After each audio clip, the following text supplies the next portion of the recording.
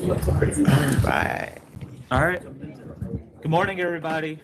Today's date is June 21st, 2023. This is a regular meeting of the members of the State Liquor Authority being conducted in our New York City office with video conferencing to Albany and Buffalo. Present today are Chair Lily Fan and Commissioner Edgar De Leon. Staff in attendance, General Counsel Kearney Sarfo, Associate Counsel Amarado, Deputy Commissioner of Licensing Donahue, and myself, Secretary Roper. This meeting is also being live streamed on the Authority's YouTube channel. The next regular meeting dates of the State Liquor Authority will be July 12th and July 26th. While in the meeting rooms, please silence your cell phones. Take any phone calls or conversations outside. No food or drinks. In New York City, the public restrooms are located on the second floor. Please do not touch the microphones when you approach the podium. Items will be called in the order they are signed in, first in Buffalo, then Albany, and then in New York City. When your item is called, please approach the podium and identify yourself. Representatives should identify their clients that are present with them. Chair, do you have any announcements? Yes, good morning, everybody. Been waiting for 5 years to do that. Anyway, thank you.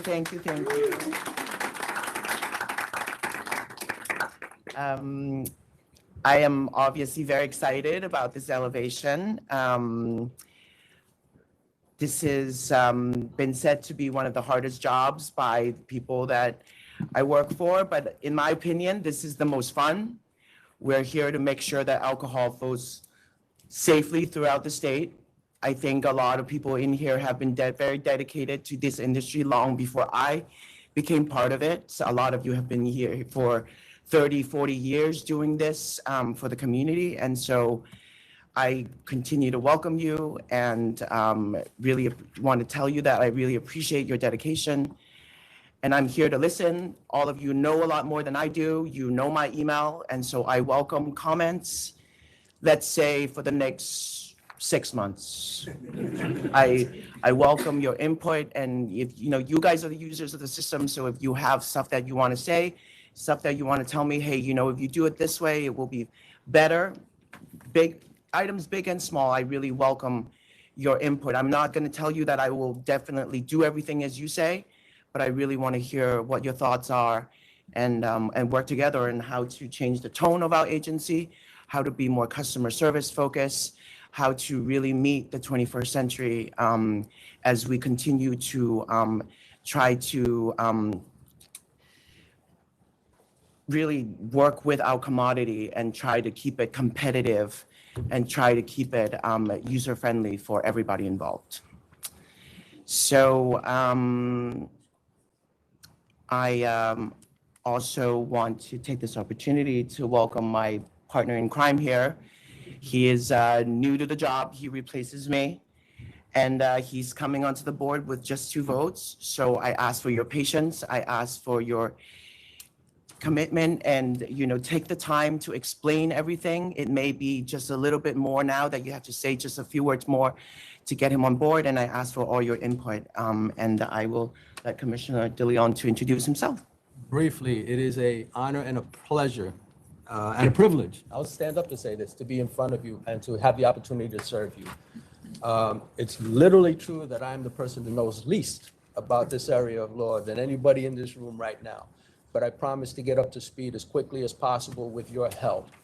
And it is a service. I've been in public service in and out pretty much my whole career. It's something that I take pride in.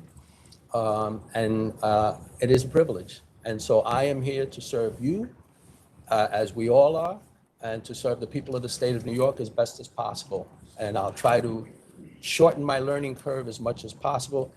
There are great minds here to work with. So I think I'm in good hands. And I'm really honored to work with our chair. So thank you all.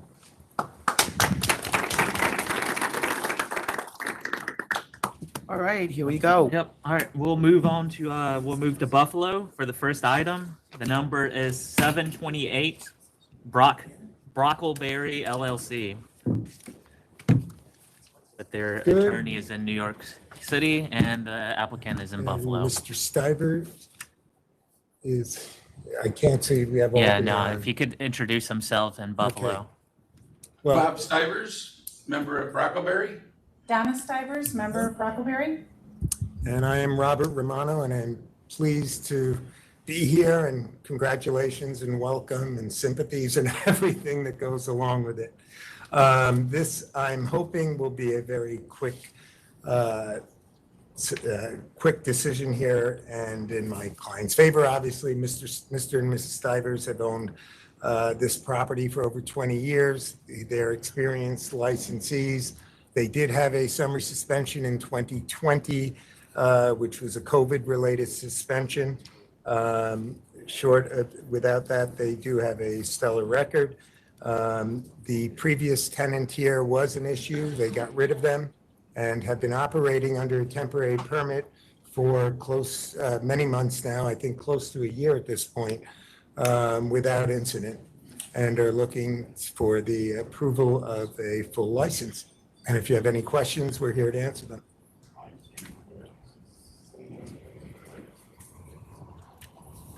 What are the hours here? Robert? The hours, we're running from 8 until 11. I mean, if you, 8 until 11, 8 p.m. or 8 a.m.? 8 a.m. to go into the kitchen and prepare. Okay. if you can get them to midnight. that would- And it's live music, acoustic jazz, comedy, rock. That's Correct. correct.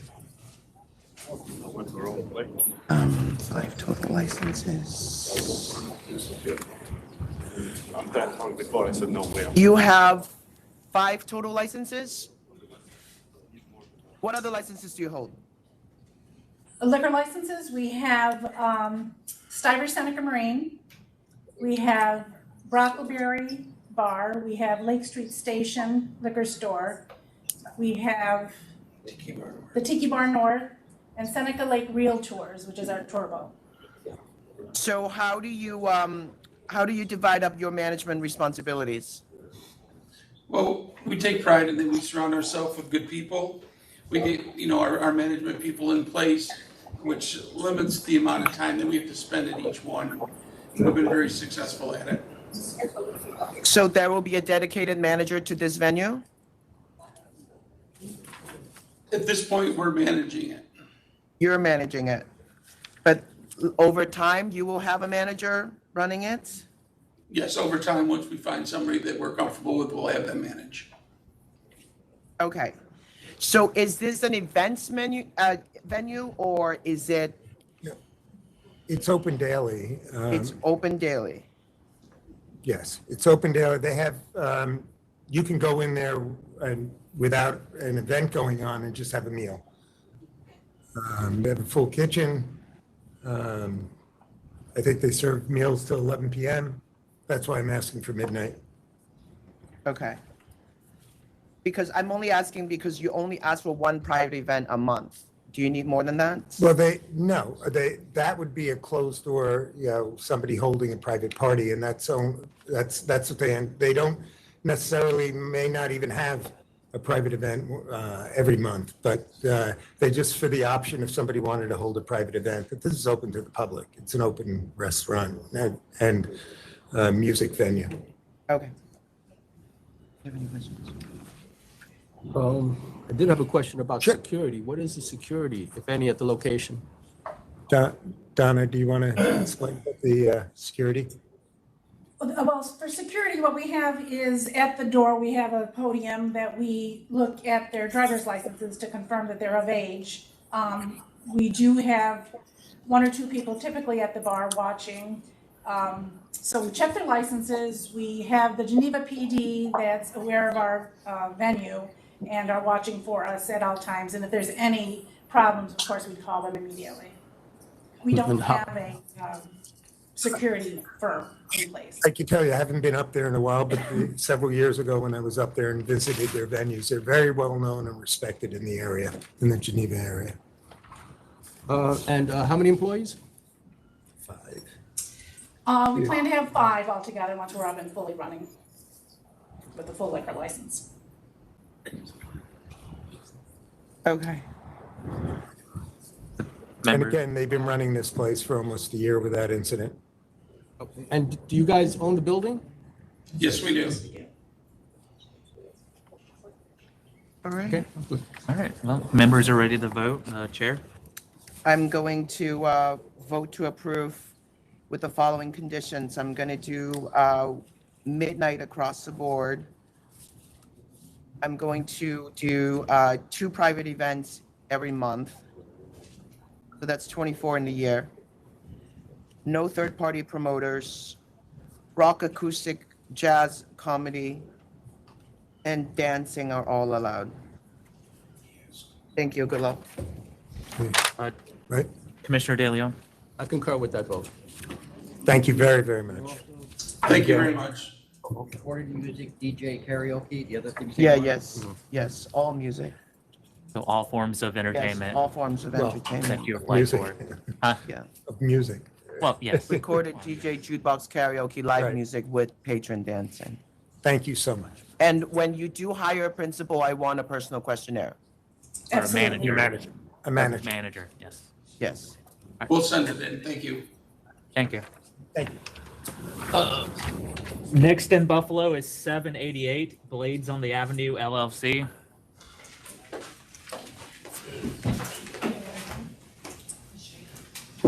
Good morning.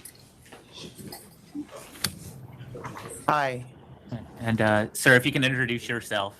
Yes, who? Go ahead. I'm Sami, S-A-M-I, Mina, M-I-N-A. Okay. Is there And I'm opposition? a member Sorry. of Blades on the Avenue LLC. Yes, and my name is Nicholas Roberts. I'm from the law firm Phillips Lytle LLP. I represent IMV 1290 LLC, which is the landlord of the premises where Blades on the Avenue operates. We're opposing the application. IMV. IVM 1290. IMV 1290 LLC. Oh, okay. And our records is the other way around. Okay. Protest, you want to go first? You can tell us Yes. why you're here. Sure. So as I said, I represent the owner, the landlord of the premises. And we had filed a summary eviction proceeding in Monroe County Supreme Court based on non-payment of rent to terminate the lease and evict Blades on the Avenue. And in fact, there was a hearing on that petition in Monroe County Supreme Court this morning, and I just received word from my colleague who was attending that hearing that the eviction was granted and that Blades on the Avenue has, I believe, 30 days to vacate the premises. So for that reason, we submit that the application for a liquor license at that premises should be denied. All right, sir. Given this new information, we're gonna hold it over to July 26th. And you guys, maybe the landlord can send us something in writing over the next 4 weeks, and we'll go Yes. from there. Yes, we will do that. Thank you. All right. All right, Commissioner, you okay with holding it over till July 26th? Yes, I am. Thank you. So sir, Mr. Mina, this will be held over to July 26th. So it'll be back on the calendar, so you can reappear. You'll get an email. We would also ask that a copy of the eviction order be submitted. And, Yes. Yeah. Can I ask a question, please? Sure. Am I allowed to extend my temporary until that date? Yes, I believe so. Until the next board meeting, you'll be operating under the temporary.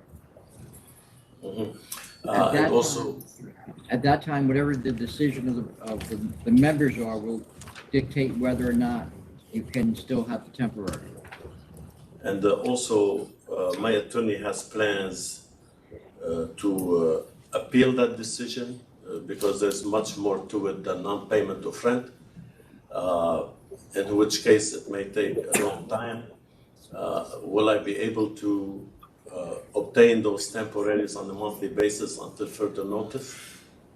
You're gonna have, if there's an appeal filed, you'll have to send that paperwork to us, and then the members will consider that at the next board meeting. Have your attorney, or you and whatever your attorney has, can submit to the secretary's office or supplementals for the supplemental info inbox for us to consider. All right? Okay. Thank you very much. Yep. Thank you. Next in Buffalo is 768 Disparate LLC. Craving, DBA Craving.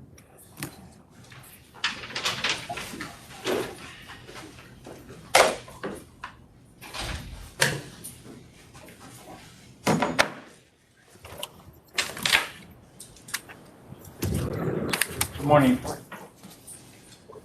Congratulations, Chairwoman Pham. Thank you. I appreciate it. My name is David Dizak. I'm the representative. This is Patrick Shimura, who is the LLC member of the Desperate LLC. We're here in regards to the 500-foot application that had been denied. We'd like to answer all your questions.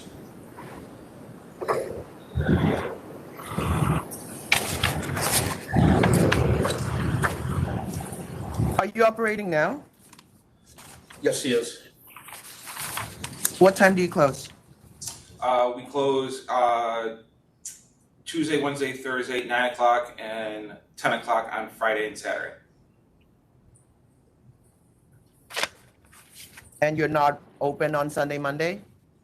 We are going to open up within the next couple of, we're going to open within the next couple of weeks for just brunch on Sundays. Mondays, we are officially, we're closed down 100%. Okay, got it.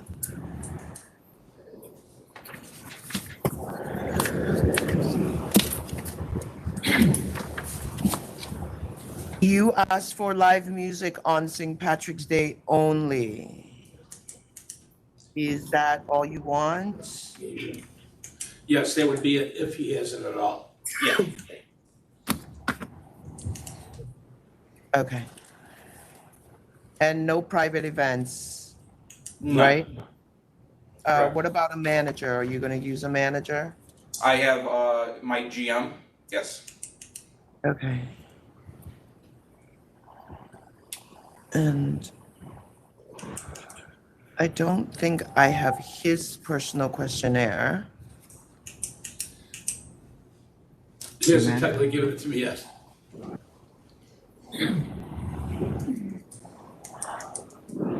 You have not given that. Oh, no, David Patel? Oh, is it? Oh, yes, yes. That's I'm the sorry. manager, right? Yep. Okay, got it. Yes. Okay. Do you have any questions? I do. I'm actually having an issue with my laptop, so I'm not able to look this up right now. But I did want to know if a new certificate of maximum capacity had been submitted. Yes. All that has been submitted, emailed to the liquor authority, and I believe I have a copy with me now.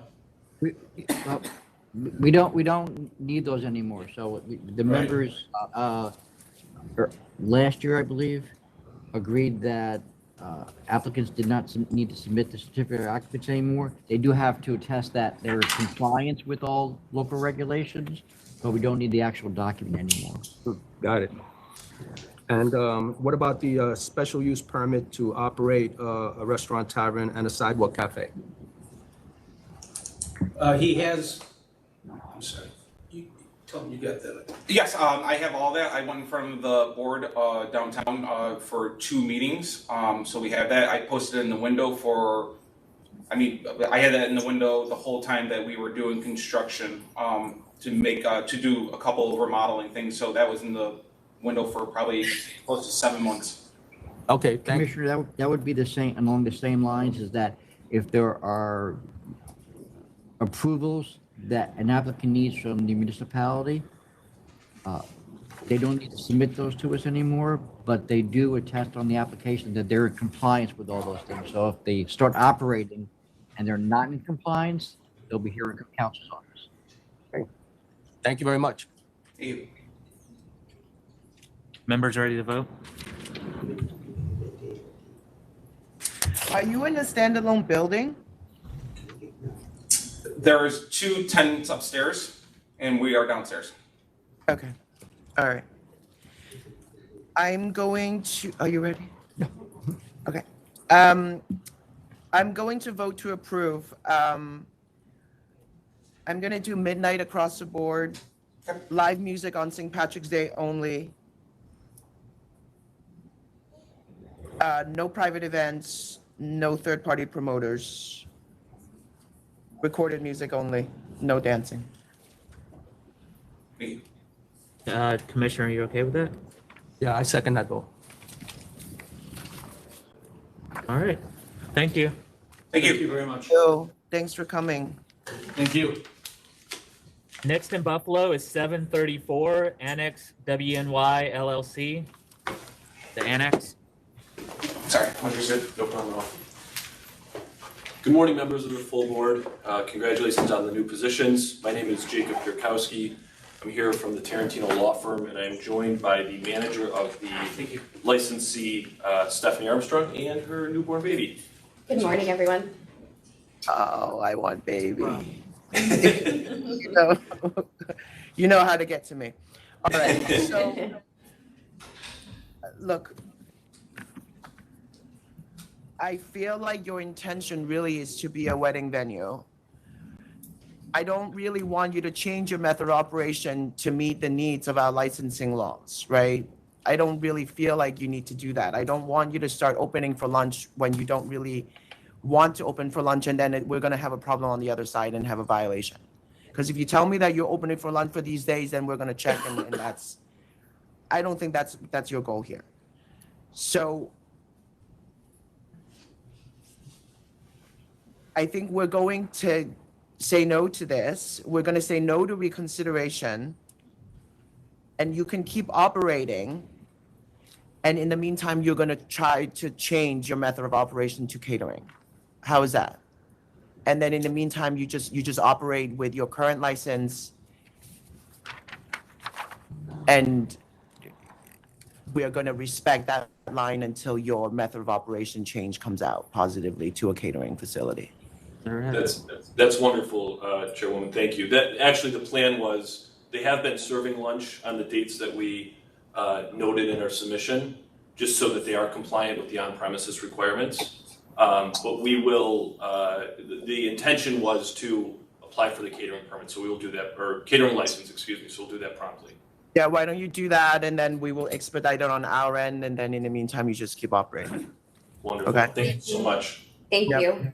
All right, So Bye. recon is denied, yes, recon is denied. but So you still have the disciplinary case to deal with? yes. So while you're dealing with a disciplinary case, But that's not on here today. well, Yeah, no.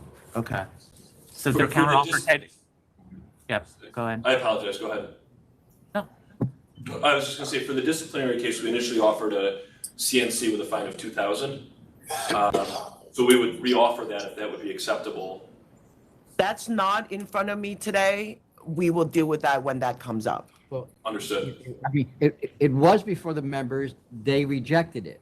So now you're just, the case is just back. Oh, The right. case is now back with counsel's office, and you'll proceed to hearing unless you work out some resolution that counsel's office can agree to, that will then be submitted to the members. But right now, you're back defending that disciplinary matter. Understood. And just to be clear, this is going to require a new license application. It's not a change of method of operation application. Yes, I understand. I guess the only question is, the new license application won't be approved until the underlying notice of pleading is worked out. So I'll speak. Not necessarily. Okay, Here, just resubmit the 2,000 and we'll deal with that the next board meeting. How's that? We'll clear the enforcement, so then your new application can get addressed by licensing. And we might very as well good. We'll just- get the new application out But right away. if We might as well grant yeah, reconsideration and set the CNC right now if you want to do Yeah. that. and then just. What's the best way? If the two of you are inclined to accept the original offer, then you can do that right now. I'm just saying that's procedurally, that's what you can do. All right, I'm gonna change my mind. I'm gonna grant reconsideration and accept the 2,000. Yeah. I do. Boy, sure. Yeah, I would ask for a moment to consult with counsel on this. All right, so we're going to take a brief recess, go off the record to conference with counsel. We'll be back on shortly. Thank you so much.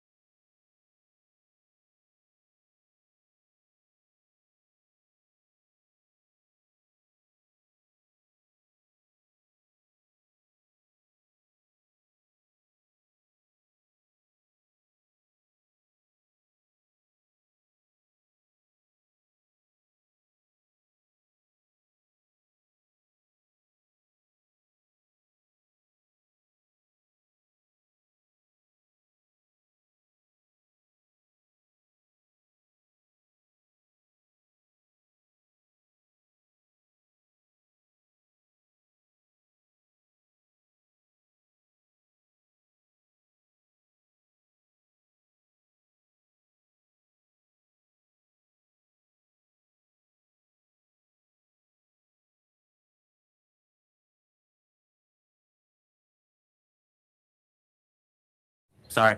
We're back on the record after a brief conference with counsel. All right. Thanks for your patience. So here, we're trying to help.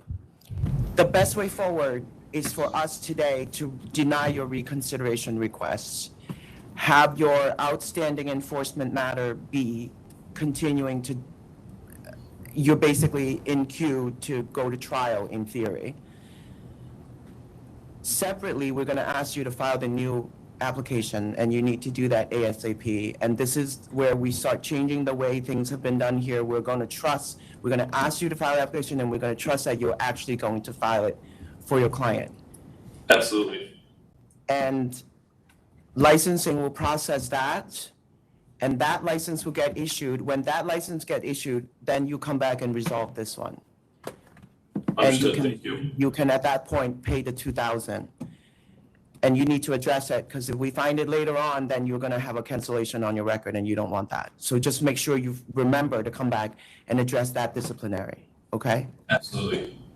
All right, so if you have any questions, you can call Tom when you file the new application. But that's the best we can do right now. We appreciate the latitude here. Thank you very much. Yeah. I concur with that decision. All right. Thank you. Thank you, members. Thank you. Thank you for coming. So I know we're still in Buffalo, but I've learned that there's been I'm going to pull one up to the front that's in New York City. It's 784 Definus Events, LLC.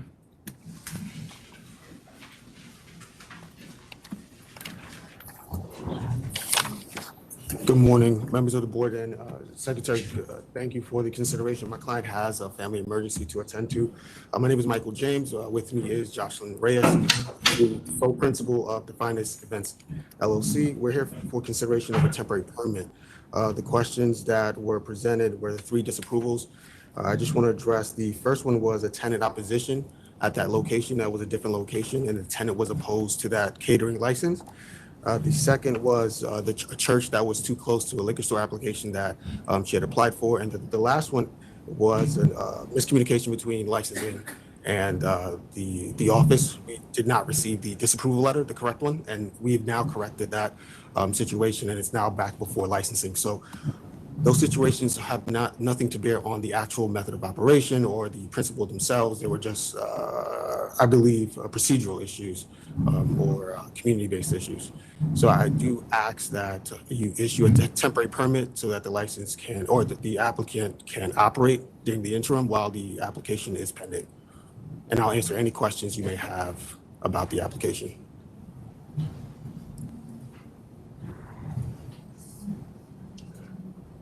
The first disapproval was not her on the application.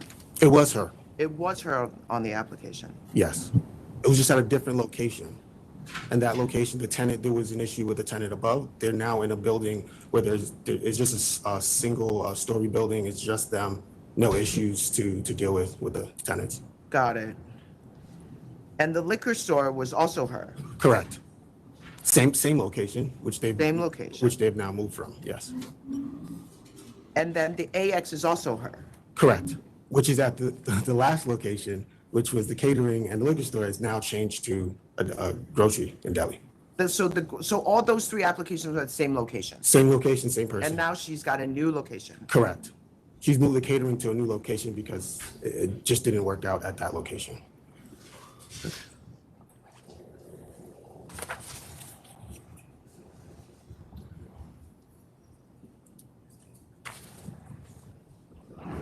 So you originally wanted to be a caterer, and then you were like, I will also be a liquor store and also be a grocery store? Like, you just... Yeah, I figured if one didn't work, I tried the other one. But now the catering at the new location is better. Okay, and you went back to catering? Yes. That's what you want to do? Yes. Okay. You're sure about that? Yes. Yeah, I believe so. Do you have any questions? Do you know anything about this location? No, I don't.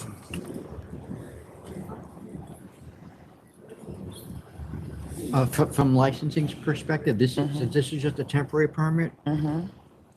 If you're inclined to approve it, the only reason that the license application would come back to the full board is because of the 3 disapprovals. To the best of my knowledge, there's no other issue. So my question would be then, if you approve this, can Does it need to licensing come then back? act on the license application rather than sending that back to the full board as well? I'm okay with it. I'm fine with that also. She wants DJ recorded music. Do you see any problems? There's, the only reason you would have seen this license Because of the application prior is disapprovals. because of these 3 disapprovals. Yeah. I don't have a problem with it. I'm gonna vote yes on the temp, and then licensing board will continue to address this with you. And Commissioner, you okay with that? Thank And I you. concur. Thank you so much. Thank you. All right, back to Buffalo. 754, the Oak Barrel Bar and Grill LLC.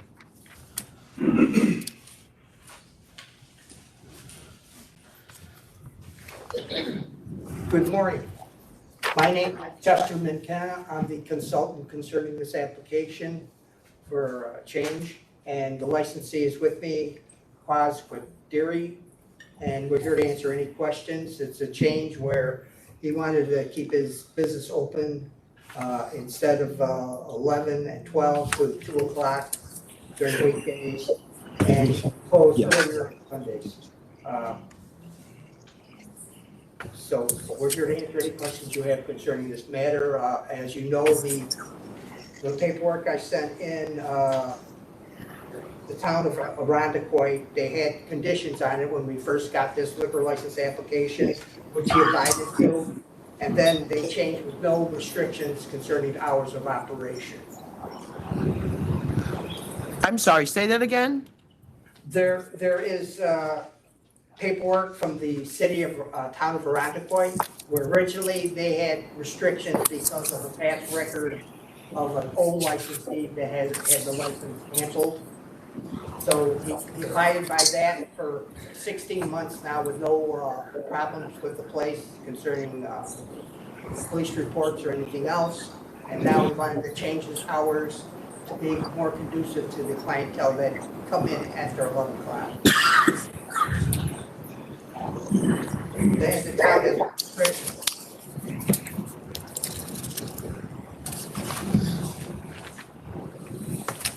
But just so it's clear, when the full board imposed those hours, it wasn't because of what the municipality was saying, it was because of the history here and his lack of experience.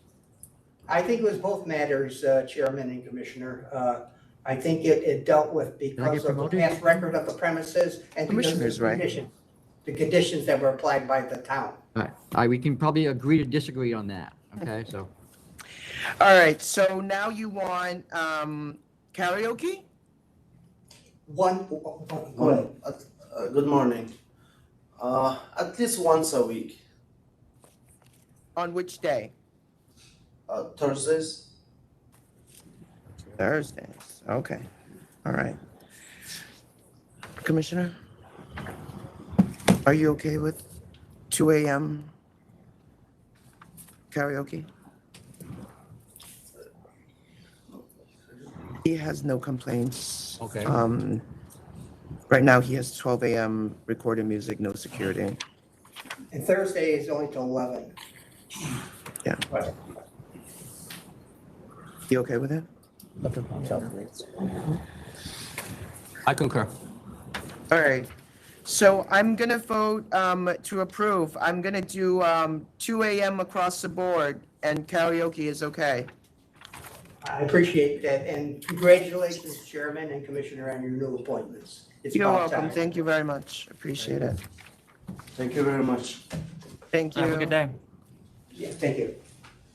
All right, next in Buffalo, 795, Tekilu Enterprises LLC. A&D Liquor.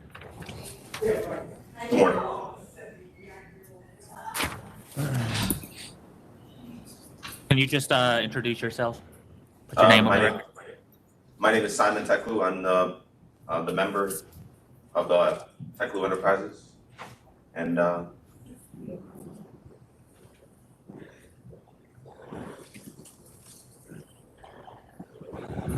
Okay.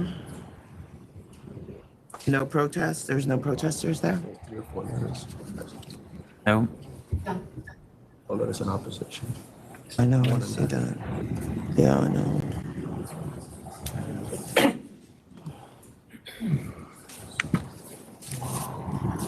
All right, why do you want a liquor store? I was gonna go to medical school and I changed my mind. I wanted to start a business. My father has a gas station that's already like in the neighborhood. It just seemed like a good business that would fit the neighborhood, something that would make me money. Okay.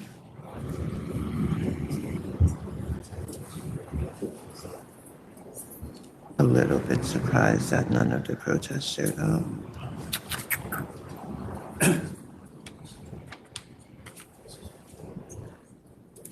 Questions for him? I mean, I'm looking at the comparables by the other stores regarding the 50-foot rule, and I don't see any growth in sales from 221 into 222. And that's for all 6 that I have figures for. What is the demand that would sustain your business in light of those figures? Well, the other 2 liquor stores that are located on the same street, the 2 closest ones, they don't have any parking. So a lot of people don't go there because they have to park on the street in order to enter the store. My liquor store would have parking in there because it's in a plaza with a gas station. So it's convenience. I feel like I can be successful in the neighborhood. There's enough people, enough variety. Does your father's gas station have a beer license? Yes, it does. I'm on the beer license as well. You're on the beer license as well, okay. Yes. How far is the gas station from here? It's in Rochester, New York. It's not in the area. From your premises, from your location. From your other gas station? Oh, how far you're is saying that the from gas here? station compared to the liquor store. It's Yeah. one building that's separated by a load-bearing wall. Oh, it's literally right next door. Okay. Yeah, it's attached to it. It's the same building, yes. It's the same building. Oh, okay. Yes. All right. All right. You ready to vote? Yep. All right. Chair? All right. Given that they already hold a beer license essentially in the same building, and that 2 of the closest stores are showing healthy growth. None of the protesters showed up. I'm going to find public convenience advantage and vote to approve. Commissioner? I'm going to confer with that. Okay. All right, you've been approved. Thanks for Thank you. coming in. Of course, enjoy your day. Have a good day. And Nicole, there's nothing else in Buffalo, correct? That is correct. All right, thank you. You can sign off. Thank you. So we'll move to Albany. First item in Albany is 785-17 at 10 Cup Tavern, LLC.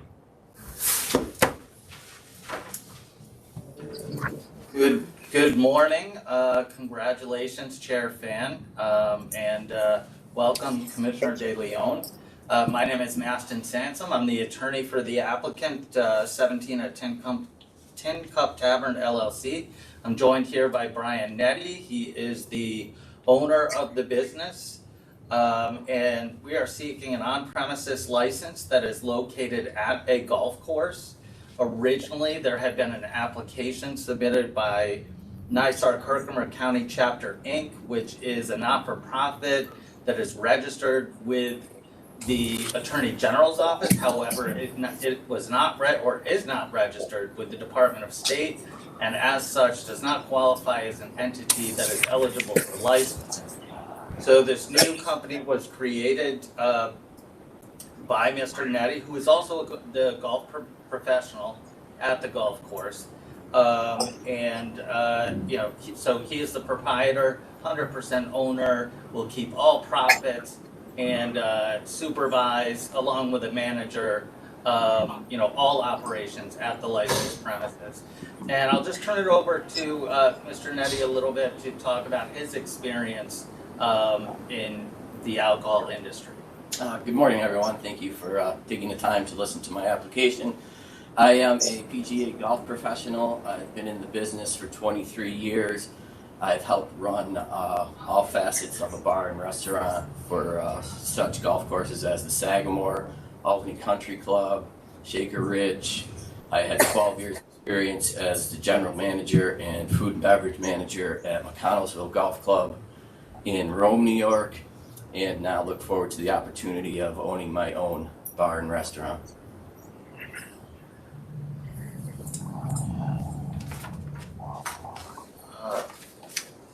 I can talk a little bit about the method of operation and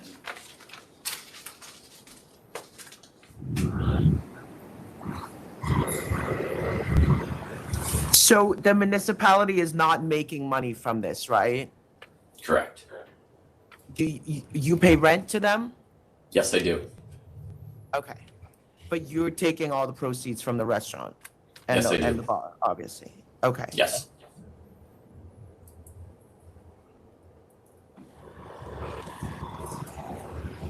Do you have any questions? Just one for Shannon. Yeah, go ahead.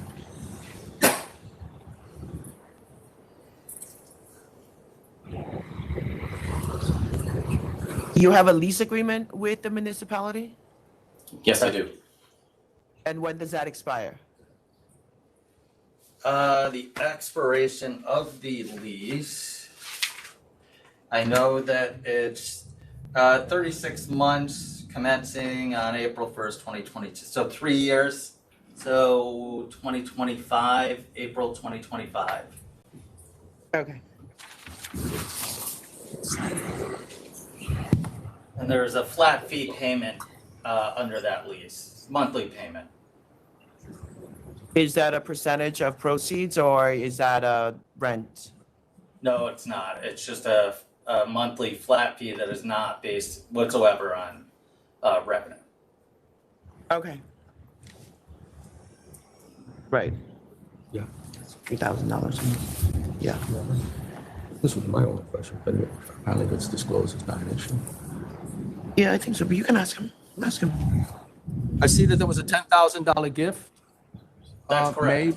Okay, and was that disclosed, obviously? Yes, it was. The letter providing the gift, actually, it should be in your supplemental materials that get as Exhibit B. And it specifically specifies that this is a gift with no expectation of repayment. And the reason is because the NYSAR Herkimer, you know, they're very interested in having a food and beverage vendor come there. And so when they couldn't get the license, the application was withdrawn because it's an ineligible entity. But they certainly want someone there, so they were willing to provide that gift to supplement some, to basically get it started for startup costs. Okay. Any issue with that? The licensing? I think the only issue would be, and may not be our issue, is whether or not Herkimer ARC can give that gift to a business, but that's not our issue.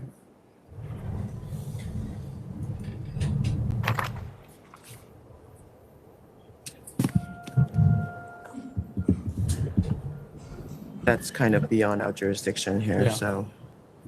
But it's not an issue for us. Yeah. I it's mean, not really an issue. if you're accepting the fact that it's a gift, that resolves the issue of why the licensing board sent it to the members. The licensing board questioned that, but if you deem that to be a bona fide gift, then from our perspective, licensing board perspective, that resolves the issue, at least as far as we're concerned. They may have another issue. Yeah, I'm all right with it. Yeah, I don't, I'm not gonna make a what are your hours? 11 a.m. to 10 p.m. daily. Okay. All right, I'm gonna vote to approve, recorded music only, no private events, no promoters, midnight across the board. And Commissioner? I concur with that vote. All right. Excellent. Thank you, members. Thank you. Thank you. Thank you for coming in. Sorry for the complications. Next in Albany is 778 Alamo City Point Buyer LLC. Okay. So hello again. My name is Mastin Sansom. I am the attorney representing Alamo City Point Buyer LLC. I'm joined here by Claudia Jaramillo. She's the Risk Compliance Licensing Manager for the applicant. We are here before you to obtain an on-premises license at a movie theater. It does have a full kitchen. One of the reasons why we're before the board is because there were discrepancies that were included in the 500-foot public questionnaire. And I believe some omissions originally that was submitted prior to our firm's involvement. And my understanding is that the firm that was representing the client at the time no longer is engaged in representing people in the alcohol licensing industry. And there's been a lot of restructuring at the client, within the client organization, and all of the licensing staff has since been replaced. The corrections have been made through deficiencies. There is a new establishment questionnaire that's included, that has been submitted to licensing, but is also included in your supplemental materials. I know one issue that was brought up is, do the tables that are provided satisfy the table at each seat requirement? And in your supplemental materials, there are photographs that show that it's a large table that essentially is assigned to 2 seats. 2 seats is plenty of room for people to each utilize that table. I don't know if you can see that. There are numbers associated. See that. Yes, I see that.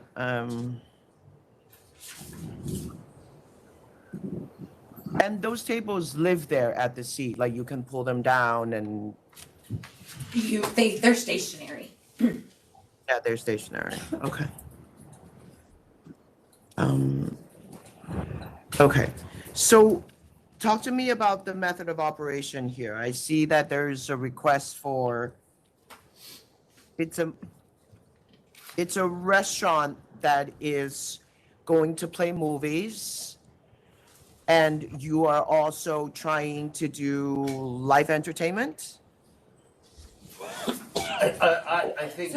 Go ahead. So we have a bar at that location. It's called the House of Wax. We're a movie theater that sells, like, we have a full service food, and then each location does have a bar.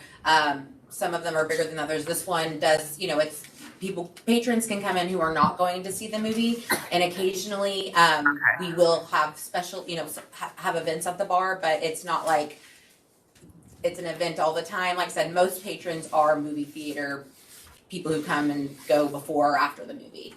Is it the same entrance, House of Wax and Alamo Movie Theater? Yes. It's the same entrance? Yes. Okay.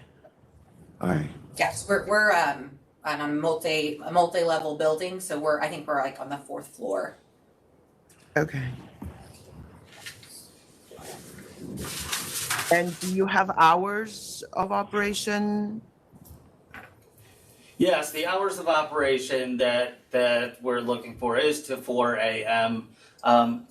Movies. Right. So we kind of leave it open-ended just because, there are a lot of midnight premieres. And so if we have like a midnight premiere that starts at midnight, but you have like 15 minutes of credits and it's a 2-hour movie, it can, leak over past the 2 a.m. But typically it's not the House of Wax that's going to be having events until 4 a.m. It's just on occasion if we have, a movie premiere that starts later than our typical movies, because most of our movies are going to be starting at 11 and the last one starting maybe, or 11 a.m. and the last one maybe between 9 and 10 p.m. Okay. And And just talk to me about where the DJ is. The DJ is serving the House of Wax? So because we do have special events, people will rent out the actual movie theater space. So the DJ setup could be anywhere, like just in the hallway, there's a DJ. No. It would be like in one of our theaters. Like a movie theater. The DJ will be inside the movie theater. Yes. Like the Like one of actual, the screens. we have 9 theaters, one of the screens, we have like a stage. And so we do offer, special events for people to have corporate parties. That way they have the screen to kind of show things, and they do lots of different things. Okay. All right. You guys have like a lot of promotions too, where they have like a special screening and they have like live events or people come in and promote it. Oh. Yeah, like that. Does the dancing occur after the movie screens? Or is it in a different location? How did it's like So there's not dancing. So, for a DJ, it could be like I'll just give a Taylor Swift where they're just playing Taylor Swift music, but you can see in our theaters, it's not a dance floor. They're sitting in their chairs, like listening to a Taylor Swift concert. Yeah, actually, I take that back because I see it says there will not be patron dancing, so. No dancing. And no dancing. All right.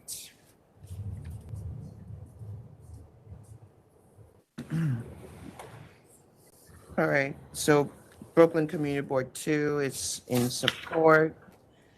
And so I'm going to vote to approve 4 a.m. across the board.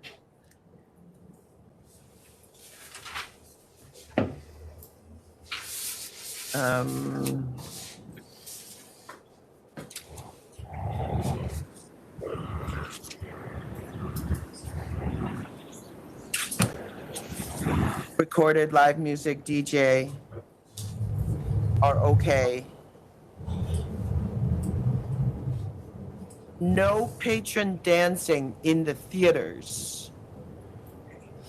There's no dancing when there are steps. No. You can dance. You can dance in House of Wax. This is a safety issue. So no dancing in the movie theaters, but they can dance in House of Wax. Okay? Okay. That's it. Thank you. Thank you. Commissioner? Yeah, I concur. The community board approves, and I'll also note, my understanding that the mezzanine bar was never built, and so that doesn't need to be licensed. It's not an issue. That's correct. There will only be one bar, one customer bar, and one service bar. Okay, then I concur. Been approved. Thank you. Thank you. Thank you very much, coming in. members. Thank you. And Paula, that's it. No other items? That's correct, sir. All right, you can sign off. Thank you. My favorite movie theater when I went to Brooklyn Law School. That's why I'm I so know excited. That sounds great. So next, we're going into New York City. I believe, Chair, you had.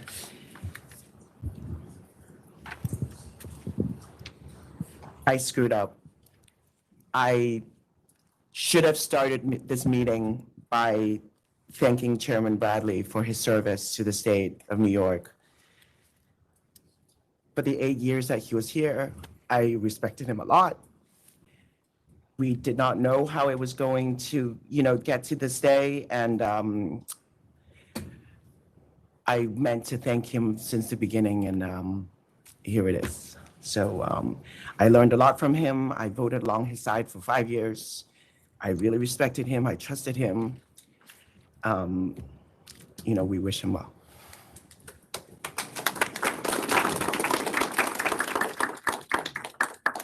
All right. So for the items in New York City, we do have an interpreter here. So if Mr. Alcaraz can come up to the podium. But first item will be 781 El Rubio Cafe, Inc.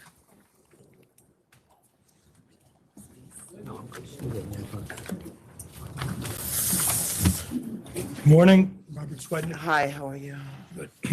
I was substituted for the person who was originally filed this. I know there was some confusion, and I believe you were waiting for the community board to basically approve the hours. Yes. And then it's the interpreter? Interpreter. Oh, thank you. Sorry, and if you could just like interpret everything, that's, thank you. And at the, both the subcommittee and the full board did approve the hours of Monday and Tuesday till 2 a.m., Wednesday and Thursday till 3, Friday and Saturday till 4, and Sunday till 1. Wait, sorry, say that again, Monday, Tuesday at 2? Monday and Tuesday till 2. Wednesday, Thursday and till till 3. Friday, and Saturday till 4, and Sunday till 1. And that's in the stipulation that the full board wanted. Premises has been in operation for approximately 20 years, has a very good record, is very involved with the community. You see letters from the councilperson, state senator, assemblyman, basically all in favor of this operation. It does a lot of charity events. It also, one of the reasons for the late hours, it is a place where a lot of the Mets, which is just down the block, Shea Stadium, come there for dinner after the games. So it has to, it stays open a little bit later, and it does have player recognition days, et cetera. If there's any specific questions, I'll answer them. Notice that both the subcommittee and the board did approve it for karaoke, which they do once a week, DJ and live music, which they do for special events. Do you actually have the community board stipulation? I was told it was sent to you.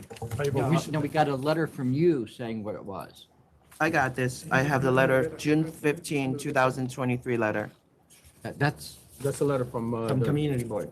Well, it's signed by I have this from the attorney. by the applicant notarized, and it's addressed at a community board, but it's Yeah, not that's like nice. It's not, from the community board. right, it's not from the community board. It's, They tell us they sent it to you. May concern.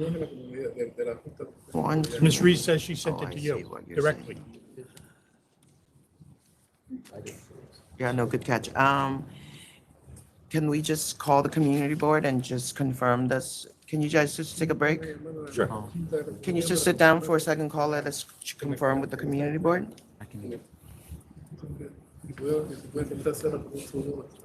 Yeah, just so you know, I spoke with them yesterday, and they said they had sent it directly to you. we don't have it. You know, we don't have it I'm not yet, so saying let no. us just find it. It's probably lost in our email system somewhere.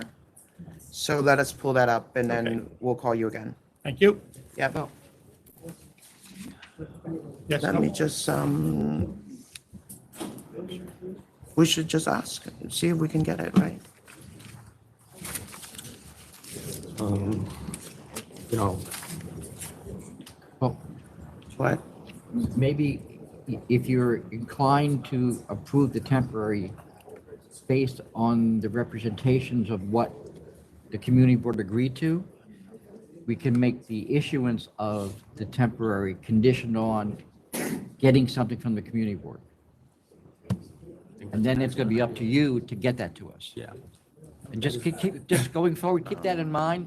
It's not the job of the community No, board no. to get stuff to us. It's the job of I the know, but the applicant. problem, when I called the community board was included yesterday, they said, we communicate directly with the authority. So it's sort of, Yeah, I know, everyone it's, is, which is right. fine, but Yeah. Let me just take the moment and see if we can get it confirmed. Let's do that for a moment. Are we calling up another item, or are we? Yeah, let's do that. okay, so you're going to try to contact them? Thank you. All right, next item, is the interpreter still here? Yep, I'm sorry, we got a couple of items for you. You can come back to the podium, please. Yeah, we have a couple more people that'll need it, so if you could stand right there for me, thank you. Next is 790 Gabby's Pizzeria and Restaurant, Inc.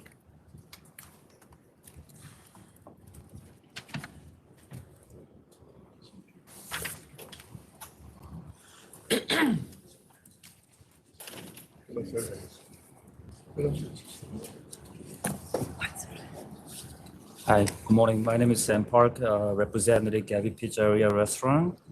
And here's the owner of the Lourdes Ray Hernandez. And we all applied for a restaurant wine license. And the hour of operation is 6 a.m. to 12 a.m., 7 days. Una licencia de conocer que es una de fútbol que entonces, what's the hours? 6 a.m. to 12 a.m. De las 6 de 12 a.m.? Yes. Okay. We have only background recording music, and then we do not have an outdoor service space. No outdoor service. And you're already operating, right? Yes. Yes. Okay. What are her hours now? De 6 de la mañana a 12 de la noche. 6 a.m. to 12 a.m. And how's business so far? ¿Y cómo va el negocio hasta el momento? Good. Who's running the business? ¿Quién es el manager del business? ¿Quién es el que lo dirige? Mi esposo. My husband? Or her husband? Her and her husband? Yeah. Who's cooking? Sorry? Who's cooking? ¿Quién cocina? Personas, hay 5 trabajadores. We have a staff of 5 persons. Oh, wow. Okay.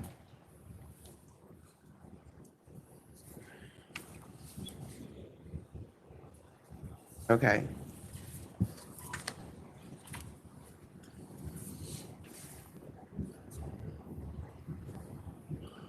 And there's no private parties, right? No tenemos fiestas privadas ahí, ¿no? No. And no promoters? Ni promotores tampoco. No. Okay. And it's just recorded music, right? Y solamente música grabada, ¿no? Sí. Yes, only. Okay. You have any questions?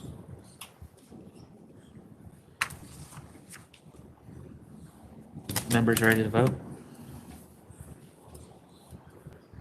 You ready to vote? Yeah. All right. All right, Chair. I'm going to vote to approve recorded music only, no private events, no third-party promoters, midnight across the board. Ella va a probar que la licencia, pero solamente música. And Commissioner, you're okay with that? Yes, I am. I concur. Thank you, board. Thank you very much. Thank you very much. Okay, thanks. And next is 764 Dyckman Billiards Cafe Inc. Oh, finally.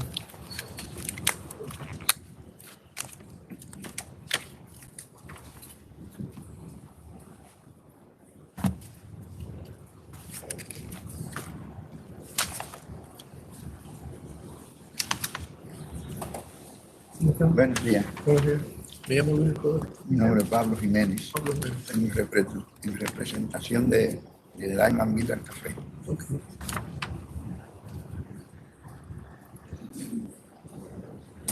Ya. Okay.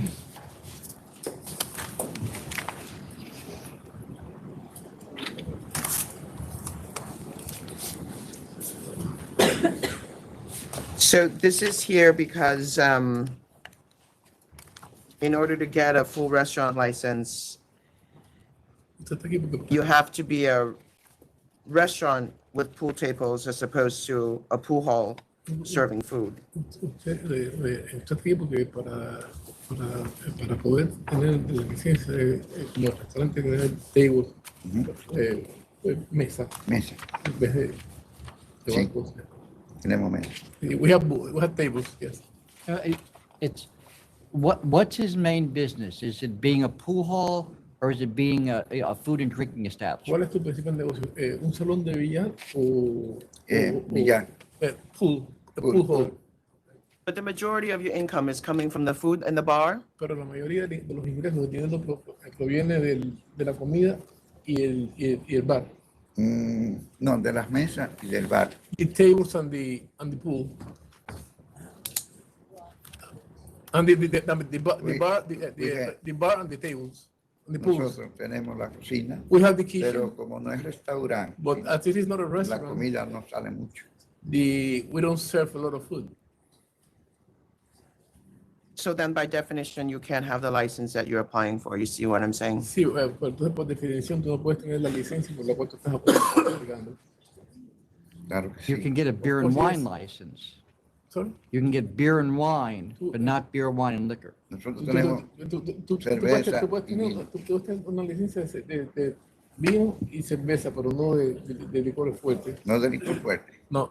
No hard liquor. You have the beer and wine license Tú now. tienes la licencia de Yo licor y tengo la vino. licencia de licor Yes. y vino. You have the license of Y wine la de and cerveza y vino también. wine las dos. and wine liquor and wine and beer. Porque la licencia de licor fue aprobada recientemente. Because the liquor Tiene license was approved recently, months ago.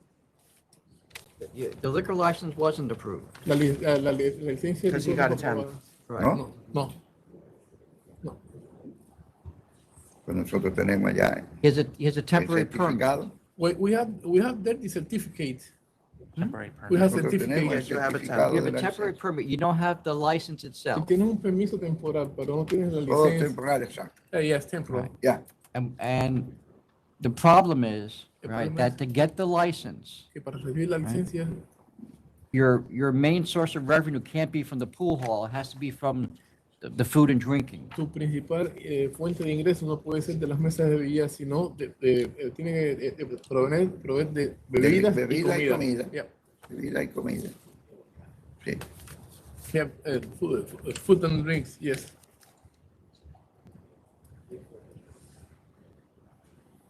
So do you serve full meals or no full meals? ¿Tú sirves cenas totales, cenas completas o no? Son picaderas. Tapas, you know. All right. Chair, you ready to vote? I wanted Yeah, to, go ahead. I wanted to ask a question about who is Edward Jimenez. Te pregunta quién es Edward Jiménez. Edward es mi sobrino. He's my nephew. Okay, is he involved in any way with the business? Él está relacionado con algunos de tus negocios, en una parte del negocio. El padre de él es el dueño. His father is the owner. His father is My brother. His brother. My brother. Yeah. Okay, and the license is under whose name? ¿Y la licencia está bajo qué nombre? De Martín Jiménez. Martín Jiménez. And you are again, sir? ¿Y tú eres? ¿Quién tú eres? Yo soy hermano del dueño. I'm the brother of the owner's brother, a manager of the place. You're the man, he's not the applicant. Where is the applicant? Where's your brother? ¿Dónde está el solicitante que hizo la solicitud? Mi hermano. My brother? Where is he? ¿Dónde está él? En la casa. At home. Yeah. All right. To get a full liquor license, you have to be operating a full restaurant. To the extent that you're only offering tapas right now, and you're saying that your main business is the pool hall, we cannot issue the full on-premise license. Para recibir una licencia de So I'm bebida, going to vote to deny. está también sirviendo Comida. Entonces, pero como tú no lo sirves, entonces va a negarte la solicitud. No, pero nosotros servimos comida. Pero tu principal fuente de ingreso no es de la comida, sino del billar y el bar. I concur with that vote also. I think the applicant has to appear.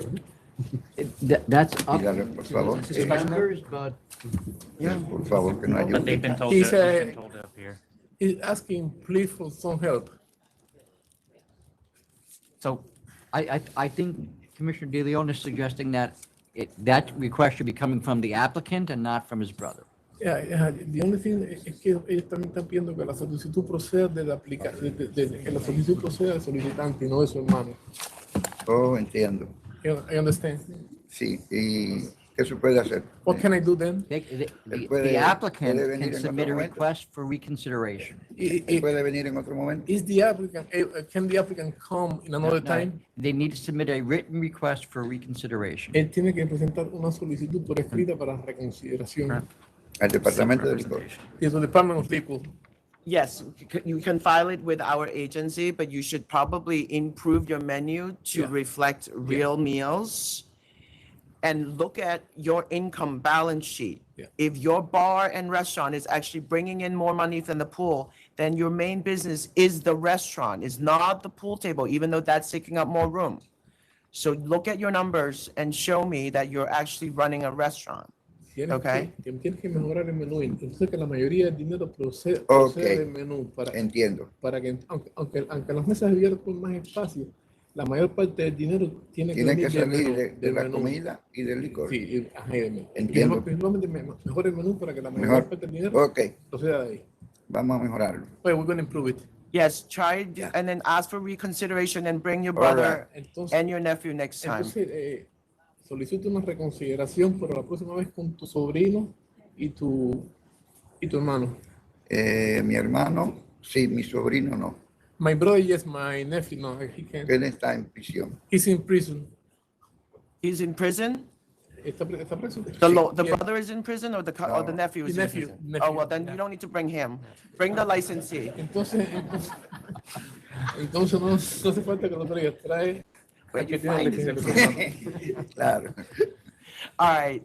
And there are a lot of Spanish-speaking industry assistants that are in the room, so you can certainly talk to them and see, how to better strategize. I'm not asking you to spend money. I'm just saying there are people in the room that know. Maybe do your research first. Okay. Okay. Yep. The matter. Is that good? Yes, Yeah. Thank you. Yes. All right, we'll see you next I time. just wanted to say that the matter has been put over now, I think, 3 times. Yeah. Yeah. Así and que so- este asunto ha sido Yeah, but postergado that por was meses us. ya. I don't know. Yeah, that was always on. Yep. Okay. But no, it's Okay. been denied. Que ha sido negada.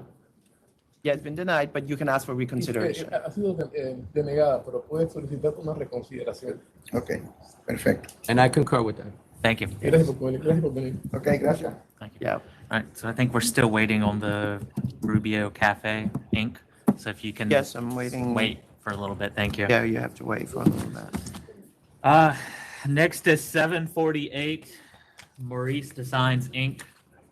Good morning, everyone. Again, Robert Romano. This is a conditional no contest plea. in the amount- Sorry, what number? 748. It's a conditional no contest plea in the amount of $2,000. The offending cases, a couple of cases of alcohol were removed from the area they had been in. They're not using the outdoor patio whatsoever until and unless we get an alteration application. Are you approved. filing an alteration? Because we He don't have intends that. to. No, we have not filed it yet. I didn't. Okay, and I'm gonna accept the 2,000, but you need to file the alteration. Absolutely. Thank you. Or in the, as an alternative, he just simply won't use that area for alcohol. Fine. Right. All right, thank you. Okay, thank you very much, everybody. All right, Donald, I just need to. Yep, we're going to take a brief recess. We'll be back on the record shortly. Thank you.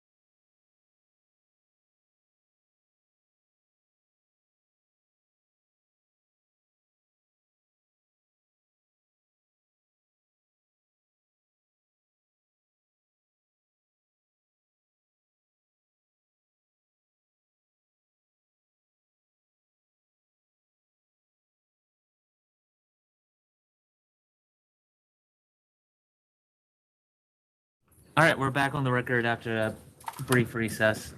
Next item is 769 Easy Dough LLC. Yes, good morning, members. Max Bookman, Pizzetzky and Bookman, attorney for the applicant. And just like to add my voice to the chorus of welcomes to Commissioner De Leon. Welcome to the show, as someone who sat next to you used to say, or predecessor in that chair. With me is Doug Kaplan. He's a principal of the applicant. This is an application for an on-premises restaurant liquor license. The applicants are experienced operators. Manhattan Community Board 5 is in support. The 500-foot law administrative law judge recommended approval. We're not aware of any opposition. It's before the members to determine if there's good cause to deny the application. 2 reasons were issued or were listed in licensing's memo as potential grounds for good cause, or at least questions for consideration. We addressed both of them in our papers. I think they're both fairly straightforward. The one that I'd like to highlight is the first one, which is the issue of the DJ. It's not actually an issue. We notified Manhattan Community Board 5 by submission of a 30-day notice, the required notification document, in March of 2022 of our intention to utilize DJs. During the negotiation process with the community board, we stipulated that there would be background quiet level music only. So the stipulation, which is encompassed in the affidavit, which is included in our papers as Exhibit A, which is drafted by the community board, is not inconsistent with the notion of having DJs. It's just a background DJ. This is a increasingly common feature of many restaurants in New York. It's not a DJ at a nightclub. It is a person who is standing in the corner, actively selecting the next quiet background level song to be played. The ABC law doesn't define DJ. I think that what was a DJ when that term first existed may have evolved since then, but that's what's going on here. So no inconsistency. There will be a DJ that was included in the application as well. And the second issue that was identified is an inconsistency. The occupancy that we told the community board is slightly larger than what we told you. That's just merely a function of the fact that when we were before the community board, we thought the occupancy was larger. That's what we told them. But typically, when you're ratcheting down from what you agreed to with the community board, it's less of a concern than if you're ratcheting up. So if the situation were inverse and we had told the community board the maximum occupancy was 74, and now we're telling the authority it's 115, that is a legitimate cause for concern. But at least our submission to you is there's no grounds to be concerned. If the community board was okay with an 115-person restaurant, they'd certainly be okay with a 74-person restaurant, which is what the certificate of occupancy attached as Exhibit D to our papers actually says. Just for what it's worth, this was forwarded to you while I was away, so I'm not necessarily sure that it would have been deemed a full board matter if it had gotten a little further review. All right. So that's Tom saying we can vote yes, and so I'm going to. But not necessarily. Essentially, he's saying that he would have let it go, wouldn't have come here in the first place. So I'm sorry to make you walk all the way here. I live on the street of your other location, Lily's. So I walk by your establishment literally twice a day, every day. Okay. I see that you remove your outdoor. They did. And I confirm that you removed your outdoor, even though everyone else still have theirs. So I don't really see the point of you removing yours. Well, to be honest. we're gonna do. That was a desire. I appreciate you making the effort for the community. I'm okay with the background music DJ, whatever it is, given that you're in a more commercial building. 2 a.m. is okay with me. If you need more, you can come back in a year. Yeah. And Commissioner? Yeah, I concur, absolutely. Thank you, members. Thank you so much. Yep, thanks for coming in. Good day. Next is 757 KSSWINE LLC, DBA Parcel. Max Bookman for the applicant. Pizzetzky and Bookman is my firm. This is a $3,000 conditional no contest offer, which was pre-printed in the notice of pleading by your counsel's office. We accept that figure if the members do as well.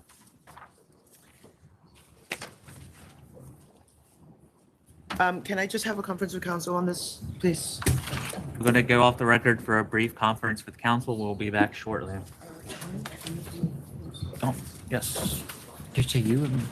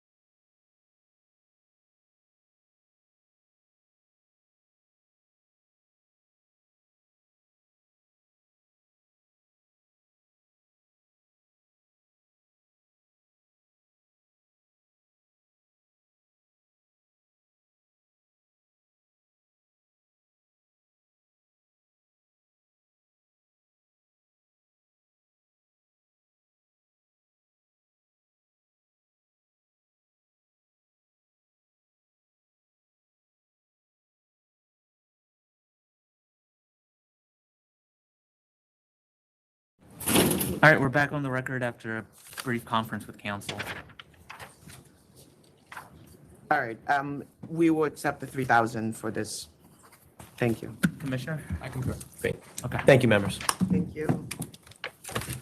All right, so I learned some information about El Rubio. Yes. If you want to call that back up. Yes, El Rubio. So 781 El Rubio Cafe Inc. If the interpreter can come back up.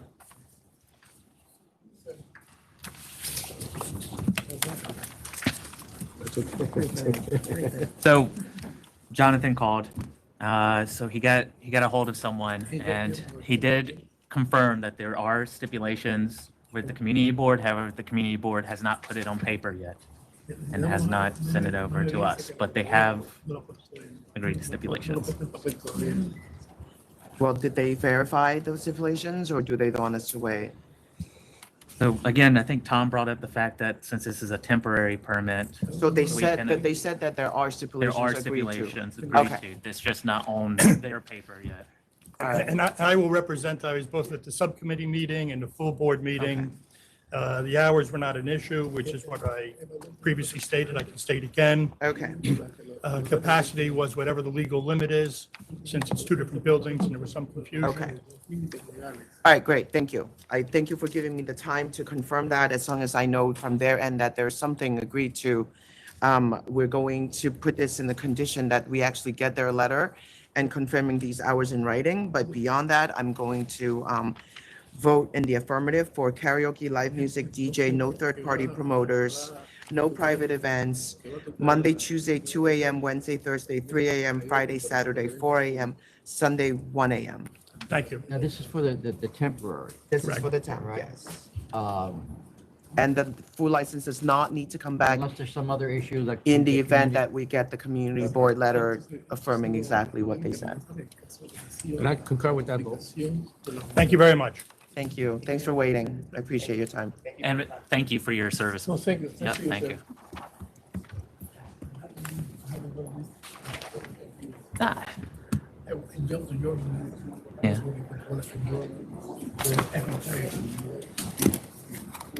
Yeah. Well, thank you. You did good. Thank you. Next is 7:30, Richmond Wine and Liquor, Inc.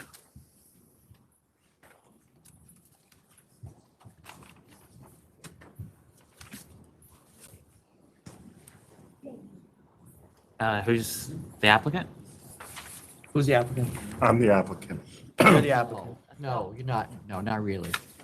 And I don't know, on removals, do we do protest first or we do the applicant first? Protest first. Even on a protest removal? first. All right, so I'll just put myself on the record. I know, I'm so challenged to change all the orders. Everybody asks me, and like, if it Maybe. ain't broke, why mess with it? Go ahead. Well, I'll put myself on the record. Charles Lynn, I'm the attorney for the applicant. With me now is one of the principals, Sonal Patel. And this is a removal application on Richmond Avenue in Staten Island. And you're combining the warehouse with the actual store, right? We will be surrendering the warehouse, that's correct. We will be surrendering the warehouse permit as a condition of approval of this removal. And give it to me in square footage? The warehouse itself is 2,000 square feet. The current current store is 2,200 square feet, so that makes a total of 4,200 square feet. The new premises, which is 70 feet away, it's 3,500 square feet. But I should just preface one thing that is important. The retail space in the current store is 1,600 square feet, and the retail space in the new store is going to be 2,500 square feet. So the total operation is the exact same, other than an increase in the retail space, whereas as far as the total space, it's a decrease. Okay, and you're now paying one rent, not two? That is Is there a correct. savings? Well, it's a significant savings because we don't have to pay for the warehouse space now. Yeah, okay. All right, Thank you. Good morning, good morning. and congratulations to both of you. Thank you. I'm Francis Buscemi for the opposition here today. I'm in opposition for A&B Vintage Wine and Liquor, Evergreen, Liquor Well Wine Spirits, and VIP Liquors. With me today is Ms. Chan from A&B Vintage and Ms. Singh from Liquor Well, representing Liquor Well. There were three issues that I'd like to address concerning this application. One, the sequence of events that led up to the removal application that's before you today. Two, the gross sales of the existing liquor stores. And three, the demographic data with regard to population growth. The applicant is requesting a removal to a 3,500 square foot store with 2,500 square feet of retail space and 1,000 square feet of storage space. The applicant purchased this business for its existing liquor store and was issued a license on January 23rd of 2021. And just to digress a minute, I'm going through the sequence of events because Advisory 2021-4, I think, is on point with this matter and is actually the facts of this case is, as presented, is the reason why that bulletin was enacted by the State Liquor Authority, which basically indicates that the State Liquor Authority is not looking for applicants to game the system by edging up on their square footage on liquor stores. So this applicant purchases the existing business with existing licensed business in this shopping center where it currently is located. in June of 23rd of 2021. And the liquor authority has it down and the landlord has it down as a 2,000 square foot store. I mean, I don't want to parse, a couple of 100 feet here and there, but they have it down and the liquor authority's memo has it down as a 2,000 square foot store, 1,000, what? You mean the current store? Yeah. It's 25, according to our records, 2,500 square feet with 1,000 of retail and then the 2,000 warehouse. 1,000 of retail, okay, so, and the landlord, when you look at the landlord site plan, which is attached here as Exhibit A, all right, and landlords at shopping centers usually don't give space away. It's a 2,000 square foot store, the current store. Then shortly after the purchase of this store in June of 2021, a warehouse permit is issued to this applicant in October of 2021. And that warehouse permit is issued for a 2,000 square foot store. Again, kind of unusual that someone would actually take warehouse space in an expensive retail shopping center location. And the reason given, and I think, as I recall, that warehouse permit came to the full board. I might be wrong, but I vaguely remember being here when that was discussed at the full board. And the reason given was because such a substantial lack of storage space at the existing location. So now he's up to 4,000 square feet or whatever.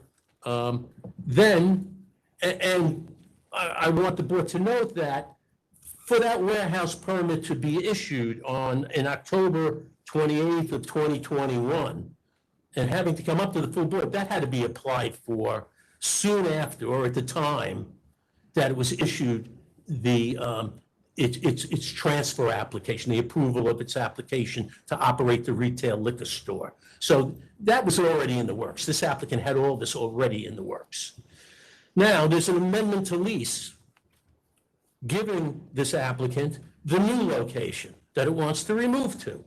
That amendment of lease is dated November 15th of 2022. In conjunction with the amendment of lease, we have to understand that this shopping center is undergoing redevelopment, and it is. A certain portion of the shopping center is undergoing redevelopment.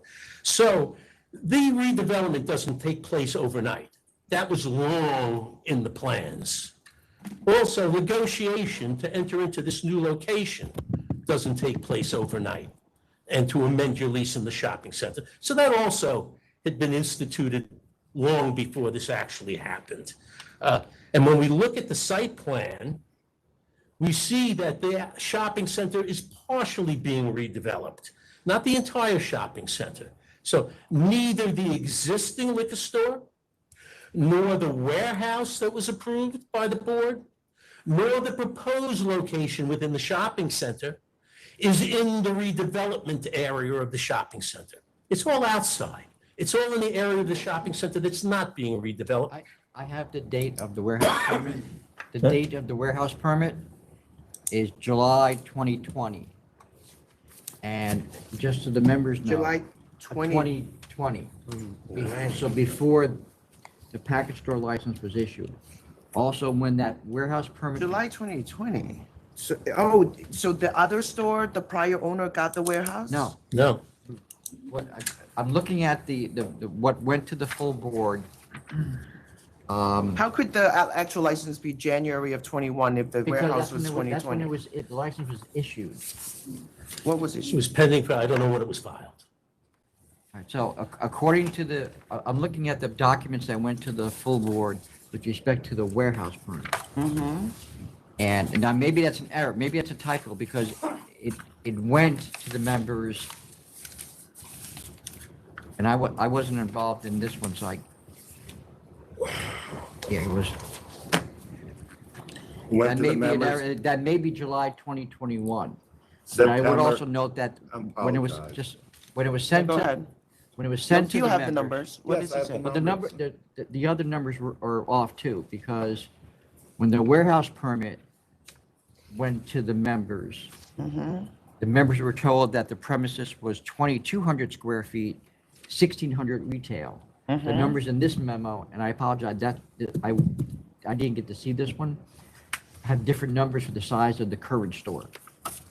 Right, which is the 16 that he just said mentioned. Okay, so what do you have for dates? Okay. So the warehouse permit came before the full board and approved on September 2021.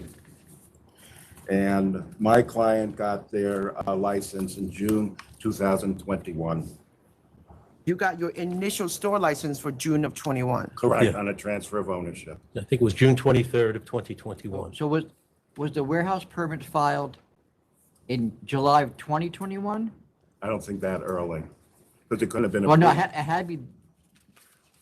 to be, couldn't it be later than that if it went to the members in September 2021? Well, from what I didn't bring the whole file, but from what I remember, it definitely was after we got approval. And But it was a couple of months. So and a month after. at I least- can't no, believe at that least there's more something than that actually went way faster than we had thought. No, the It's warehouse, impossible. Are warehouse people permit- listening to this? a warehouse permit, because they're normally acted See, on. we never get any credit if things got there too fast. A warehouse permit is. No, It's it normally acted on by staff quite quickly. This got delayed because of the connection to the package. Okay, so what's the situation? All right, so if I Why could- are you moving? Did the lease expired, or are you just doing this because this is completely against the advisory that we had issued in 2021? Yeah, if I could bring out a few more points, Commissioner, Sure. Chairman, thank you. That's fine. All right, because I want to point out that the reason for moving, and to address that specific question, the reason the applicant states for the removal in the application is that the shopping center is being renovated and the applicant's current store space is being relocated. Okay. So it's kind of vague. You know, it's kind of conclusory. Yeah, of course it's being relocated. They've applied for an application to relocate. Okay. Right, I mean, But- there is a but when we look- letter from a landlord saying, we are renovating, you need to move now, I would like to see Well, that. but when you look at the site plan, Exhibit A of my submission, you'll see the area that's being redeveloped, and it's here. I've labeled the warehouse, which is store 8, then store 13, which is the present existing store, and you look at Timco's chart, going down, store 13 is a 2,000 square foot total store, and then the proposed store, which is store 15.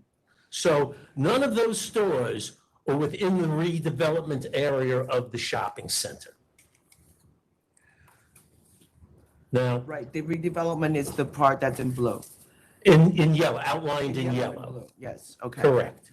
So now, the applicant has already vacated the warehouse premises. Okay, so it's already vacated store number 8. I see. It's moved its goods into the proposed new location, into store 15. And into store 15, correct. Now, the applicant has already, as I said, has already vacated. Okay. When we look at what's gone into the store that it vacated, right? Hair Essentials, a tenant at the shopping center, recently moved from unit 16 into unit 8, where the warehouse was. So the move must have been voluntary. There's a hair salon in the shopping center. The hair salon was in unit 16. So he's already moved out of the. Your client's store is not in this shopping center at all, right? No, it's not in the shop. No. All right, I get it. Okay, so Hair Essentials has moved. So the move, in other words, it shows that the move is voluntary. This was not something that was mandated here or required. Now, attached as Exhibit B is a transcript from Ms. Chan, the owner of A&B Vintage, called Kimco, the landlord, on May 23rd of 2023. And you have a transcript there that's Exhibit B. Kimco's representative advised Ms. Chan that they still had unit 16, which is the unit that Hair Essentials moved out of. The hair salon moved out of unit 16, so it became available. So unit 16 was available for lease, which is a 2,300 square foot store, and unit 2 is still now available, which is a 2,040 square foot store. So in the non-development area of the shopping center, there are still stores available for rental. as per the shopping center site, the liquor store is 2,000, as I already said, it's 2,000 square feet. It's not larger than that. The configuration of the proposed location is 2,500 square foot retail and 1,000 square foot storage. So why did he need all this storage warehouse in the first place? Why did he need an additional 2,000 square foot of storage if he's now going to 1,000 square feet of storage? And he wants 25, and he wants the balance to be 2,500 square feet of retail space. So, I mean, it appears on a space that it was very disingenuous to lease the warehouse for a short period of time in an attempt, what appears to be obvious, is an attempt to get a larger store and larger retail space approved. Okay. All right? I understand. Now, the next issue that I'd like to address is the store's gross sales and the demographics. When we look at the store's gross sales and the size of those existing stores, Richmond Wine and Liquor has gross sales of $761,000 for the second half of 2021. This is the applicant now, has gross sales for the second half, and that's the big half. That's where the holidays are. That's where Thanksgiving is. That's where Christmas is. That's when people are buying for New Year's Eve. All right, 761,000. Its annual sales, and according to itself, in 2022 were $1,204,000. So its numbers appear to be going down, not up. When we look at the other stores, Pratham, it's a 1,200 square foot store with 1,100 square feet of retail space. In 2022, and its sales have been decreased. Why are you saying Richmond is going down? Because its gross sales for the second half of 2021 was $761,000. So that's the big number. Oh, I see. In 2022, its annual sales were $1,204,000. Yeah, I understand what you're saying. Right. Okay. So now, Pratham, it's had decreasing sales since 2020. In 2022, its sales were $493,000 and change. Ettonville Liquor, it's an 1,100 square foot store with 730 square feet of retail space. Has very low sales. You have the sales figures. VIP Liquor, 1,140 square foot store with 780 square feet of retail space. It has low annual sales, which are in the $300,000 range. Evergreen that I'm representing, I just got sales figures from them today. Its sales have been decreasing since in 2022, have decreased from 2021, and its January to May sales are showing a decrease for 2023 from 2022. A&B Vintage shows substantial sales. However, it also shows its annual sales have decreased each year since 2020.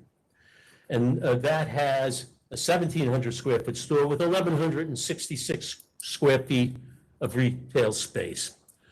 Lastly, the demographics of the area, and I've given you a demographic survey based on the census data, and that's Exhibit D. It shows population within a half-mile radius of the store decreasing. Okay. Within a 20-year period, within a 1 mile radius, the population has increased by a little over 3% over 20 years. And within a 2 mile radius, the population has increased by 3.6% over a 20-year period. That's radiuses around the proposed location. We don't believe that public convenience advantage is served based on the population demographic data, based on the existing sales, and based on Bulletin 2021-4. We believe that this is exactly why the bulletin was implemented by the Liquor Authority, and the applicant shouldn't be rewarded for taking the kind of licensing application steps that it has taken. Thank you. Thank you. I appreciate your comment. Can we just ask council some questions? And Tom? Is there a rebuttal first? No, I want to. I think you should ask him. You wanted to confirm? Madam Chairman, I have, no, just to suggest, I have quite a few things to discuss that might affect what you're going to be Sure. discussing. So Okay. maybe it would be okay, better if I just were to go over each one. First of all, when I read the memorandum for preparation of the meeting, I had seen that we were shown as having 2,500 square feet. And I did the application for the purchase of the store. And I was positive, but it was confirmed when I took out my application that I put, what is the total square footage of the proposed premises? And I put approximately 2,200 square feet.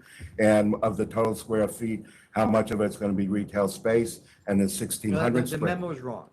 Okay, that's what I just asked. I just, because Yeah, I compared okay. it to the memo that was Right. sent on the warehouse permit. Okay. And the numbers are wrong. Oh, yeah, and there was a problem where I did have to amend that, so, so should we confirm that it is 2,200 square feet? 2,200 was 1,600. Yes. Yes. Yeah, okay. All right, now to go through the whole litany of what really transpired here, as far as my client bought the liquor store. I'm going by what is in our records. No, I'm sorry, which store was being referred to there? The current existing, existing store. the existing Current- licensed premises, okay? It's 22 with 16. Right, and I'm going by what the landlord actually has listed on his chart, which you have as Exhibit A. Fine. As I said, I don't see landlords giving away space. Yeah, but we're gonna we're gonna use the numbers that they used when they applied for the actual store, which is 22 and 16. Okay, go ahead. So now we purchased the liquor store, and we got approved on the transfer with only 600 square feet of storage space.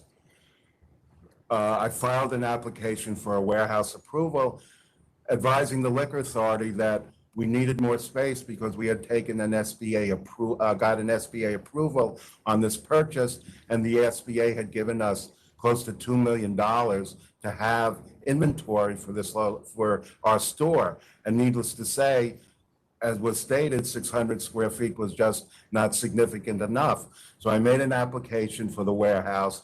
The warehouse is 4 stores over from the current location. And I made an application for the 2,000 square feet, which came to the full board because it required a determination as to whether public convenience and advantage would be served, going back to the advisory that Mr. Buscemi mentioned. And I was going to bring up the advisory because the reason why it was approved is, number one, I set forth that we did have the SBA approval, and yes, we were going to look for a warehouse permit. The warehouse permit, that store was available because they were rebuilding the entire plaza. So it became available, and it was somewhat ridiculous to look outside of the plaza when we had a store right there, but of course it required state liquor authority approval. So the advisory specifically says that the application for a warehouse approval has to be in good faith and good cause. Well, when we did take the app, and that's why it was approved, because it was in good faith, there was a reason to do it, and there was good cause to do it. So it ended up to be approved. Now, the renovation is a brand-new Aldi supermarket coming into this plaza. The Greenwich Plaza itself is the second largest shopping plaza in the southern part of Staten Island. They're renovating everything. When they say that we're not involved in the construction area, our new store is going to have a common wall with Aldi. So I don't know what the maps are showing or whatever, but we're going to be right next door to the Aldi construction, which is probably about 3/4 of the way done. And it's interesting, if you go on Google, going back to 2022, they specifically say there was no formal announcement because things weren't actually finalized. This was all done very, very quickly, apparently, because we weren't involved in all the negotiations and everything. So it wasn't just that we had pre-planning on all of this that was going on. And as I said, excuse me, the reason for the the alteration, the reason for the removal was that the landlord wanted us to be, apparently we're a good client, a good customer. Preface that with Wine So Fine, which was the previous owner, was in that premises for 20 years before us. So they were servicing this area 20 years even before us. Let me ask you this. What's your lease term? I think it's either 10 or 15 years. I apologize. 10 to It's either 15 10 years plus 5 On the or, new space. correct. And I'm sorry. that started when? The lease is dated September 2022. And you are already moved out of store 8, as they Yes, said? yes. And you are still operating out of The current store, 16? yes, correct. And you already paying rent on 18? That's correct. Okay. All right. That's enough. Can we just take a conversation? I just want to go through some of the history. No, I just thought that it might be helpful, that's all. No, I just want to explain, Yeah. that whole. All right, we're gonna go off the record for a conference with council. We'll be back shortly.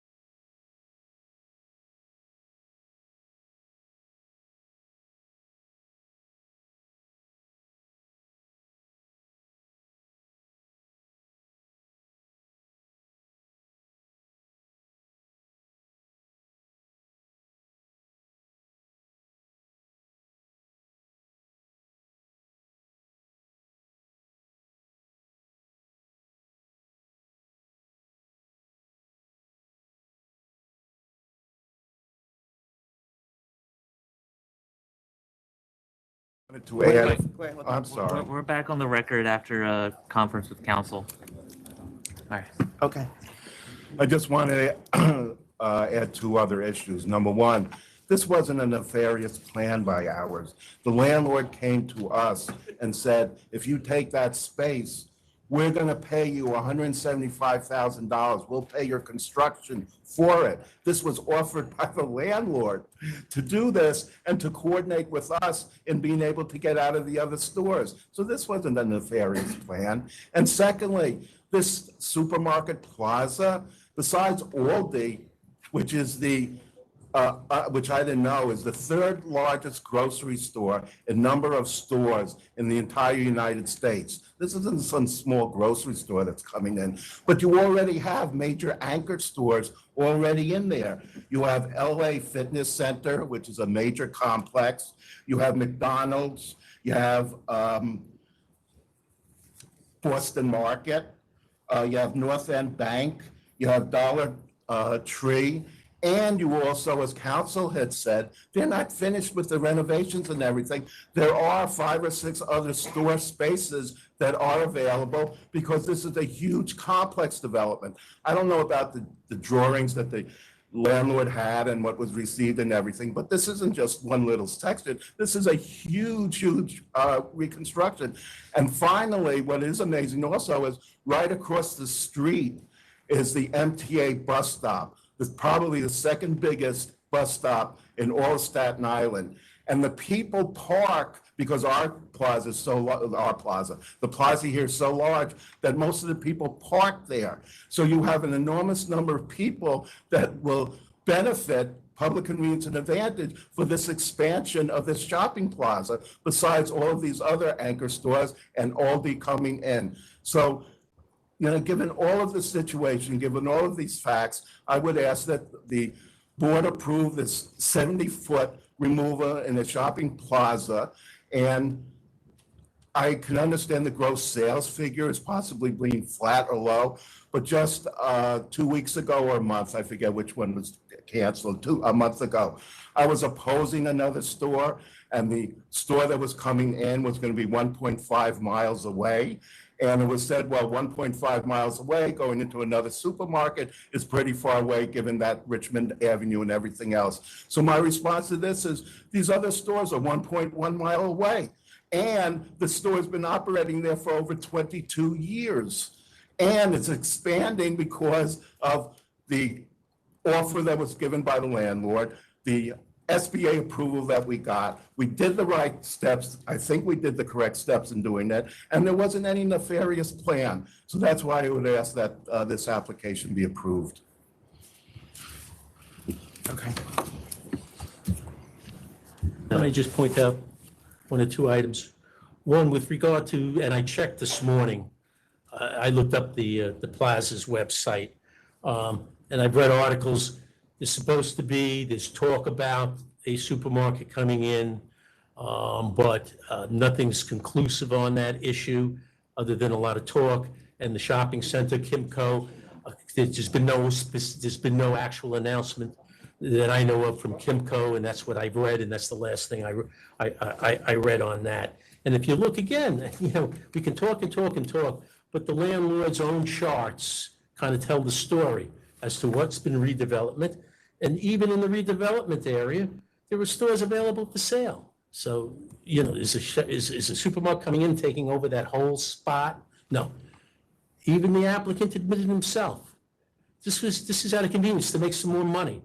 He's getting rewarded by the landlord to move. He didn't have to move.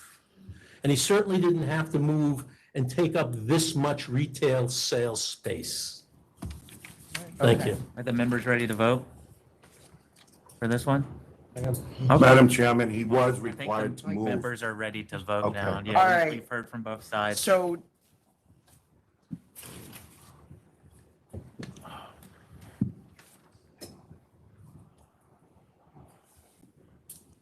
I very much respect what we wrote in 2021.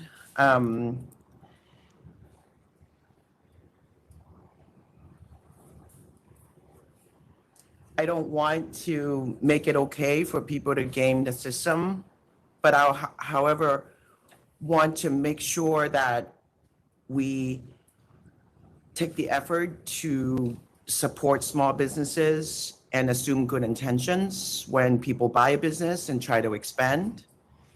You're nodding your heads with good intentions, which is great, because I don't believe that she came in thinking she was necessarily going to do this. To the extent that she's now going from 2 storefronts into 1, she's actually giving up frontage.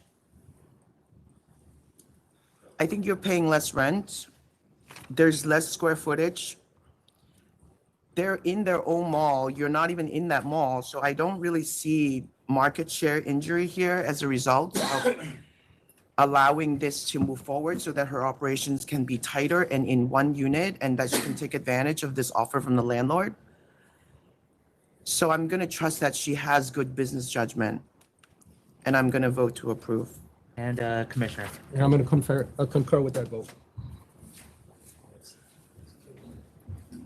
All right, thank you. Thank you. All right, so in a twist of events, you remember with DYCKMAN? Yeah. Billiards Cafe Inc. What happened? So that was the brother we found out. Yeah, he came. The principal and his applicant and his representative are here now. What does that mean? Yep.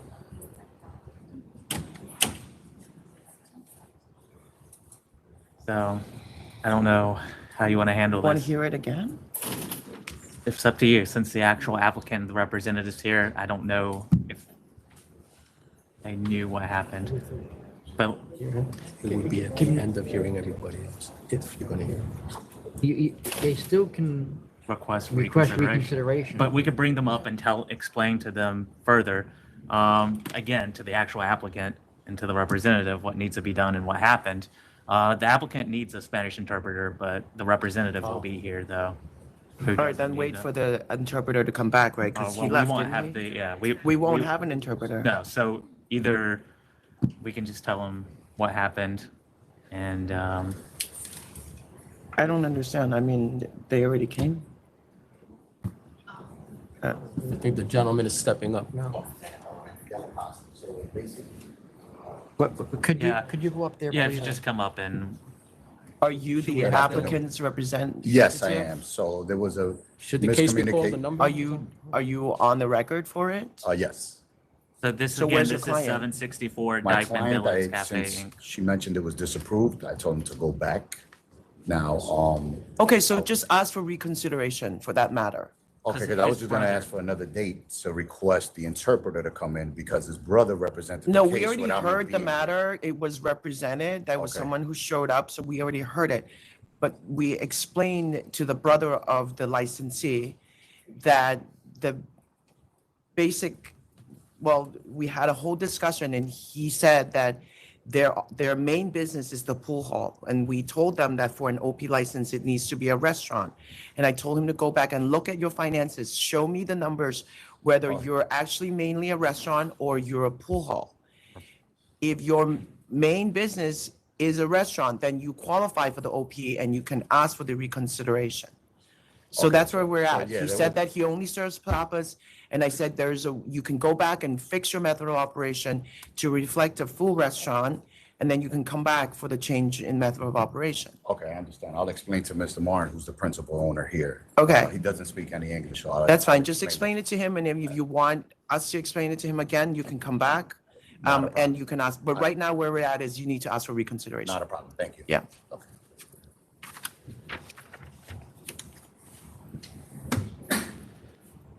All right, next is 765 His and Hers Bar and Lounge Inc.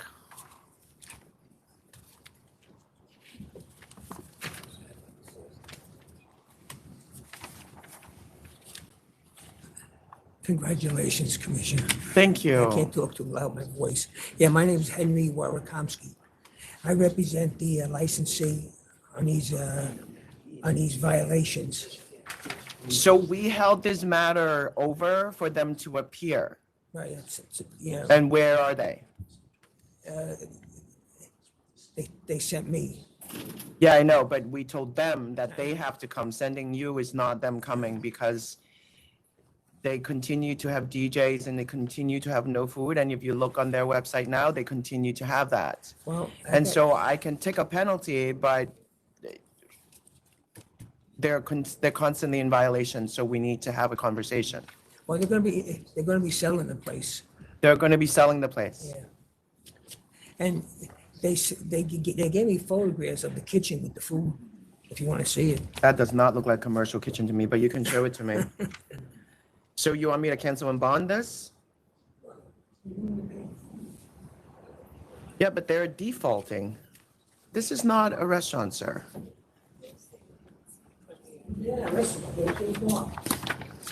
But this is...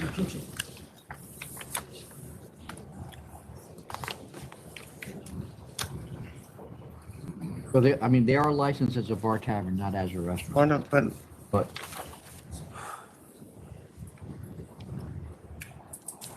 the members did ask for them to appear, and this is a default. All right. What do you want to do? Maybe send this back to the counselor's office. I mean, they're basically refusing to appear, so we can just put a fine on it because they said they're selling the business. Works for me. 10,000. You want these back? Or I concur with they that. can have them for the record. Since we looked at them. Sir. So what was the, I'm sorry, I'm at 10,000. And Commissioner De Leon? I concur. So 10,000. All right. Yeah, thank you. Mention date.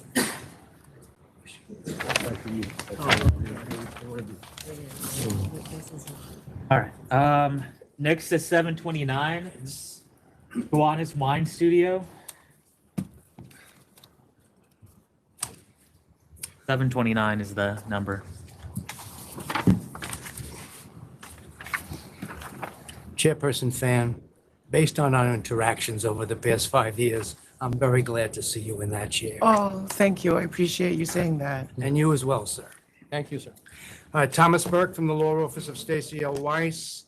With me is the applicant, Amy Little, and also an architect from the firm that's planning the Gowanus project renovations.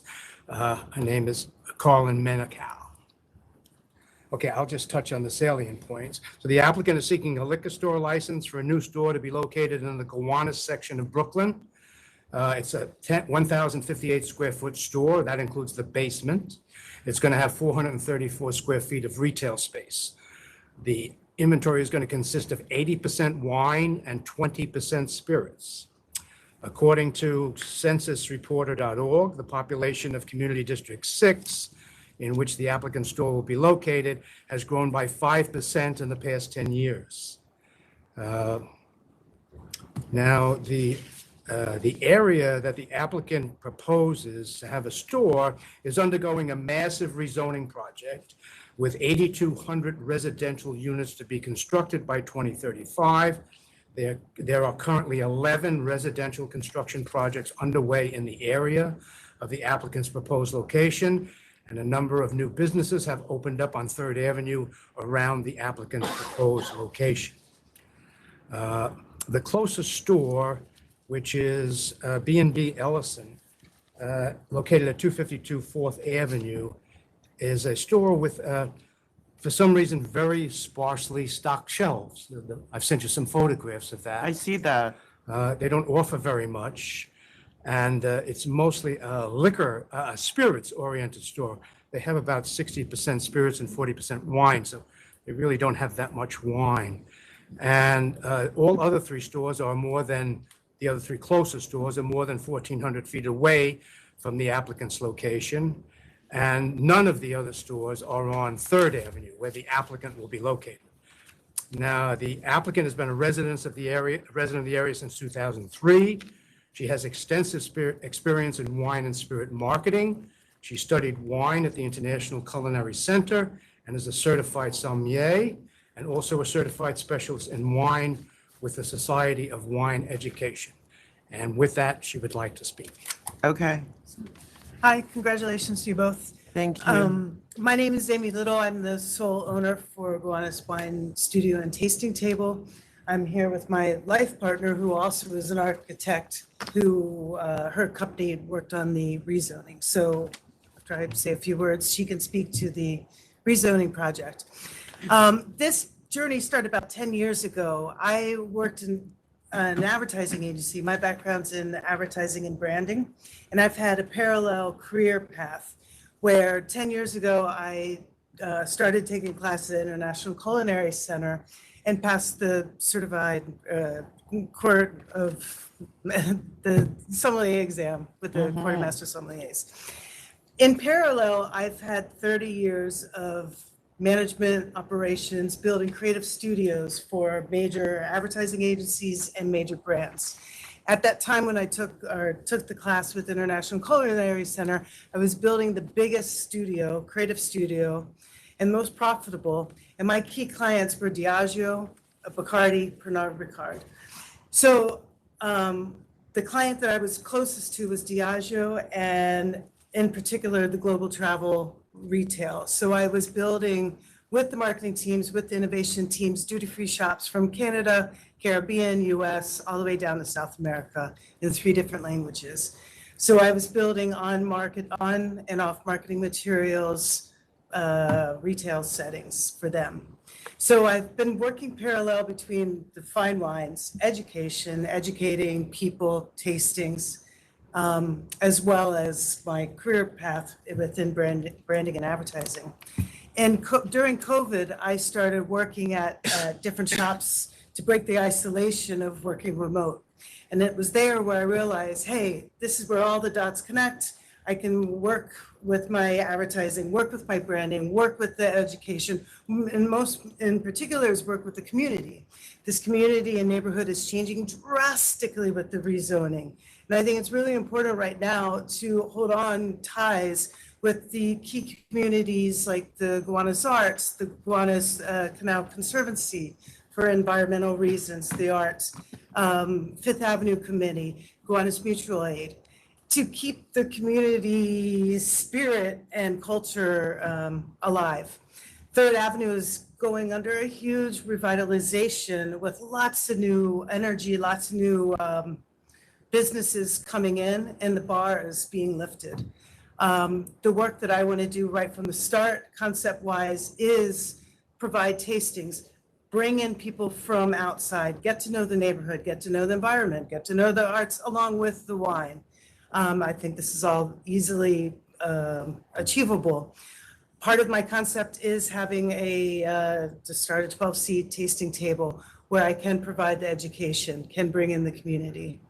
In terms of opening selection, my focus is 30% local New York spirits, 30% women producers, 30% small family producers. So I'm keeping to that philosophy. The 2 stores around us, again, the inventory is not it doesn't speak to the neighborhoods. It's a little sleepy, and I know that I can bring the energy, bring value add to the community, and I'm looking forward to it. To speak about what's going on with the Gowanus rezoning, the place is flat as a pancake. It's under construction right now. I'll just say 2 words. Yeah. Carmen Menacalm, I'm principal at Byron Rebel. We worked on the rezoning in Gowanus a few years ago with then Councilman Brad Lander. The zoning plan was passed, and now it's really coming to fruition, and you really can see the difference. We live up the hill in the neighborhood, and it's truly astounding how quickly these buildings are getting built. And you may have seen in the news recently that the extension on 421A was not passed recently. So a lot of the affordable housing component really needs to be complete by 2026. So people are in an extra hurry to get this done. And one final thing, the neighborhood of Gowanus is really expanding rapidly, and the center of that is really more 3rd Avenue, Union. That is the nexus of this new neighborhood, and I think it's really going to start to center around that, and that's why all these businesses have started to invest in that little corridor. You can really see it when you go down there. That's all. Do the members have any questions? No, do you? I don't, no. I don't. Chair, if you're ready to vote. So you're obviously more than qualified to have the store. You've been building your whole career around this, and it's nice to hear your story, how things come together, because I feel the same way about myself. As you know, I got a new job this week, so all of that, speak to me. When you don't have an agenda, but it all lends together in one place, it certainly feels good. I see that you are hopefully, if you can do the 12C tasting and bring the community together, I think that is a value add to your community. All the closest stores are showing healthy growth. The 3 of the 4 stores are doing increasing numbers. So I'm going to see that as increase in demand. And so I'm going to vote to approve. I'm not going to put restrictions on it just because, things may change in the future for you. So I'm going to vote to approve. Commissioner? Yeah, I would concur. I think the population is certainly going to grow and there's going to be a demand. I think you have a great business plan and I wish you the best. Thank you. Thank you very much. Thank you. Good luck. Best of luck to you as well. Next is 766 FULGUMS Rest and Bar Corp. Oh my God, this. Good afternoon. I wish to join the congratulations to to the new chairman, to the new commissioner. Martin Mailer Buscemi, this is not my matter. This is my partner's. He had to leave unexpectedly. You've been waiting for the reinstatement of the corporation. I have it. It was apparently sent, from what he tells me, to the secretary's office or some office within the agency. I don't know where, but I don't know if it's been received. But Here, let me see it. Yeah, absolutely. He forwarded it to me today. But, Okay, so we're just taking the 20,000, right? Perfect. Licensing me that? It was reinstated on 6/12. Yeah, 6/12. All right, I will accept the 20,000. So will I. Thank you. Thanks. I've been carrying that around for like months. Well, listen, I have to explain to this agency that sometimes things take time. The Department of State is the same way. I mean, taxation. Thank But you. It's reinstated. Thanks for working Thank with you. us. Thank you. Next is 794 18 9th Avenue Membership Club Corp.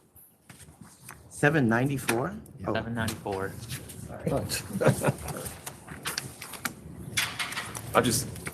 I'm on the record. I'm co-counsel, but Donald Bernstein is going to be. So Martin Mailer Buscemi for the applicant.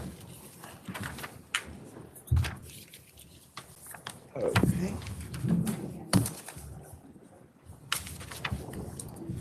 Good afternoon.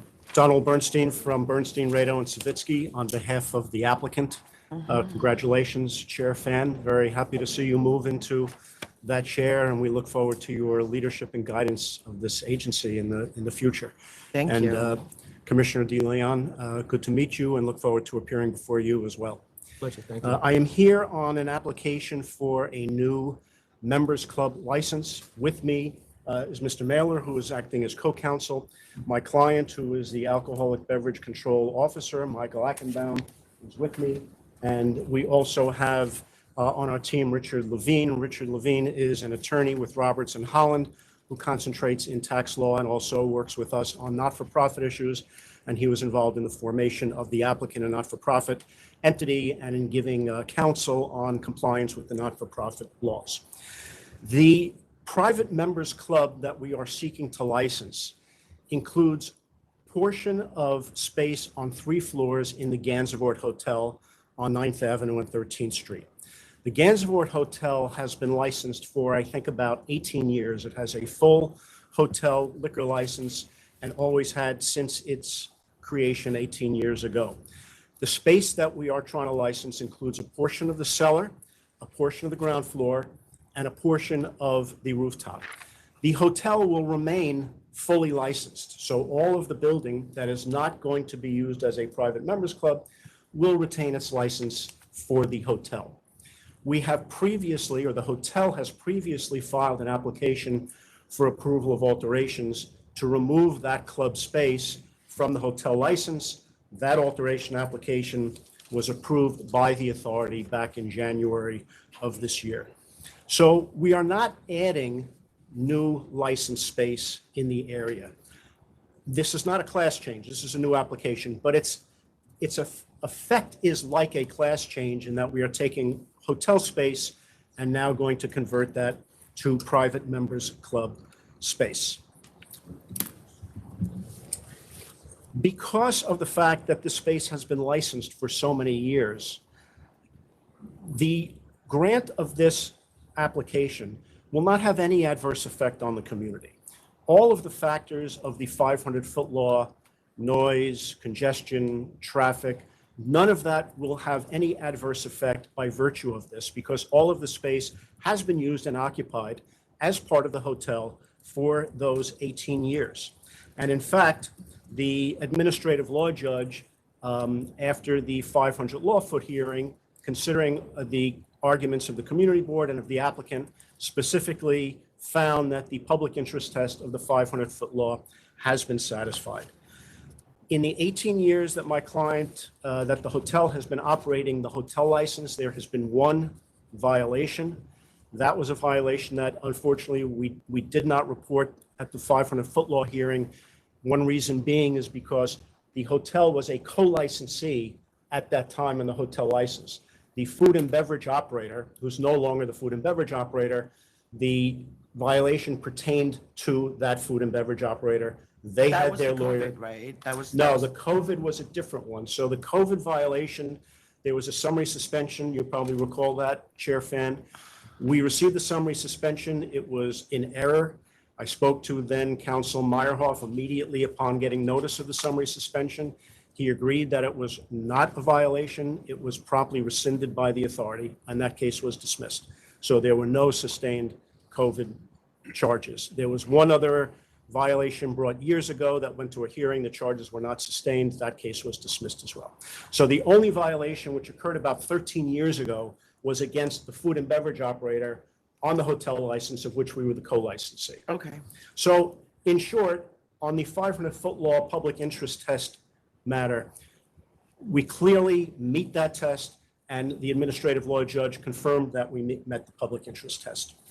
The reason why we are here is because Manhattan Community Board 2 recommended denial of this license, and they did so on two grounds. One, they questioned if we are really a not-for-profit. And just to review that, and Commissioner DeLeon, I'll just go into that a little bit because this is probably your first private members club license, is under Section 3.9 of the Alcoholic Beverage Control Law, a private members club license may only be held by a not-for-profit company. It is not to be operated for pecuniary gain and has to be for a benevolent, social, athletic, or political purpose. There are a host of private members clubs with liquor licenses in New York that are operated somewhat similar to what my client will be doing for social functions, for athletic and fraternal purposes. I've listed them in my letter. They include NoHo Zero Bond, ZZ's, Casa Cipriani, Soho House, Nexus Club. I'm not going to read them all. They're all in there. And those have all been approved for private members club licenses by the authority over the course of about 20 years. Here, the community board made claims that, well, you're really not a not-for-profit. You're really operating for pecuniary gain. Number one, that's simply not true. It's false. It's total coming out of thin air. Secondly, it was specifically rejected by the administrative law judge after the 500-foot law hearing, who found that, quote, that the CB objections, quote, do not survive scrutiny, end quote, and that nothing in the record supported their conclusions. We have formed a not-for-profit. We've provided you both with the application and with my submission from last week with the filing receipt from the New York Secretary of State showing that we are a not-for-profit. We will comply with all laws, rules, and regulations governing not-for-profits. We have to, because if we don't, we would lose our not-for-profit status and we would lose this liquor license. So clearly we will comply. Mr. Levine is here. If there are any questions regarding the not-for-profit issue, Mr. Levine or I are happy to answer it. I would note that in the licensing memo to you from June 5th, there was a question raised as to whether or not we are a bona fide not-for-profit. And one of the comments made was that Mr. Ackenbaum, who is the ABC officer, is also a landlord principal, and the landlord will be receiving $1.5 million in rent for this significant space. That is not an issue that we believe impacts on whether it is a not-for-profit. The hotel is a for-profit. There's nothing in the law that says the hotel has to be a not-for-profit. This is valuable commercial space. Nothing requires that a not-for-profit be given space for free. And in fact, Mr. Ackenbaum, who is the ABC officer, is a minority owner of the hotel. He only has a 10% interest in the entity that owns the hotel. My last point on this issue relating to the lease is that the rent that's being charged to the not-for-profit is actually less than the rent that was being paid by the prior food and beverage operator, who was paying more in base rent, a significant percentage rent, and an additional, actually 2 levels of percentage rent. So it is a clearly market rent for this space and has no impact on the fact that the applicant and operator of the club will be a not-for-profit company. The memo also makes reference to a $50,000 promissory note that the not-for-profit signed in favor of Mr. Ackenbaum. What you have to keep in mind is that probably, I would guess, 80 to 90% or more of the applicants that appear before you are single-purpose entities. They've been formed to take a lease and take space, newly formed entity, but a regular company can have investors. They can have owners. A not-for-profit company cannot. There are no owners or investors of a not-for-profit in the traditional sense. How does a not-for-profit raise money? It can either be by loan, by donations, by membership fees. That's how you do it. In this case, some of the expenses of the not-for-profit were advanced by Mr. Ackenbaum, making a loan to the not-for-profit of $50,000. This was all disclosed. This was provided in the application. This is not at all unusual. We have filed, my office has filed many private members club licenses, and they are often done the same way. And it'll be paid back by the not-for-profit in due course out of the gross revenue that is received by the not-for-profit. So I don't consider that any of those are any issues that affect the fact that the applicant is indeed a not-for-profit properly formed. This is consistent with dozens of applications that are approved by the authority. The last point I want to make, unless you guys tell me I'm missing anything, is that the community board's other issue was the hours of operation of the rooftop, which is 4 a.m. Keep in mind that this hotel has had that as their closing hour for the rooftop for 18 years. We are not looking to increase the hours or change the hours. Those are the hours that we've had. We are agreeing to close to, I think, end the music earlier. There is a glass wall that will go up earlier, but the hours are the same, and there have not been any violations issued relating to noise. Even at the community board meeting, the members noted that Mr. Ackenbaum has been a good operator, a responsible and communicative operator of the hotel on the rooftop. Some of the issues that arose were based upon actions of co-licensee operators who have been gone since 2021. So Mr. Ackenbaum and his company are in complete control of that roof, and we seek to maintain the same hours that currently exist. You mean his nonprofit? His nonprofit, yes, will maintain the same hours that existed for the hotel license. So can you explain what the operation really will look like, just as far as like if someone is going into the hotel but is a member of your club and will be going to your club? Like, how does it actually work inside? Well, members of the club will enter on 13th Street, a separate entry. There's a separate entrance? Yes, there's a separate entrance. Okay, and it's branded separate? It's a different name? Yes, it's going to be called 724. Okay. And basically you enter there, there's a cafe experience. Inside, there's an experience that we call the study. The study will most likely have numerous programming opportunities for the members, largely based on what their interests are. We had opened a membership club in London and had 2,000 members, and then was part of a hotel as well there, actually. And COVID hit, and we ended our involvement with the project during COVID. But this is a project that we are very much known for, having done the Gansevoort.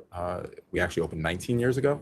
And so you'll enter, you'll have your cafe experience, your coffee, you'll go into the study, you might, have programming during the day or in the evenings. Downstairs from that is a meeting room and the gym and spa, not spa, gym and dry heat and change rooms and lockers, which will be available for members. So they can come, they can have a workout, they can take a dry heat, they can come back up, enjoy their day. They can also go up to the rooftop, take a swim. They can also enjoy a nice cocktail on the rooftop or a meal on the rooftop. And then as far as the basement, there's also an additional space that is a bowling lane and lounge concept that is part of the offerings. And so we're, going to offer, components of that as part of the membership. You renovated the entire private club space to be walled off from the hotel. Yes. It's set up. Essentially, like when you walk Right. into the private club, you can go downstairs, you can go upstairs. It's all separate from the hotel. Yes. Okay. Did you guys give me the documents to show your 501c3 status? Yes, sorry. Are you a 501c3? No, No, we're not we're a not. charity. In fact, yes, we're not a charity. In fact, the law does not require that the entity be tax exempt. A not-for-profit can elect to pay taxes. So the only requirement is that it be a not-for-profit corporation, not that it be a 501c3. Oh, And most of these social private members clubs are not. Yes. Very interesting. If I may explain. Please go ahead. Under the State Liquor Authority law, a members-only club has to be a not-for-profit corporation under the New York State Not-for-Profit Corporation Law. That not-for-profit corporation law specifies that no part of the income of this corporation can inure to the benefit of officers, directors, or members. So this corporation cannot pay dividends, no but distributions to any officer, member, director, except perhaps if they provide a service for value. The law doesn't say the corporation can't make a profit. The corporation makes a profit, it files an income tax return, and it pays tax unless it asks for a tax exemption from the IRS. So not-for-profit corporation is not a corporation that can't make a, quote, profit as determined for income tax purposes. Hospitals can make a profit. They're not-for-profit corporations. Educational institutions are not-for-profit corporations. They can make a profit. Whether they're also exempt and file an exemption application with the IRS is a completely separate issue. But there's nothing wrong with a corporation, which is a not-for-profit corporation under the not-for-profit corporation law, is a corporation. It has So to pay what does taxes. that mean? So what does that mean as far as the profits? Profits? This is, Then the where does it statute go? said the not-for-profit corporation law says, and the reason it's called a not-for-profit corporation is that none of the profits inure to the benefit of officers, members, directors. There are no shareholders. There are no owners. The owner is the corporation itself. Any profits that are made after taxes. So then what does that mean? How do Sorry. you understand it? What So- are you going to so do with the The money? money is going to go largely back into into the the building company. or programming. So there are spaces that need to be built and Yeah. finished, which is why I'm quite delayed on getting to open. Yeah. So that money's going to be used to fund construction and to keep up the building. And then a lot of the money is going to be used for programming, bringing in interesting speakers, bringing in movies, bringing in interesting things that are offered to the members. Mr. Levine, what does the not-for-profit law say can be done with profit, the profit of a not-for-profit It needs to be corporation? reinvested in the company. In the company, okay. Exactly. But Got it it. can't be distributed. There are no shareholders. If you look at the not-for-profit corporation law, a typical corporation, when you file an application, has to specify how many shares are authorized to be issued in a regular business corporation. I understand. Under our business corporation law. How many shares, what kind of shares, preferred shares, common shares. None of that is referred to in the not-for-profit corporation law.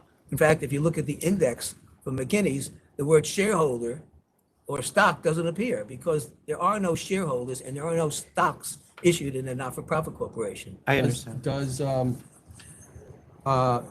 the applicant made a loan to the corporation, right? No, the applicant, no. Um, The Mr. ABC. McIntyre. Yes. He made a personal. Right, my apologies. Right, so how does a corporation The fund corporation going to pay itself? back that loan with interest. I guess he hopes so.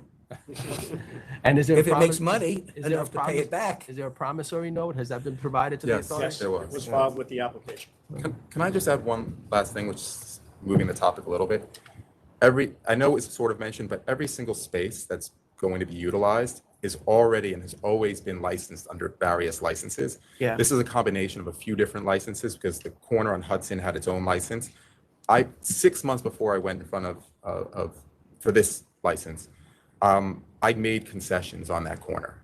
You know, I made concessions about hours from 4 a.m. to 2 a.m. There's a history of concessions on this property. And, you know, so when faced with every single time I want to come in front of them, there's a sense of, well, we're going to keep carving you back, but there's no complaints, you know, so I don't understand the necessity for that discussion. If you're a good actor and you're acting in good faith and you're responsive when there is a minor problem, I just don't see the necessity to keep having to have discussions about being carved back on what my rights are when we feel like we've earned those rights at this point. Yeah, no, I get it. I understand, and it's different because you've already been operating there and you're changing your role, but you have to understand that what's being held against you is the act of other bad operators that have taken advantage of the community board. It's not really you, and you shouldn't take it With all due personally. respect, there's such a thing as a good record policy to New York State Liquor Authority.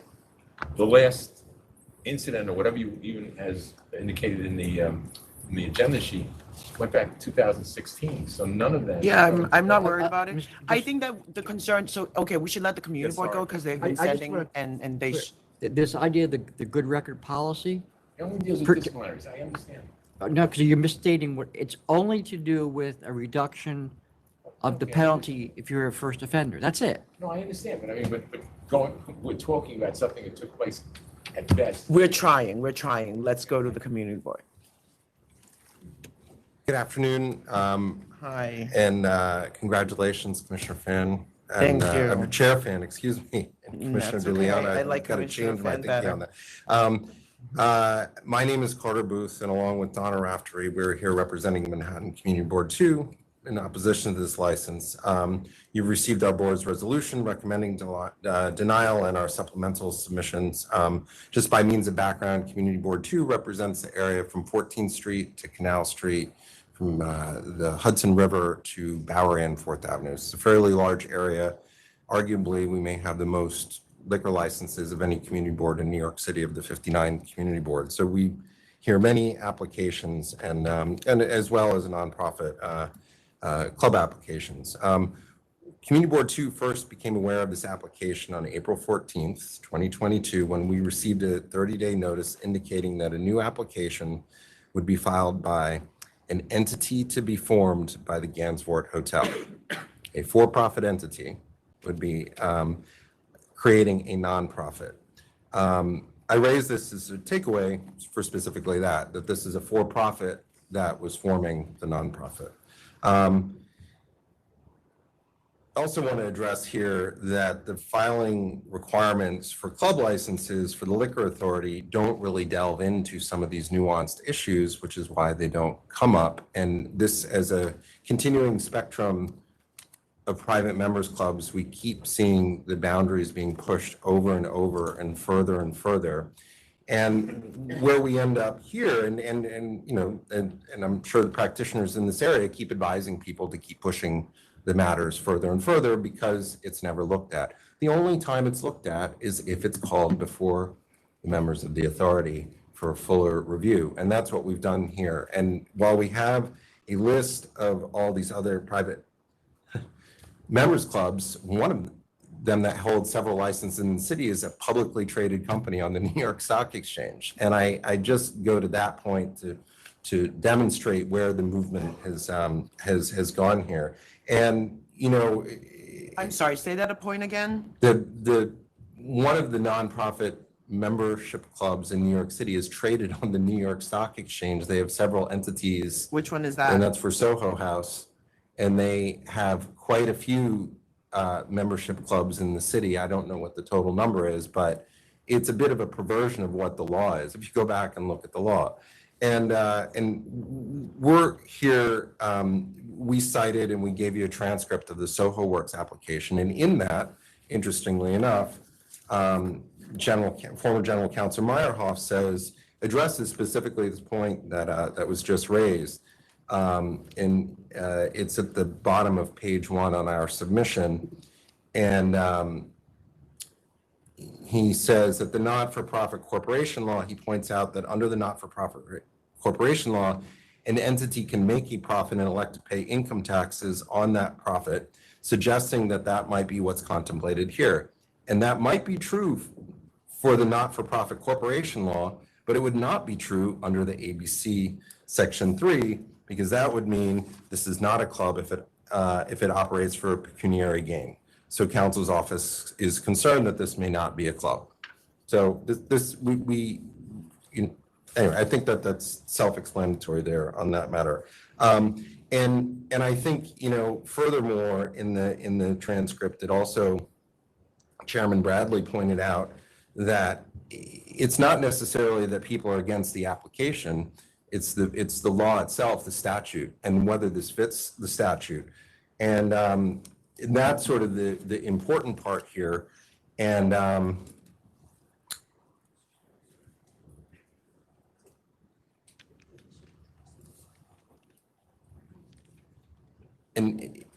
a part of this as well, if you look, there are widely published reports that this is a new model that the applicant's exploring for their other hotels, is creating the membership clubs. And so over and over, what we're seeing is for-profits are creating the nonprofits. And that's not really the spirit of the law. And if you go and you look at the question of memberships, we were told that all hotel guests would be members of the club automatically. If you go to the authority's own advisory 2015-20 and you look at that, in there specifically states that a hotel guest can't just become a member of the club. That advisory is very clear about that. And we raise it as well because we also question whether or not a member in another jurisdiction of a for-profit is eligible under the spirit here to be a member or have reciprocity. And the examples in the statute where they talk about membership are for national nonprofits. Therefore, you can go through, and I'm happy to hand you a copy of the statute itself. But the reason this came up is we keep hearing private member applications, it keeps going further and further away than from what the statute is. And many of these models operate as for-profits in other jurisdictions. And it is not improper for us to raise this question because there's a missing licensing class here. We're not necessarily against for-profit membership clubs. It's that they don't fit into New York State statutes. And this has also come up with some other issues, for example, retail stores serving alcohol. You see it, with WeWork. WeWork has come up, there's never a license class for co-working. They came before us with 8 different applications and never pursued them because they could not make it work under the statutes of New York State. And it's not the fault of the applicants, it's just that these classes, the proper classes don't exist here. And I would love to pick your brain, see a memo from you about what classes should be considered and added. We see this all the time. Yeah, and I'm serious about trying to fix the law together as well. Because I know that you're not against him, because you know that he's a good operator and that he already promised he's not going to use the profits for his own gain. He's going to put every dollar he makes from this thing back into the business. So. Well, and that's the case. He's going to put it back in the business. And he's been there for 19 years, so there's no one else who's coming up saying he's going to put every dollar he makes back into the space. So who am I to tell him no? I will say that it's not been without hiccup, the licensing history. But that being said,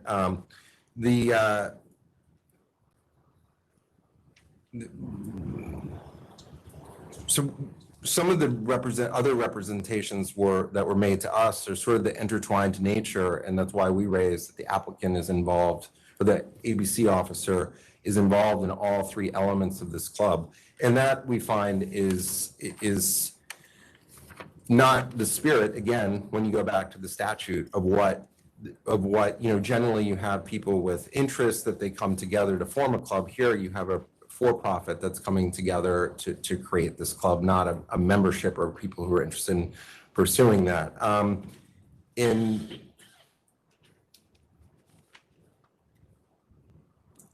A part of this also is that the applicant had said to us, and I think it's been reported in other places as well, is that that for Mr. Ackenbaum says he wants to control his entire premises.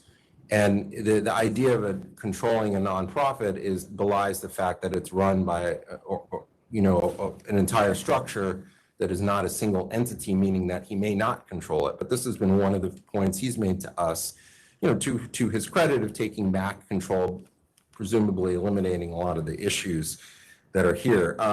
The other issue, and you raised it here, is sort of the connection of the spaces. So to move through the space, you go in 13th Street, you have your areas there, then you have to walk downstairs, not ADA accessible in the premises. You have to have a workaround that's through another licensed premises. So you have to walk down the stairs.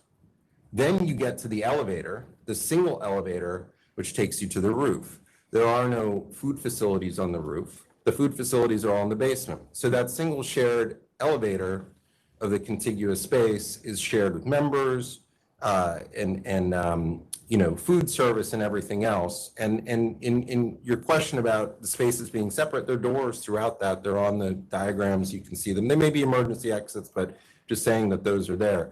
And I raise this because we had a case a long time ago with Chairman Rosen, and he really pointed out you need clear, regular ways of moving between spaces for that to be a proper premises. Mm-hmm. And he used the word serpentine, which is why I remember that.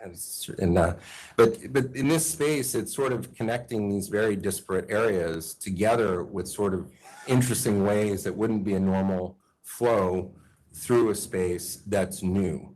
And they've created this space specifically to fit this in connecting the different spaces. And so that's another issue that we have here as well. And as part of that, I just go back to the members, that the hotel guests, if they're in fact members as well, why would you go outside and walk out to 13th Street, from the hotel exit to go back into the members club to access amenities that would normally be a part of a hotel, which are the pool, the shared gym, which we were told is shared with the members and the hotel guests. And so the cross connection of these doesn't make any sense to us. And that's why the members of our community board, several who are attorneys, said, hey, this is just not starting to fit anymore. We've got a lot of questions. And we are, it's interesting, Mr. Bernstein challenged us and said, why are you challenging the nonprofit entity?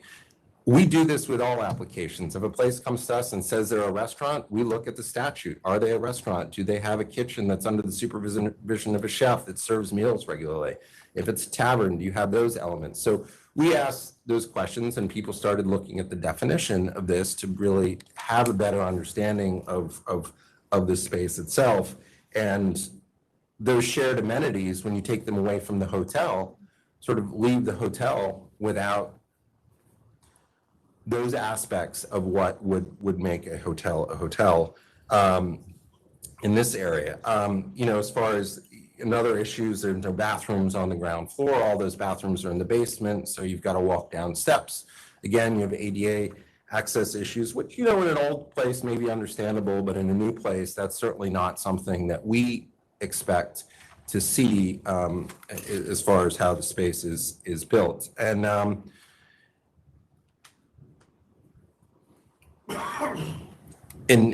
so taking a representation of, oh yeah, we're going to follow all the rules, et cetera, this has never been explored, and this is just a constant pushing this. And I don't know what the authority's process of what you asked for these materials, but I don't think it explores some of these issues, because it was never thought that you'd be shoehorning these types of applications into what the statute is.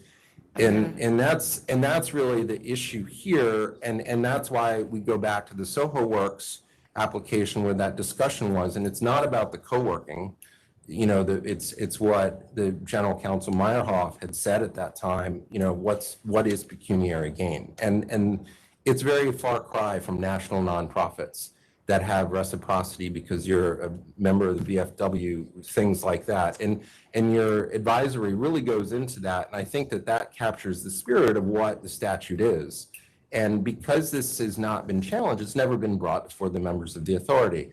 And so when we had said, hey, do you have a declaratory ruling? Is there some advisory? It's because this constant pushing on the existing law, that's not the way laws change, is by, applying it differently and it morphs over time. You change the statute. That's how you address these issues. So,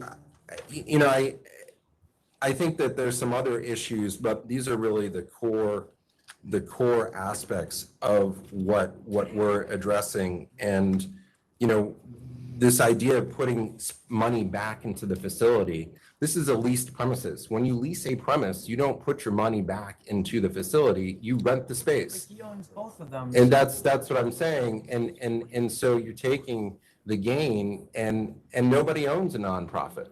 So this is why we raise these questions. And we don't think that these models that exist everywhere else are the same in New York because, again, going back to the statute. So, that's where we kind of stand on this. And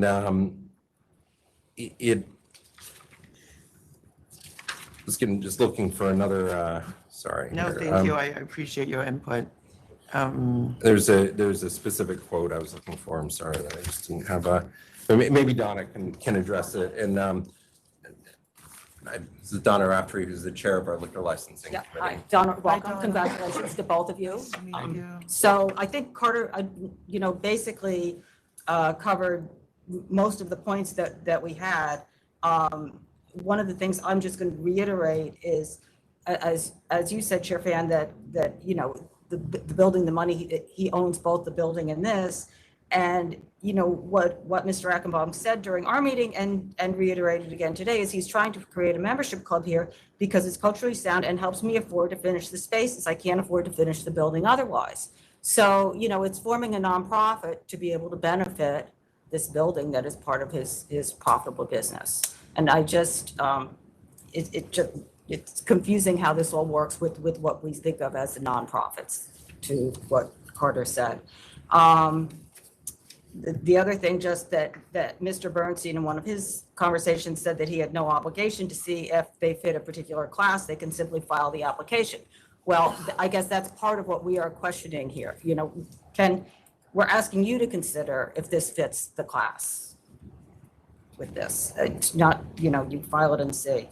I don't know if the hotel guests are still in there, but it's not clear pathways. There's no reason for me to reiterate that. I will just say the hours, we have resolutions going back to 2003 for the rooftop that say that the hours, it was part of the public interest, that they have 12 o'clock hours. Okay. On the 13th Street side, the Gansevoort side, and that the only place they had 2 o'clock in the morning was on the 9th Avenue side. That's what we have written in a resolution. The spaces have changed place, like ownership multiple times and been chopped up, as you even see here, what's gone on the past 3 years, multiple times. So I don't know where the 4 o'clock is coming from. They're saying they have 4 o'clock, but we don't have that written in our resolutions going back to 2003 to 2004. So, and that was part of the public interest at the time that the rooftop was licensed. And I think I'm here to answer any questions you may have, but I don't think I have anything further to add at this time. Members have any You want to hear a questions? rebuttal now? May- Okay. May I? I want to confirm with counsel, but if Yeah. you want to hear a rebuttal? Yeah. Just in terms of the specifics as to how to respond to what was just stated, I'll leave that to the others. But I want to say one thing. I was retained because of my alleged expertise. I've been either with the authority or doing licensing matters, going to court, being declared an expert witness since 1974. And in 1993, community boards came into existence in the sense they've always been there, but they've now been included in the alcoholic beverage control law. And what they're supposed to do is they're supposed to, pursuant to 64 subdivision 7 and the other section in A, 64A, is to look at public interest. With all due respect to what was just said, neither of these individuals are attorneys. They're spouting a law, not knowing exactly what they're saying, but I do know this, that what they are attempting to do before you today is bring on a declaratory ruling as to what is or what is not, or what is acceptable under the not-for-profit corporation law and what is written in the alcoholic beverage control law. And it's very simple. And I don't think, and I know it's been stated by people that are within the agency, that the bar is not that high in terms of what is to be stated in terms of what a not-for-profit corporation is. This whole, they're hung up on pecuniary gain. But what they keep telling you and what they told the applicant during the back and forth at Community Board 2 was that the hotel may make some money on this, but that's irrelevant. Pecuniary gain as to the not-for-profit corporation. There will be no pecuniary gain, and if there is, by some means, it'll be plowed back into the establishment, and there may be a tax issue. But that's not for this agency to determine. This agency is here to determine whether it comes within the not-for-profit corporation law, which it does, and whether it complies with all the sections. The community board, this community board, always goes beyond what they were told to do with respect to the alcoholic beverage control law. Mr. Levine, let me ask you again. You formed the not-for-profit corporation for I formed this, it. for him, right? And I formed the it two for- other members, right? I You didn't formed form it, right? It's hard to say for him, that's sort of editorializing. I formed the corporation under New York State not-for-profit corporation law. The not-for-profit corporation law Right. specifies you have to name 3 directors, initial directors, and then the directors then establish bylaws and constitution, et cetera. But the corporation itself is formed under the not-for-profit corporation law. It has no shareholders, it doesn't issue shares, and the law requires that no part of the profits can inure to the benefit of officers, directors, or members. And you there are have no a document back from the Department of State that shows that this not-for-corporation was accepted and formed? 100%. We attached that. Okay. As part of our application, it was part of my submission. I just want to put that on the record, that you've been accepted by the Department of State as a not-for-profit corporation. I just want to put that on the record. And we have filed that with the authority probably 3 times with the application at the 500-foot law hearing and last week. I I know, just I want to have make it. a I'm just comment. trying to put on the record. Thank you. I We just just- want to make a comment regarding Mr. Booth's statements, because he's making statements that are just not correct from a legal point of view. In saying that we're pushing the existing law, this is further away from what the statute is, there's absolutely no basis for that. And the administrative law judge, after the 500-foot law hearing, also rejected that. You know, all of you think that you disagree, but you're not. You actually all agree that we just need new law. So can we just? Well, take a they're break? actually- Can we just they're take a break right now and we're gonna confer? Well, let and me then we'll just, come back. wait, hold on. Hey. Wait, Morning. Hold on a second. Yep. Let me just, hold on a second. Carter, hold on a second. 1 second. The law is very clear. And contrary to what Mr. Booth said, the ABC law section on defining a private members club tracks the New York State not-for-profit law. That's where it comes from. And it says that a not-for-profit company is not to be for pecuniary gain, and it's to be for a social, recreational, political, or benevolent purpose. And by the way, the reason why Soho Works was denied is because it did not fit any of those. It was shared workspace. And the authority, including you, Chair Fan, said shared workspace is not one of the enumerated issues. So you had 20/20 vision on the statute, and I think your decision was, I hate to say it because it was my application, but it was correct. This is not Soho Works. And as we know, the issue of can it make a profit, none of that matters. The statute, the bar is very low, and it's actually a conversation I had with the deputy commissioner some time ago.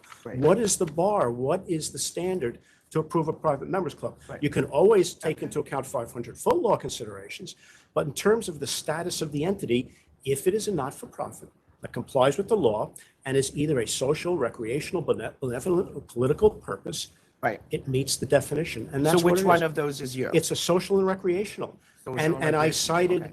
about a dozen others in my papers that are just the same thing. Soho House, Casa Cipriani, Zizzi's.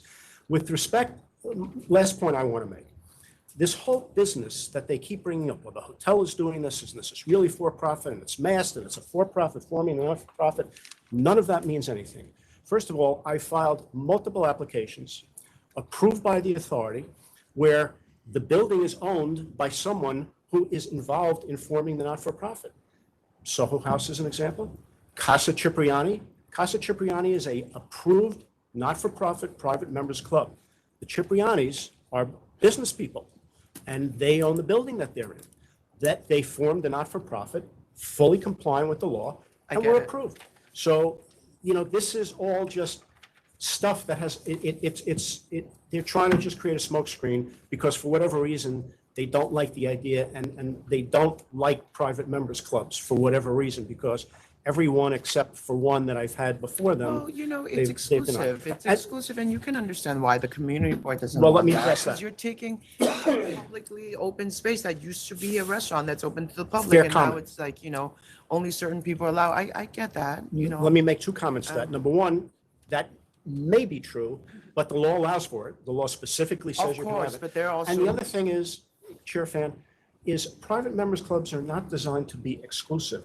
They're designed to be inclusive of like-minded people that can come together to join a club. Have you seen those applications, sir?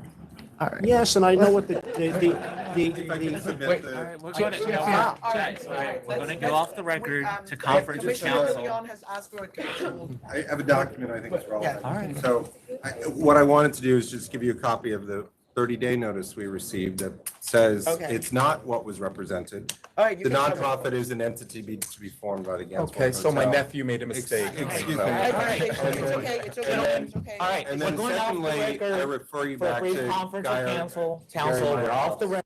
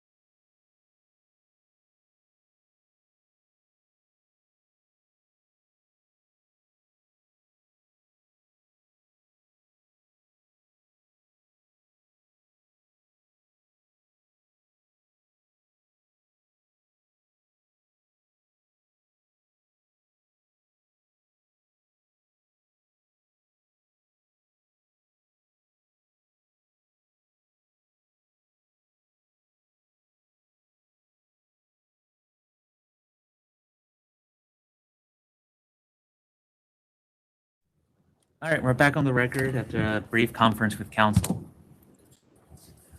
Are we back on the record? Yes, we're back on the record. I just want to touch on something that I think is the truest thing that was said here today, and that was said by Chair Fan. This body is an administrative agency.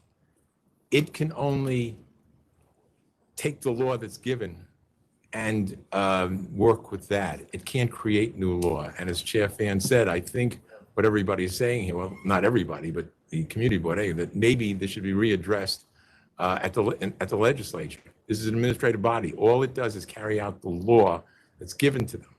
The law that was given to this body with respect to reviewing applications was to review the advice of a community board based on traffic, based on noise, based on things that may adversely affect the community. None of that has come up here today. All that's come up here is that the community board told us that we should get a declaratory ruling before we file an application. That's not the way it's done. We filed an application. We're going by what the law tells us to do, and we're asking that the commissioners vote to approve what is a legitimate not-for-profit corporation. The members have any questions? Can I add one closing statement? Go ahead. So I just want to go back to what the former general counsel of the New York State Liquor Authority said in this previous case. And the case wasn't necessarily turned down for co-working. If you review the record, there are a number of issues raised, and everybody said we're not comfortable issuing the license, and it wasn't articulated why. But Mr. Meyerhoff says, and I also note for the members that in Mr. Bernstein's letter, in which he chastises the community board number 2 for not understanding the not-for-profit corporation law, he points out that under the not-for-profit corporation law, an entity can make a profit and elect to pay income taxes on that profit, suggesting that that might be what's contemplated here. And that might be true for the not-for-profit corporation law, but it would not be true under the ABC Section 3, because that would mean this is not a club if it operates for pecuniary gain. So council's office is concerned that this not be a club. We didn't make this up. This is the authority's statement on this matter. The authority's And counsel at the time. I'm just saying, just reading back that this is what came up, which was, as we learn and go forward with these, that was part of this. And as far as the 500-foot law, it would be in the public interest to have applications fit the proper license classes. And one of the last catch-all, and I don't have it in front of me, in the 500-foot rule is and any other relevant, law or matter that would pertain here. And so to raise these questions is, I don't think, improper. And certainly that's why we have raised them in this matter. And thank you. I just have to comment on that because the fact is that a not-for-profit can make a profit. The restriction is it can't be distributed. So Mr. Meyerhoff's statement as to what he said was suggesting really doesn't mean anything. Let's not dig into that. Let me ask you a question. What are the hours? The hours, let me get that. Well, there for are you. various, Chairman, Yeah.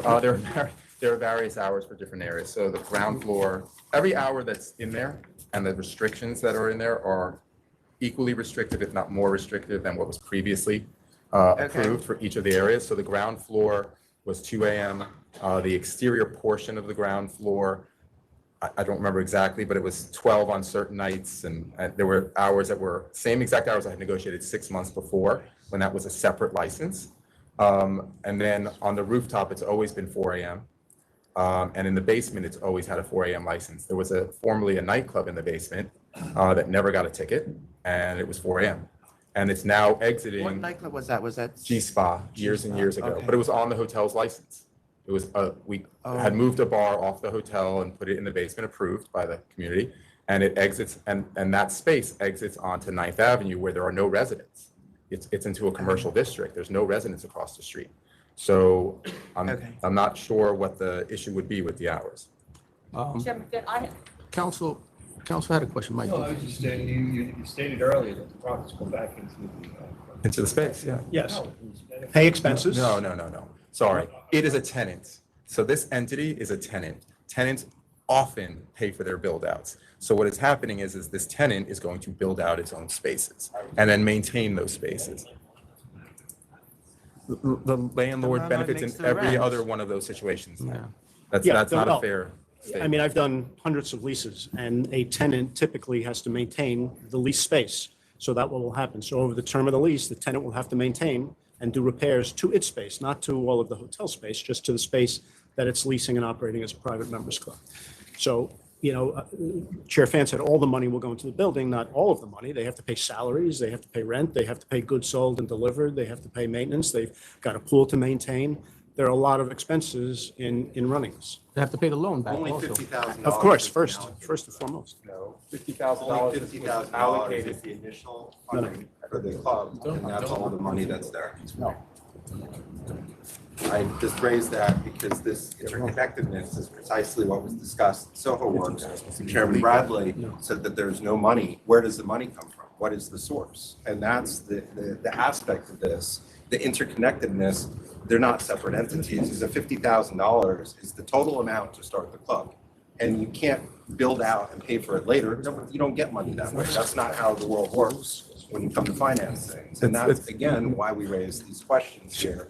That's such a mischaracterization. Thank you. All Sorry. right, I think we're good.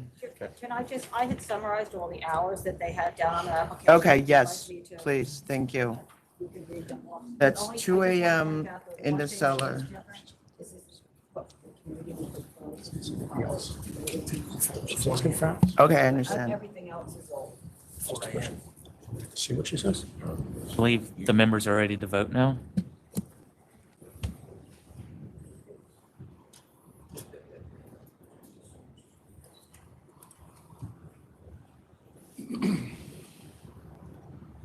You're okay with all of this? We haven't No, hold on. I'm asking them. Are you okay with all of this? Well, those are what was presented.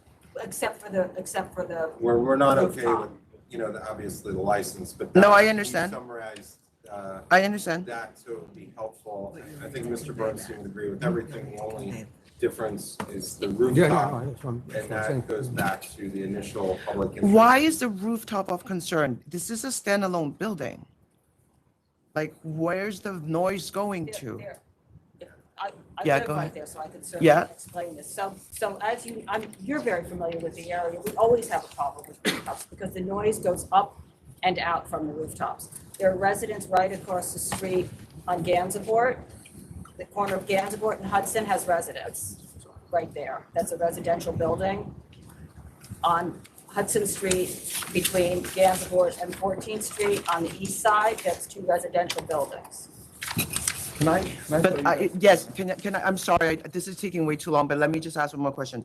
The nano glass wall is around the pool and No, also it's- roof?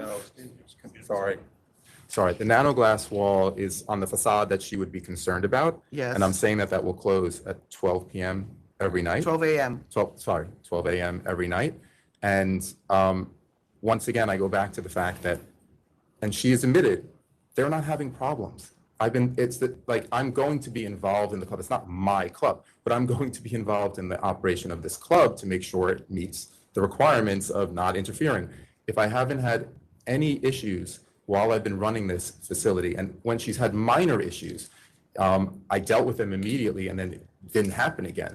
I'm not understanding why there's an issue. Do you have speakers on the rooftop? Yes, I do. But the area, I committed to that the music would go off at a certain hour in that outdoor area. You're okay with that? Yes. That's why I offered it. All right. Thank you.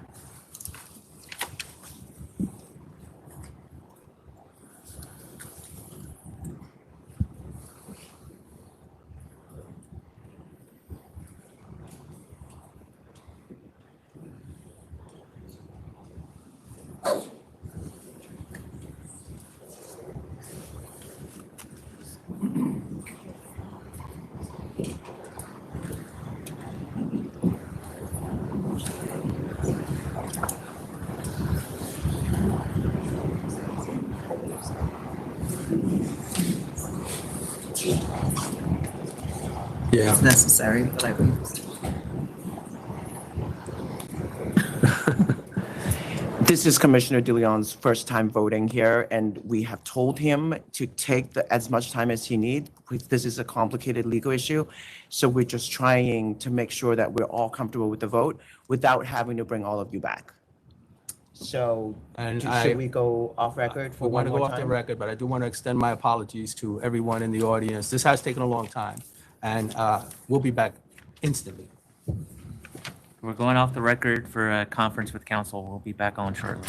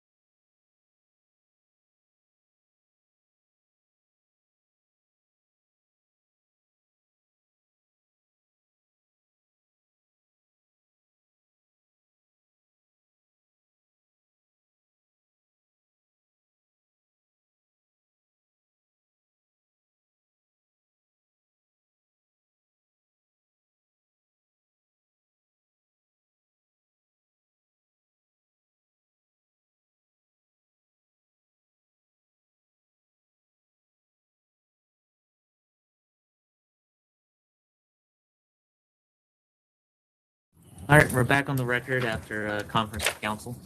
All right, is there anything else? Are you ready to vote? Mhm. All right, Yep. Chair. All right. So we are certainly, we understand the concern of the community. This is taking a publicly licensed establishment and basically turning into a private. And we certainly, as a policy, do not encourage that. However, the 500-foot hearing, we have an ALJ that looked at all the contents and looked at all the submissions and decided in favor of public interests. And so as a board, we support our ALJs, and we certainly take their opinion and their judgment very seriously. And so I'm going to vote in the affirmative with this list of hours that was agreed upon by the parties. The only thing I'm going to change here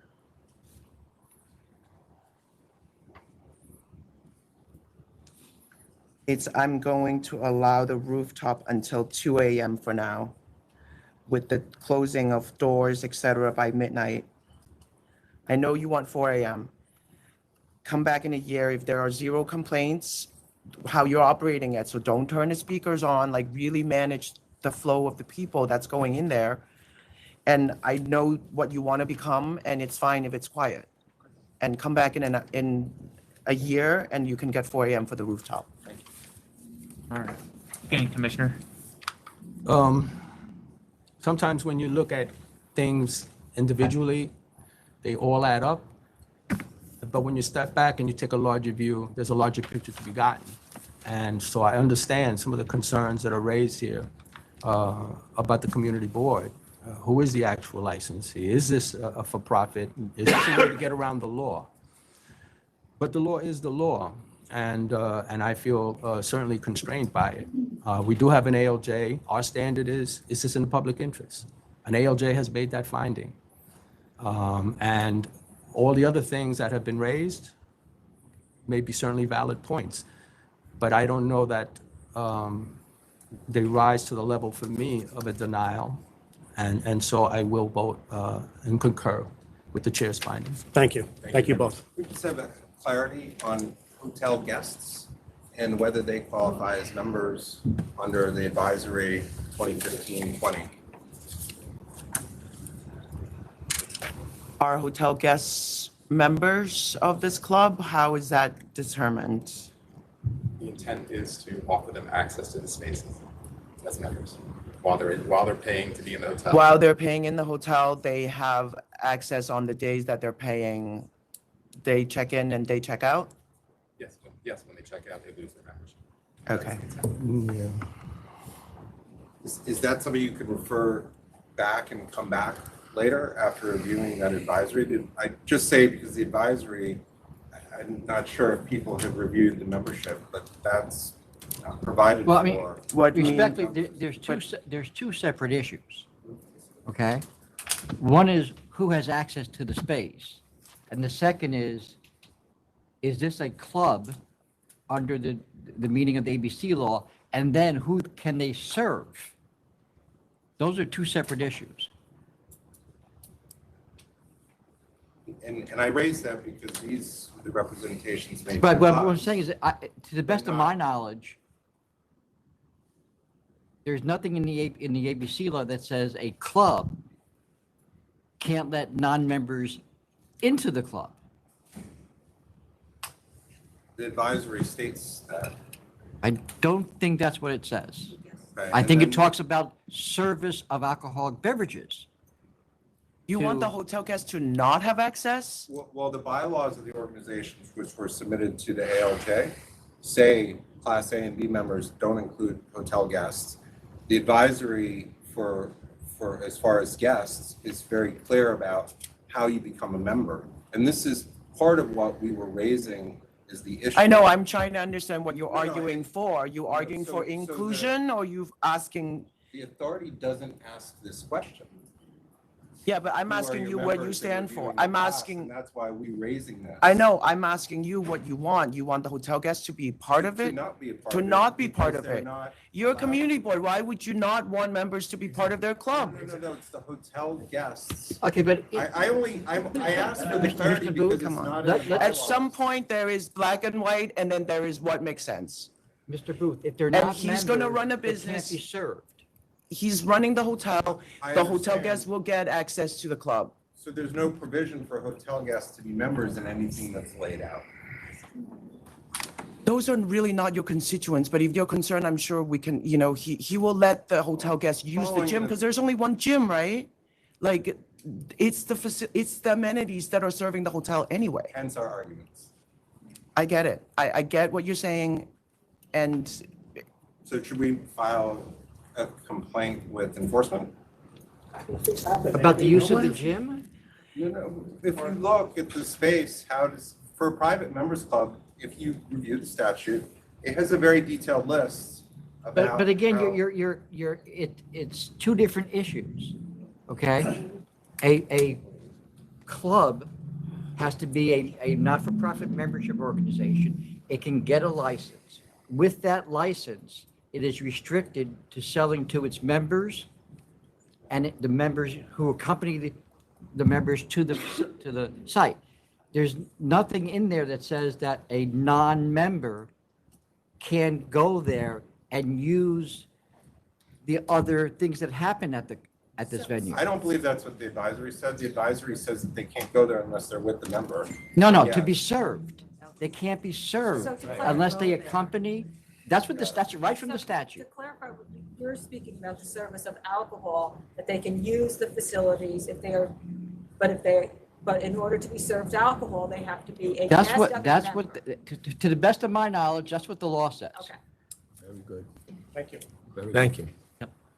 So hotel Thank guests you. can't be served alcohol in the club. Oh, Not under that license, no, unless they are members. but they can certainly say that every hotel guest can get a membership for the day. Like, they're certainly, No, No, they cannot. they cannot say They they can have have a to be- membership for the day. There's Well, gotta be a way that they can do that. There is, but I don't want to make that, I don't think we should make that blanket statement. Because there has to be bylaws and annual dues and things like that under this definition. I will. Go figure it out.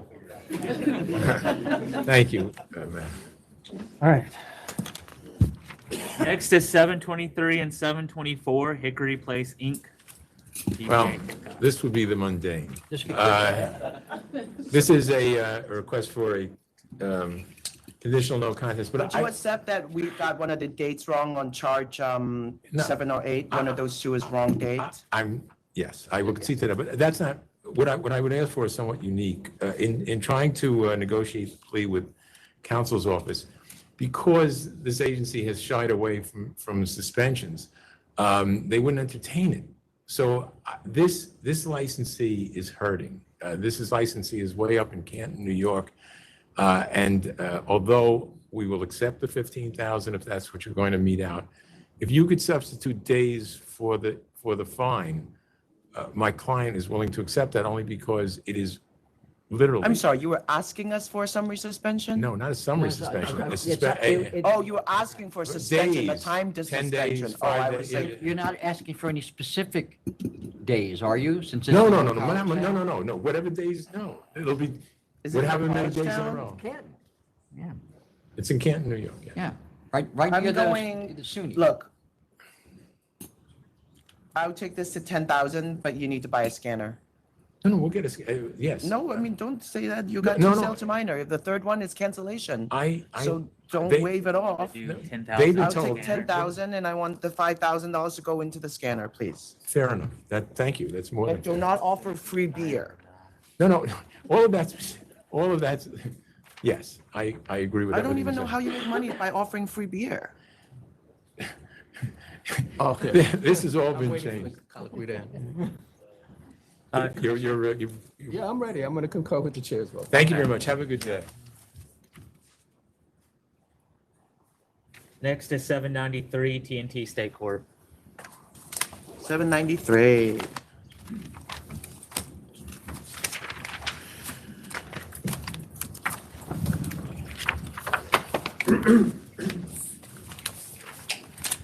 Good afternoon. My name is Frank Palillo, Hi, how are you? Commissioner, Chairman. Yeah, it's only a few inches to move, but it's a heck of a move. It's the same seat. Congratulations to you. Well, thank you. Congratulations, Commissioner. I wish you the best. Hello. Thank you, sir. I wish you the best. Thank you very much. We're here today, because of a prior disciplinary issue. I'll be Who's here the to- one with the suspension? Who's with the summer suspension? Kim? Tyson had a summary suspension 3 years ago or 2. But it was a COVID suspension, It right? was a COVID suspension. Okay, other than that, there's nothing, right? Nothing. ALJ found in favor. Okay, so, are you okay with this? I am. This is recorded music only, right? Yeah. I'm gonna do, are you operating now? No. No, okay. I'm gonna do 1 a.m. across the board, recorded music only, 2 private events per month, so that's 24 for the year, and no third-party promoter. And if you hire manager, file a questionnaire. Chairman, Yes. not to argue, but I think the community was steps at 12 and 1. Are you overriding those? Across the board. Okay. 1 a.m. across the board. Yeah. And Commissioner? I concur with the chair. Thank you. Next is 789, the Spot Bar NYC LLC.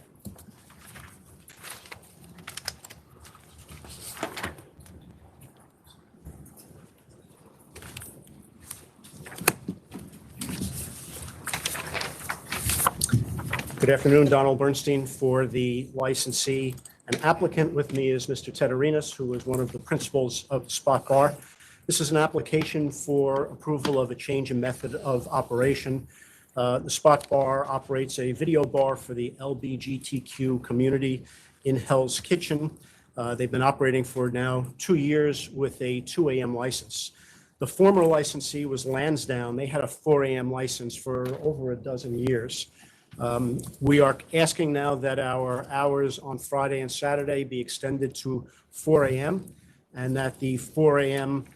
Also apply on Sunday evenings when Monday is a legal holiday, as well as Gay Pride, Halloween, Valentine's Day, and New Year's Eve. Did you get community board Yes, on we board? got community board support, I believe unanimous. There was no opposition at the community board. I don't think any opposition has been filed with the authority. The other change is to have live music. We agreed with the community board that that would be limited to a piano only. And we also agreed with the community board that any live entertainment will end at 12:30 a.m. What will end at 12:30? Any live entertainment, live Live music ends at entertainment. 12:30. And Friday, Saturday till 4 a.m., Sunday during when Monday is a federal holiday and when Monday is Gay Pride, Halloween, Valentine's Day, or New Year's Eve. Do you, Need the month of June for just for the record, do you actually have something from the community board? the record. 'Cause we don't have that in the record. There should have been, I don't remember seeing anything. I just Yeah, know we I didn't get any don't- opposition. I don't remember actually seeing anything. they never sent anything in? No. And I would just note what I told somebody else, it's like not up to the community board, it's up to the applicant to send that stuff into us. It's up to the applicant. Well, if you're relying on something from the community board, you should be sending that into I'm us. just representing. All right, why don't you take a seat? They're gonna take a look and then we'll call you back.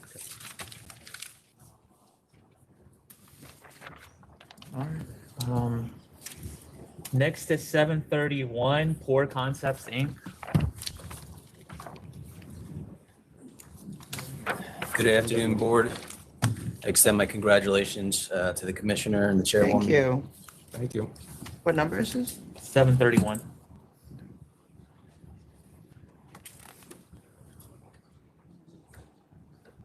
What's your name on there? Yeah, sure, I can make appearance. Daniel Graham of counsel to Mark Sturman Associates for Poor Concepts, Inc.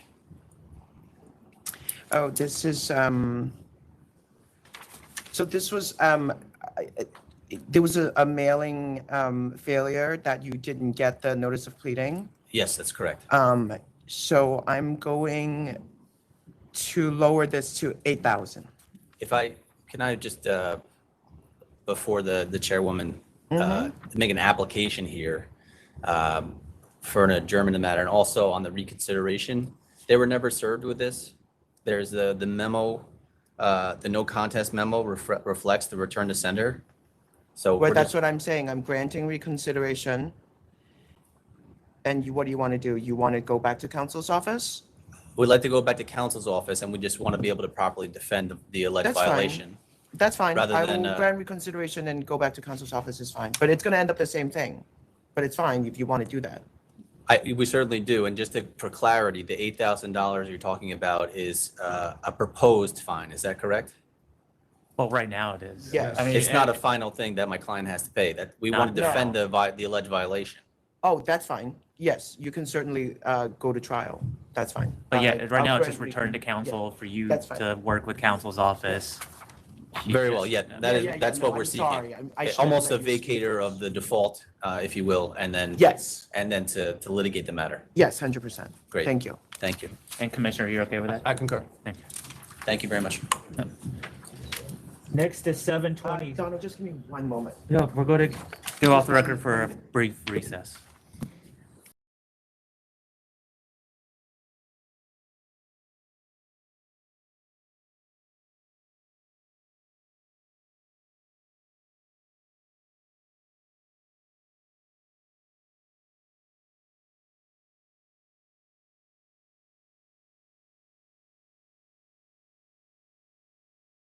We're back on the record. Next is 7:26. Rock 30cc Bakery and 45 Rock Center LLC.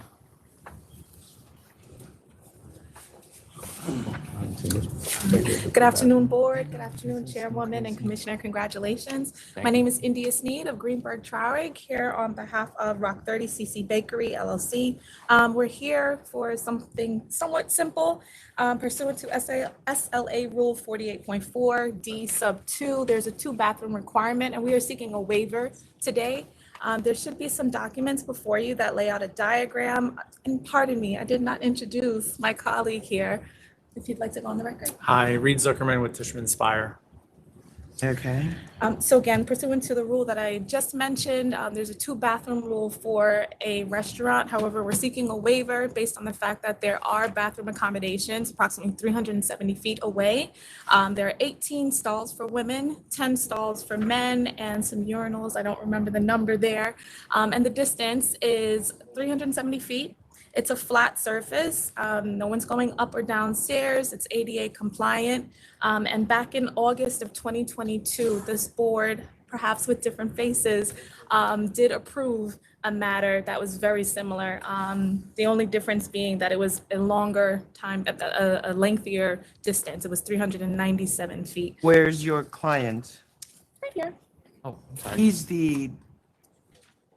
We're He's- 45 Rock LLC. So you're the landlord or you are the applicant? Landlord. You're the Partial landlord. applicant. So it's a, yeah. So where's the applicant? My understanding is that as a co-applicant, one can be here. I see. And I apologize if I'm incorrect. This is also No, my let me first just time here. see, no. Oh, you're 45 Rock Center. Yes. I see. And you're Josh? No. No, you're not. Reed, member of. So you work for the group that, there's a part of group and a 45 group and a group. Yes. So you work for the Gaddis group. That is named Galactus here. Group LLC. Yeah, Is that a mistake? but you work for 45 Rock, basically. 45 Rock Center LLC is. Okay, Yes, got at the it. end of the Okay. All right, that's fine. Yeah, I'm sorry you have to come here for bathroom waiver.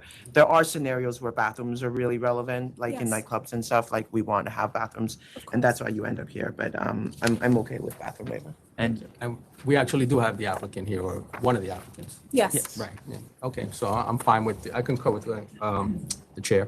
All right. You're approved. Thank you so much. Have a Thank good you. one. All right. Next is Hold on a second, let me just,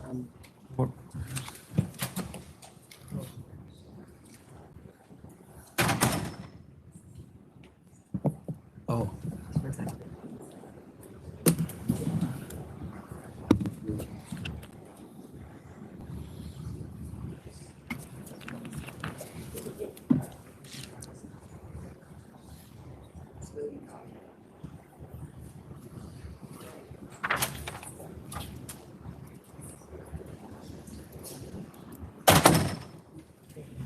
All right. Are we calling back the spot or are we? Not moving? yet. I think he's trying to send the document. All right, They the do next have one's the gonna be, He's gonna send it. big one. Next is 780 SUSI Villa Playground Inc. 780? 780.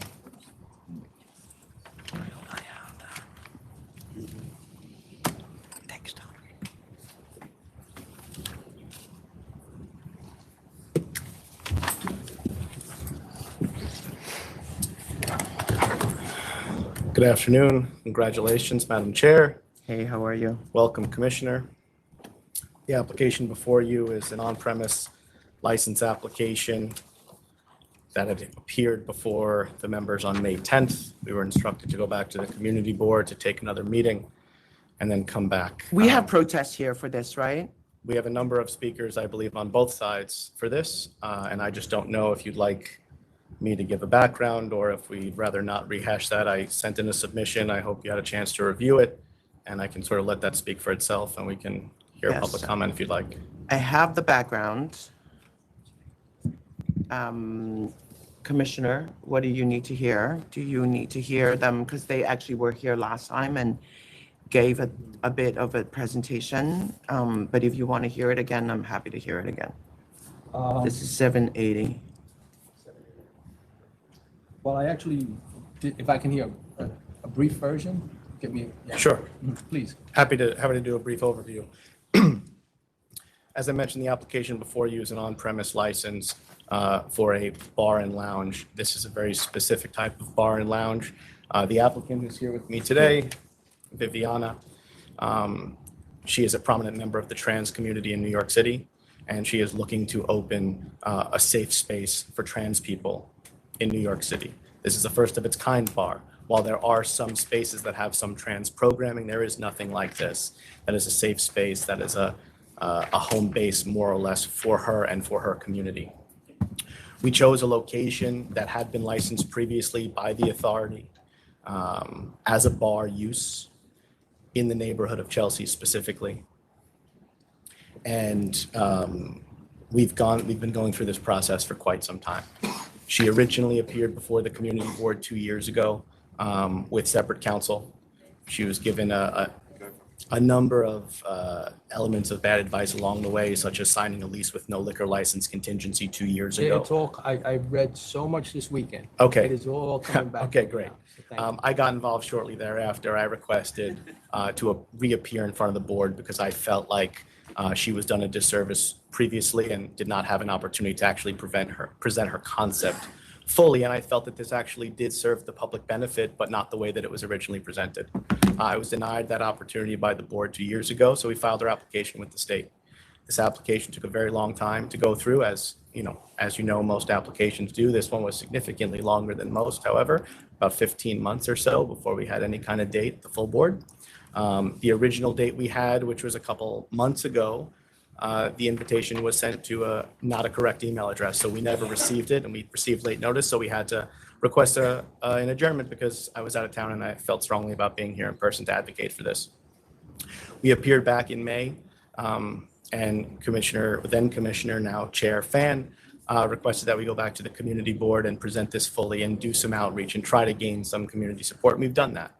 We went back to the community board last week. We did a significant amount of outreach. We have 200 approximately signatures in support, 75 or 80 of them from within a 2-block radius. There were a number of speakers that came to the meeting to speak on behalf of this applicant that we actually didn't organize or orchestrate. They came on their own volition because they felt strongly about it. We did a lot of outreach. We reached out to about 50 different addresses that were provided to us from the community board of neighborhood organizations and folks that are active in the community. And we prepared a list of concessions that were fairly significant that we provided to block association members that had reached out to the community board itself at the meeting. The application as originally presented was for a 3 a.m. close.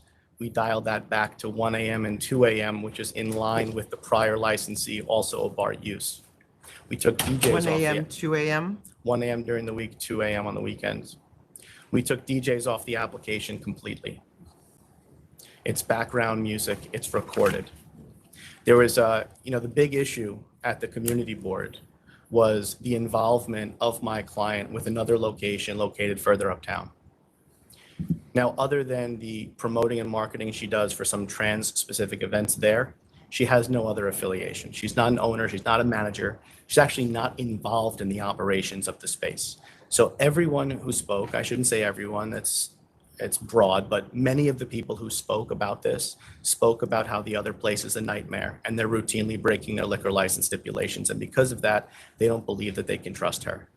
And I said many times over the course of the meeting that that is not her. She was actually boxed out of having any involvement in the day-to-day, and she's not on site. She has no control over it. And one of the reasons she's even pursuing this project is to get away from that and to cut herself of all the people in her life that have taken advantage of her name and have sort of bullied her in one way or the other. This particular place we're talking about uptown, she programs certain events for them, but they use her marketing materials to promote other events of their own, and she doesn't get paid for it. They market things that she's not even aware of, and they're bad actors, and we are not denying that. But what we're saying very clearly is that she's not one of them, and she deserves a fair shot here. She's aligned herself. She's a first-time operator, admittedly. She's aligned herself with a GM who's got 15 plus years of great restaurant experience in New York City. And she was actually here earlier. She's been here since 10:30, but unfortunately she had to go to work. Chair Fan indicated that she knows who she is and she's seen her operate. So hopefully, that means something here to people. But again, unfortunately, she had to go to work, but she's been here all day and she's been very committed and very involved along the way. We committed to losing our DBA, to choosing a DBA that even further moved ourselves away from the operators uptown, which we want nothing to do with. We've done anything and everything that we think would make sense. There is incredible opposition to this application, and it's being presented as a nightclub. We are absolutely specifically not a nightclub. You can't be a nightclub with less than 74-person capacity with recorded background music only. And I've made that point over and over, but the position of the board and people in the community seems to be that, well, they're breaking their stipulations uptown, so why wouldn't she turn this into the same place? She's not involved in operations there. This is a first-time operator who has no say in what goes on at the other location.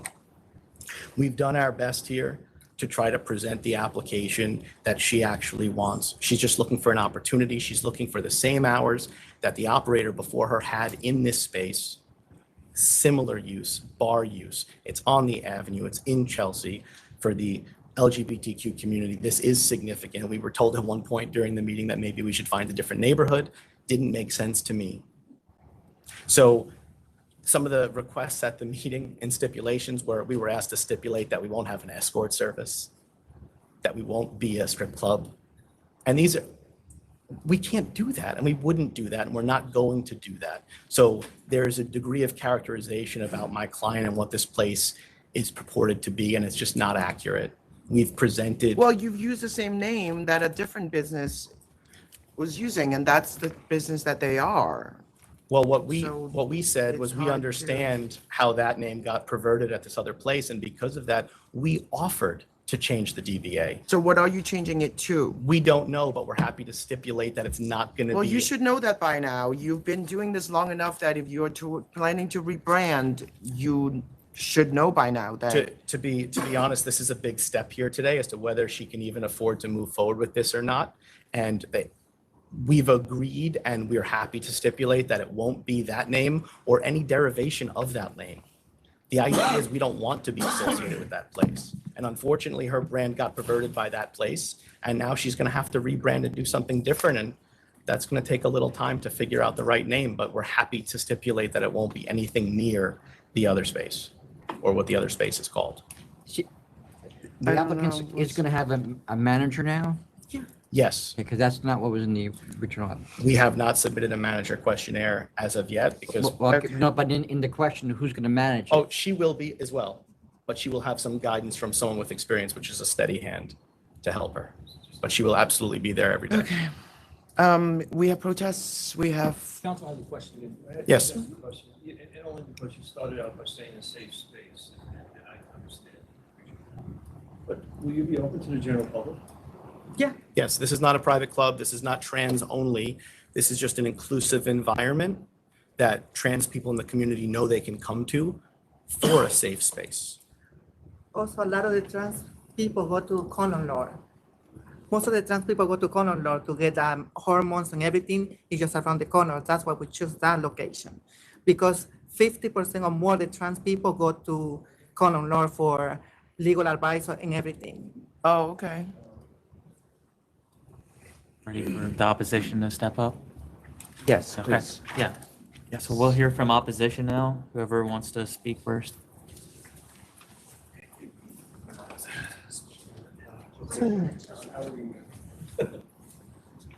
You can. Okay. Do not touch the microphone. Good afternoon. Chair Farron, congratulations. Welcome to new chair. So my name is Jesse Bodine. I'm the district manager for Manhattan Community Board 4. You'll have to indulge me a little bit. This is not normally what I do, but the co-chair of our committee, who was here earlier, had to leave. So I'm going to sort of summarize our letter to you that I believe you all have, but I'll just go over. So Manhattan Community Board 4 recommended denial of the application at SUSI Villa Playground Incorporated on the premises at 134 9th Avenue for full liquor, wine, beer, and cider. Given the serious concerns about the method of operation of the establishment and the intense alcohol saturation of the blocks where the applicant intends to open.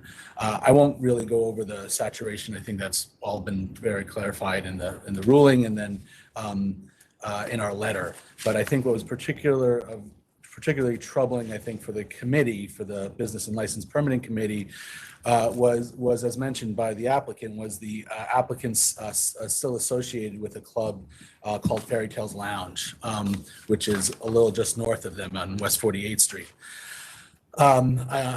We attached a number of documents to our letter. You guys can review those documents as to what the relationship is. I do think one of our request to you guys is, no matter what going forward, is a real look at that relationship and understanding who's involved and if anyone is involved from Fairy Tales with the new application. We certainly recognize what's being presented, that Fairy Tales is a separate venue. But the events that operate under the current applicant's corporation name until recently and planned DBA of the premises are also still SUSI Villa. And so, that was the biggest concern back in when we originally denied this back in 21. We raised that then. And unfortunately, what I think the committee discovered and came to a summary of at the end there was that nothing has changed. Yeah. And the answer was that we're winding down that relationship, and that we understand that if they don't approve of the operating the way they operate, or they don't approve of the method in which they do their business, but they're still associated with it. And so that was the problem. And I think that was the real dilemma for the committee to decide on. And so I think we do recognize that the applicant did offer multiple stipulations. One was to change the name. There was a change in hours. There was a change in operation in terms of music. Unfortunately, we couldn't get to an agreement on hours. And I think that was the major sticking point. And I couldn't tell you, even if we got to that agreement, that there would have been a different vote, honestly. But there was at least one attempt to get them to change their hours slightly from what they had proposed. What they agreed to change, and then we asked them to change it slightly more. That unfortunately the vote ended up in a straight full denial. We do add on here at the end, if the SLA does choose to go ahead and approve this, that there are some stipulations we think are important. We do them in a priority order, so I'm not going to go through all of them unless you want me to. But I think the most two important ones were the SUSI Villa name. And again, I just want to go back that this was an issue 2 years ago. This was raised 2 years ago. We are now discussing it now. They did come back to the board after they got new representation, but nothing was offered in terms of change. In terms of change. Yeah, And so what do you care about, name? We have name and hours. So the hours that we are recommending, if it was going to be approved, would be Sunday through Wednesday, closing at midnight, Thursday through Saturday, closing at 1 a.m. The rest, I think, were all things that everybody kind of agreed with. But so the name and the hours. Okay. All right, thank you. Okay. Thanks, Sue. Thank you, Jesse. Congratulations, Madam Thank you. Chairperson, and also Commissioner DeLeon. I'm Susan Palmer Marshall. I'm here today with my colleagues David Sloss and Robert Esqui from the 300 West 18th and 19th Streets Block Association. We are the block association directly involved with this location at 134 9th Avenue. Our president, Gloria Lowe, and director Frank Lowe would have been here also, but they have a family crisis this morning carrying through the day. More than 100 letters were sent to CB4, the Business License and Permits Committee, in opposition to this, and dozens were sent to you folks as well. We know because we received many copies of them. As Jesse mentioned, you denied the application 2 years ago. Our block association, the Council of Chelsea Block Associations, of which we are a part, and of course CB4, and the Chelsea community at large have concerns about the actual planned use of this establishment, even though we're hearing different things. Again, SUSI Villa Tea Playground, advertised 7 nights a week at Fairy Tale Lounge, located at 500 West 48th Street, the same address that this applicant uses. The steps for that location are to Monday through Thursday to close at 12:30, Sunday through Thursday, and Friday and Saturday at 2:30. Their known advertisements are publicizing events going until 4 a.m., in so much as even one, the night of the day that they came before this committee on May 10th of this very year. In the 2 years since the OPL license was denied by this body, Ms. DeGroot has made no effort whatsoever to share her plans with the community or gain the community's trust, especially the residents on the block, the Fulton houses directly across the street, subsidized government housing, or our 300 West 18th and 19th Street Block Association. Nor did she use the Zoom forum last week in front of the Business License and Permits Committee to speak to us personally. Even today, she hardly said a word. She's using her attorney to speak for her. So why then, 2 years running and using the SUSI Villa Tea Playground name that extends to Miami? So this is a smooth operator. Why are we then to think that this proposed operation at 134 9th Avenue in Chelsea would be any different than Fairy Tale Lounge? In fact, one resident wrote to us, and I know wrote to you folks as well. As evidenced by their uptown venue, they don't play by the rules. So I wouldn't trust what came out of their mouths if they had their mouths notarized. And I don't mean to be blunt, but repeating what was written. We believe that if this license is granted, the proposed entity at 134 9th Avenue will become just like the uptown location and possibly worse, and will be left to fight for years to deal with late night noise, crowds, garbage, alcohol-infused commotion, and the like, which could potentially lead to serious crime. Our public health and safety are at stake. We urge you to deny the approval of the OPL for SUSI Villa Tea Playground, Inc. Thank you. Thank you. Hello, everybody. My name is Robert. I live at 136 9th Avenue, so right next door to the proposed business. I've been there 19 years, and in that time, I've seen the neighborhood. Is that over the bathtub gin, or is that the On other the side? other side, above Selena's. It's about the restaurant. The Spanish restaurant. Exactly. Okay. So in that 19 years, I've seen the area go from a somewhat quiet place to a very noisy, dangerous place. Just to set the tone a little bit of the block, it's a residential block, 8 buildings on the whole block. Most of them are small brownstones, narrow sidewalks. In that space, there's 2 delis, a pizza place, the restaurant, and a bar. That bar is bathtub gin. There's always a line. It extends in front of the proposed 134 space. Slowly, we feel the meatpacking area is creeping up with late night venues. The lines are long waiting to get into bathtub gin. People hanging out outside smoking afterwards, waiting for Ubers, drunkenness, just idling cars, waiting for patrons to come out to pick up. And I know because I hear all of it. And it's just one more business that's not, I'm all about the safe space, but this doesn't sound like a safe space place. It sounds like a nightclub or a late night bar or whatever. And just for the record, no DJ is fine, but you could do a lot of damage with recorded music. Doesn't have to be a live DJ. So thank you so much. Thank you. Hello, Commissioner and Chairwoman. Hi, how are you? Good, thank you. Congratulations on the new positions. Thank Very you. good. So my name is David Sluss. I'm here with the Block Association too. You're with the 31819 Yes, Association? yes, and I Okay. also live within 30 feet of the proposed 30 premises. feet? Yeah. Which side? On 19th Street at the. Around the corner? Yeah. Okay. So I know that Susiville is obviously trying to detach themselves from the bar upstairs, uptown.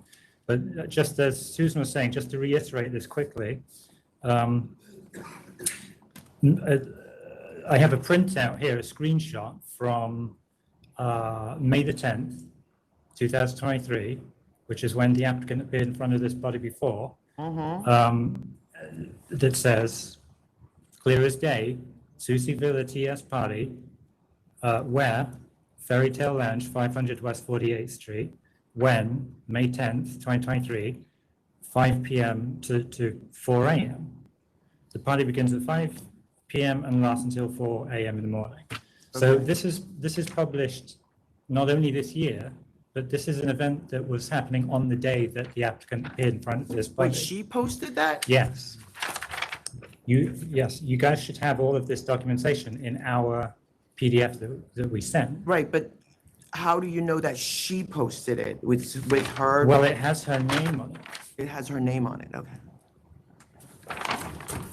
I have it, it's okay, it's Okay. okay. Yeah, I just want to make sure that you Yes. guys have that. Yes. Okay, so a week and a half ago or so, the BLP meeting occurred, and there were a lot of voices from the community that were heard. I just want to very quickly read in a couple of the sentences, just so it's on the record. We heard from Suzanne Darling, owner-operator of the Pocket Bar on 48th Street, which is half a block away from Fairy Tale. And this illustrates why the connection to the Fairy Tale Lounge is problematic. What they're known for is actually having illegal sexual acts in there. And I'd really urge this committee to speak to nearby business owners. We've had a really, really difficult time for the last 9 years with this establishment, as well as once they have that certain license, which Fairy Tales has, but now they've turned it into something completely different, and the community can't now do anything about it, and it's really difficult. Michael Acevedo, Fulton Houses Tenants Association President. This illustrates why the applicant is trying to reach out to the community is disingenuous. I represent the biggest residential block association directly across from the establishment, he said, and no one has made any attempt to reach out to me about what you want to put here. I am totally, and so are my residents, opposing this establishment from coming into this community for every single reason that David, Susan, and Mac explained, who are other people voicing their opposition. Just connected to that very quickly, we had 4 days notification prior to the applicant appearing in front of you for the May 10th meeting. Right. 4 days. And Right. the applicant's counsel made the point, well, if there's so much opposition, and then looked around the room, where is the opposition today? Well, we had 4 days notice. We had more notice this time, and we're here. Right. Okay. And thank you for showing up. I realize this has been ongoing. No. Thank you for giving us the opportunity. Wendy Solomon, local resident in our area, speaks to the challenges that the neighborhood already has public safety issues and why adding another drinking establishment will be disastrous. She said, I work as a civilian member of the NYPD. When I get to work every morning, I look at the 10th precinct. I look at what the 10th precinct has dealt with the night before. 9th Avenue between 16th, 17th, and 18th Street is an absolute disaster. On 19th Street, there's a squad car parked by the dumpsters ready for trouble. Yeah, go ahead.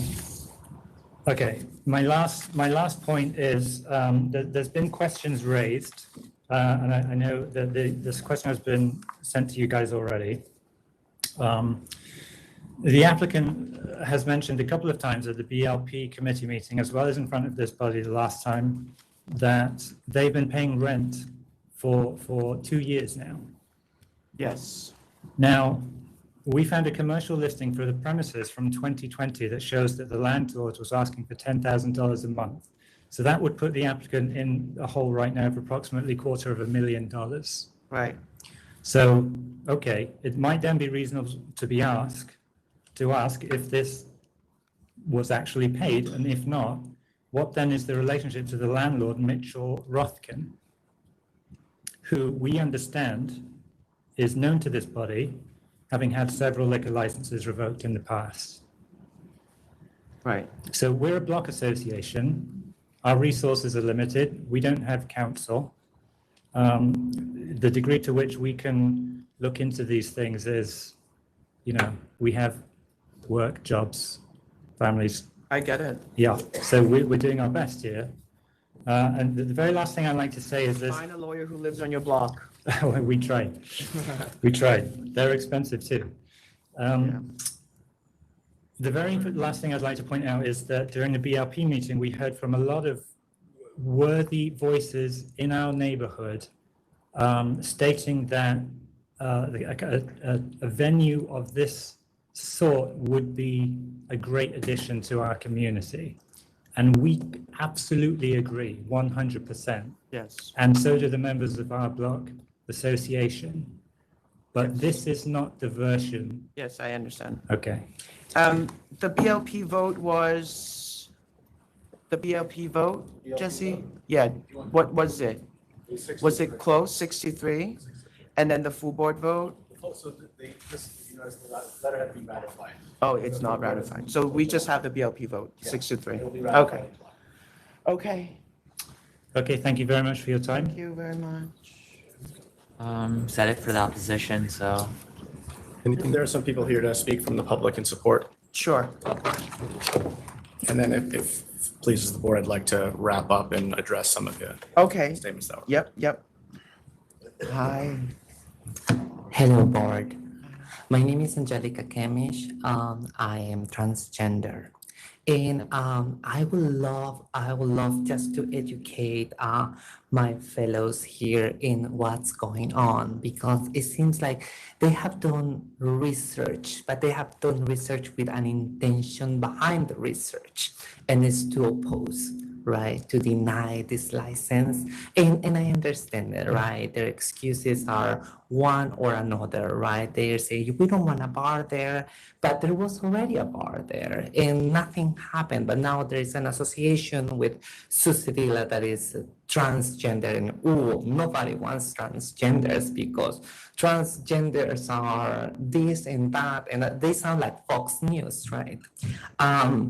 It's very interesting that we are celebrating Pride and we are the TND LGBT, but we're never, the only time that we are counted on is when someone else wants to step on us.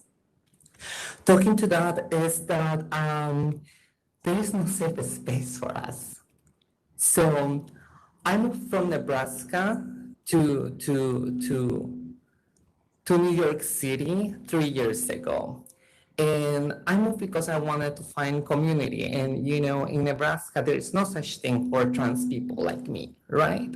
I have been assisting to SUSI Vilas parties, right? to Susie. And why are we still on fairy tale? Oh, easy, because Susie has a business and there is nowhere else to go. Do we like to stay in fairy tale? Do we like hanging out there? Not particularly, but we don't have a choice. I wish we had choices, but everybody says, no, if you are trans, you're less than. You're not worthy of. We're not giving you a chance. You want to try to run a business? Oh, we will love you to run a business, but not here. Go somewhere else. Find it underneath a river, hopefully, so no one see you. We accept that you exist, but we don't want you near. So I think that speaks to the feeling that I am experiencing with their speech, this almost hate speech. And it's not, I'm used to.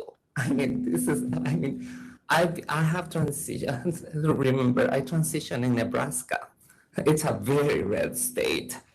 So, and there's this lady saying, why hasn't reached out to us to what she's going to do? First of all, because why would you?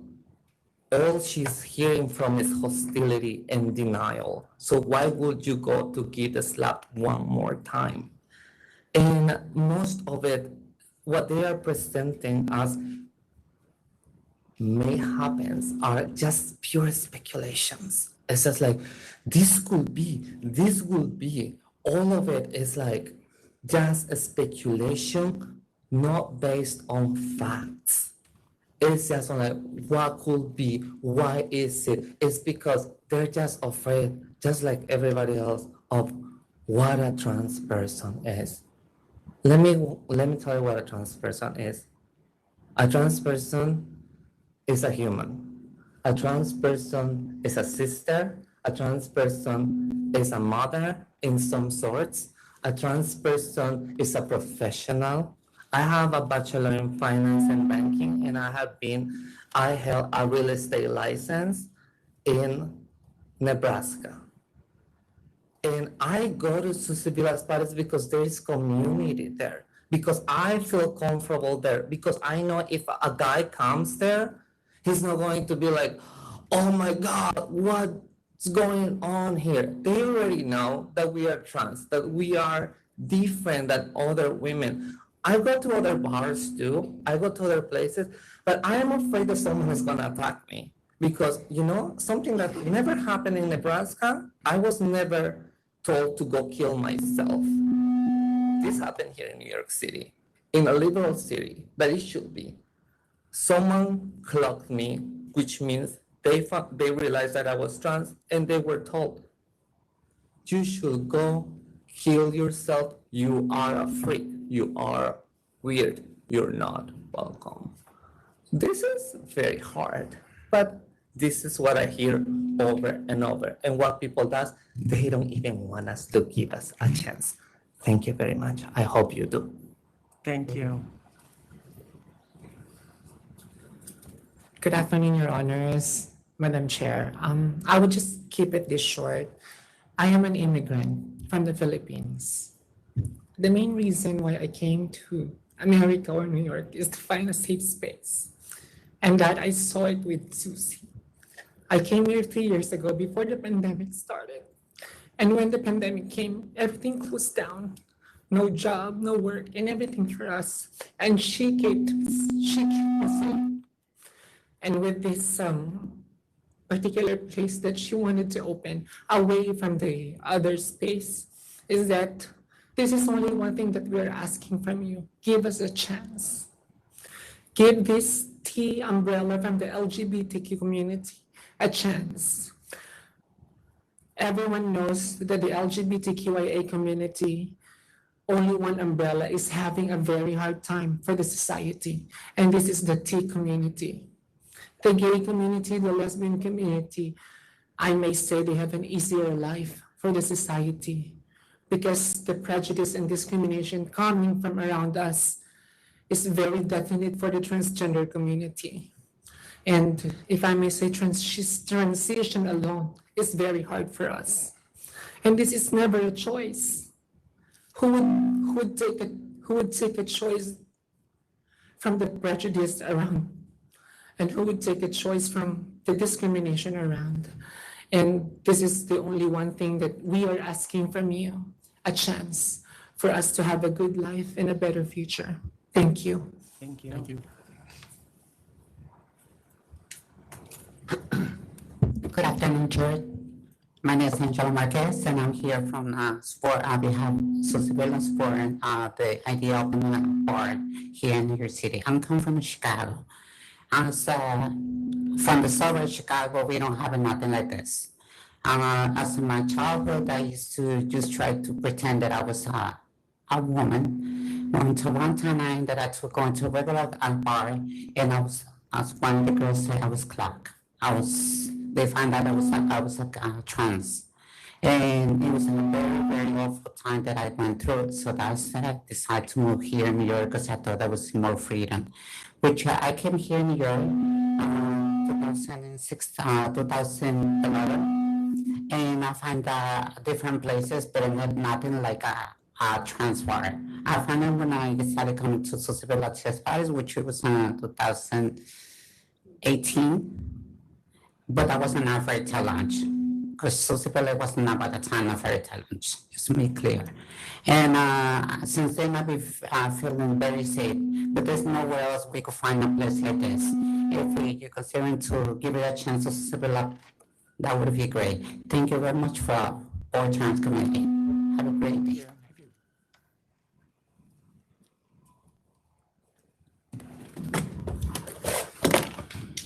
So you've heard from the public on both sides of this. I think it's very clear that no one wants a nightclub here. No one wants a fairy tale 2.0 here, and we don't want that either. What we're looking for, again, is an opportunity to operate in this space with stipulations that are consistent and in some ways more restrictive than the bar operator that was here previously. Some of the other items that we agreed to stipulate to were having security every night of the week. The frontage and the loitering was an issue at the board meeting. They asked if we'd entertain the idea of having security 7 nights a week, and we said absolutely no problem. We want that. We need that to maintain this safe space. A couple comments I want to make with respect to some of the public comments that you heard. I'll start with the district manager's notes, and Jesse wasn't at the meeting, so this is not necessarily his fault. Just a point of clarification is there was never a negotiation about stipulations here. This was going to be a denial, period, hard stop. And the question was what stipulations would be put at the bottom of the letter just in case the liquor authority chose to approve this. And the hours that were presented to us at that meeting were 11 during the week and 12 on the weekends, which objectively for a bar use is not even a real offering anyway. So I just wanted to make that point of But today clarification. they said 12 and 1, so you're going to agree to that? 12 and 1 were the hours that they offered on the back end of their denial 2 years ago when this was a neighborhood bar. And I would represent that what you've heard here today about this being a safe space for trans people, that has a lot more public benefit than a run-of-the-mill neighborhood bar open to 4 a.m. They're still offering 12 and 1. Would you take 12 and 1? I would like a little more than that if we could. At the end of the day, my client's in a situation where she has been paying rent and she's completely bled dry, so she doesn't really have a choice. But my hope is that we can give her hours that would be in line with bar use. 1 and 2 is what has been there and established with no bad history previously by a bar operator. We'd love that. Mr. Levy? Yes. My ex-husband lived in this building before we got married. I have firsthand knowledge of how noisy it is on that street. So I'm going to ask you again, they're offering 12 and 1. Would you take 12 and 1? If that's the best we're going to do on hours, then we don't have a choice. If we could do 1 o'clock across the board, I think that would be helpful. If there's a way we can shut music earlier, do some degree of additional soundproofing to what's already there. We've already stipulated to background music. We've already stipulated to, you know, a number of different things, and we're happy to reiterate all those things. We just want a chance to survive. I want you to survive too, but I will tell you, that just 7 years ago, this location was not a bar. It was a beauty salon. And then it became another business that was also not a bar.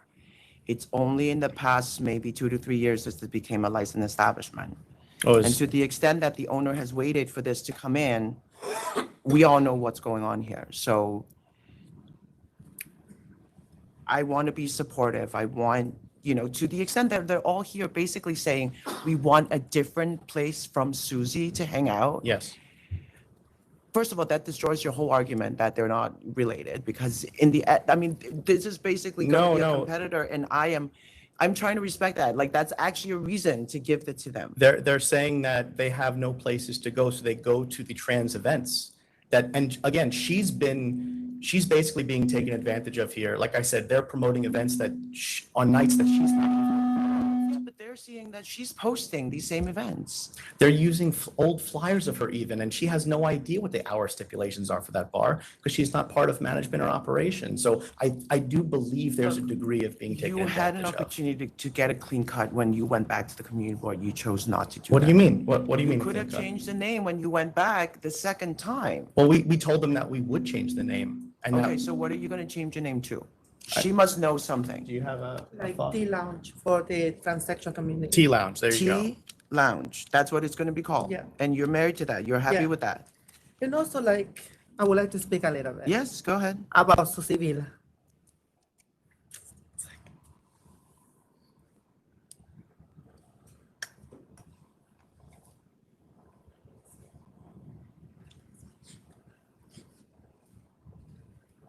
This is why you've heard more from me. Yeah, no, I get it. And, you know, that's why you Susi should Villa have- is more than a name. Yes. Susi Villa was the first trans woman who had an all trans float in the history of the right. Susi Villa is a beauty queen. And now I'm Miss Universe Trans, and I want to compete in India. That's why Susi Villa is very important to me. And I'm willing to give up that just because I want a place for my community. I don't need to be here and do all those things. But this is something that I believe. Something like, even for my float, I had to fight with the pride community to have all trans float. And I've been doing a trans float since 2017. And I've been doing parties, but my goal is always have a place for us, run by a trans woman, and try to change the stereotype that we have. Like, and since I started having fighting with my own community, with everybody, they don't understand what I'm going through. All my savings is go through this, and I don't know how long more I'm gonna take. The good things I have savings, and when I start something, I want to finish. And at least if nothing happens, at least they can see somebody try to give a good place for trans women. And that's the thing they don't understand. Because I see, because I'm old school, I'm almost 50 years old. And I see back in the days in the 80s, 90s, how we were treated so bad. And one of my goals in my life is to create something that we can go and feel free, safe. And I just want to create a safe space. I know we're not perfect, but that's what I want. And that's what I've been fighting for 2 years now. Thank you. Thank you. Thank you. And thank you for sharing the historical significance of the name and why you are so fighting for that. But to the extent that that name was eroded by a different operator and destroyed essentially, yes, from this standpoint, then we're going to ask you to change it because your community also, you don't want to be identified as that, right? You want to be something else. So let's actually make an agreement that we're all going to change it. And I think the community would be happier with this if you change it, because a lot of the protest is about that operation, not necessarily about you. But I also want to respond to something else you guys said earlier about reaching out to the community. I do realize that because of, and you know, Mr. Arenas here have a lot of experience with that. You can talk to him about how to be an operator in this community and how to really work with your neighbors. And I think he's gotten to a much better place. And I encourage you to reach out to Fulton House and just say that, hey, we're going to be here. How can we help? How can we work together? How can we support you with the resources that we have here? We're going to bring good energy and be positive. Don't close up. It's not a safe space for just you. It's, safe space for everybody to really learn about who you are and what you bring to the table here. So it is a very, very crowded block. Everybody know that the problem really is bathtub gin. That has the big line outside, and that's something that we need to address as a community. No ship dancing, none of that adult entertainment. We're going to do background music only. We're going to start with 12 and 1. And if there is a collective consensus that it's okay, then we'll move to longer hours in a year. How's that? Community board, can I say yes? All right. What you got? Well, community board is saying yes, yes, sir. For clarity, so just because I'm new to this experience, we are agreeing on the other stipulations listed on. Is that being picked up? Yes, I am taking recorded music only, 12 and 1 o'clock. Okay. No lines outside, security 7 nights a week. We're gonna have that anyway, and name change. Is that good? The acoustical? Yeah, recorded music only. No, but that's what like you asked. No, they're requesting for an acoustic engineer to come in. Oh, acoustic And engineer? frankly, if this were a later night place or there's music that was below background level, that was something that we If were we get ready to complaints, agree we can to. go there. I don't want them to spend the money right now. I think that's fine. Yeah. And we get 1 o'clock Thursday also, Thursday, Friday, Saturday? Yes, Friday, Saturday. Thursday, Friday, Saturday. First, 1 o'clock Thursday, Friday, Saturday, and on Sundays where Monday is a holiday. Thank you. And everything else is midnight. Let's just start there and then we'll move forward, okay? But do reach out to your neighbors and really, the block association are actually all really nice people. Like you want to be their friend because you want to talk about how to clear trash, like how to make the thing operable. You don't want them to have a disdain on that one spot, so. Yeah, just to be clear, we did outreach. Okay. And we'll continue to do it. Yeah. But now at least we know that we're gonna have an opportunity to be Yeah, here. the first thing sometimes to do when people don't use it, just give them your phone number and challenge them to call you. It's If already- there's a problem, they will call you. And then if you don't hear anything, come back in a year and we'll give more hours. Okay. Excuse me, Madam Chair, Yes. may I just address for one point? The application, I believe, said that it was a 2-story. No, it's 1 floor. Oh, you No, mean the there's a basement? downstairs, and it said 2 floors. Yes. But at the BLP meeting, I'm sorry, I don't know your name. Joseph. Joseph, right, I did know that because we corresponded, mentioned that that was just for storage. But, one of the red flags that went up for us was, they could have a club down there and this, and that, and stage and all that. So- The application states the basements could be used for food prep and for storage. Okay. So if they use it for anything else, Yes. they're in violation of the approved method of I operation. believe we were requested to stip to not use it for illegal sex. All right, thank you. I appreciate it. Thank you for pointing that out. Commissioner De Leon? Yes. Yeah. Well, first of all, the presentations on both sides, greatly appreciated. I do not discount the community board, the communities, the 109 emails that were received from the community, or the ALJ's findings, that it was not in the public interest, and that the area is saturated. And obviously, there was strong opposition. But I think the chair's comments are to be noted. That these are two communities that I think can come together and work together. It doesn't go lost on me that this is Pride Month. And anybody who looks at my bio, which is now posted, you'll see that I have a long history of working against any kind of discrimination or anything like that. But that's not necessarily, I think, what was at play here. The long and the short of it is that with these concessions and with the community board coming on board, I feel okay in giving this establishment a chance. It's one thing to have events at various places. And I think the point that you made that she was not the one managing Fairy Tale and all that kind of stuff is well noted. It's another thing to have a home. So that's not lost upon me either. I'm going to concur with the chair's findings and approve. Thank you. Thank you. Thank you. Thank you. Come back up. Jonathan, can you fix the mic? Thanks. Thank you. Thank you. I'm gonna call back up 789, the spot bar. I just need one. Oh, you wanna just do that real quick? Yeah, we're all good.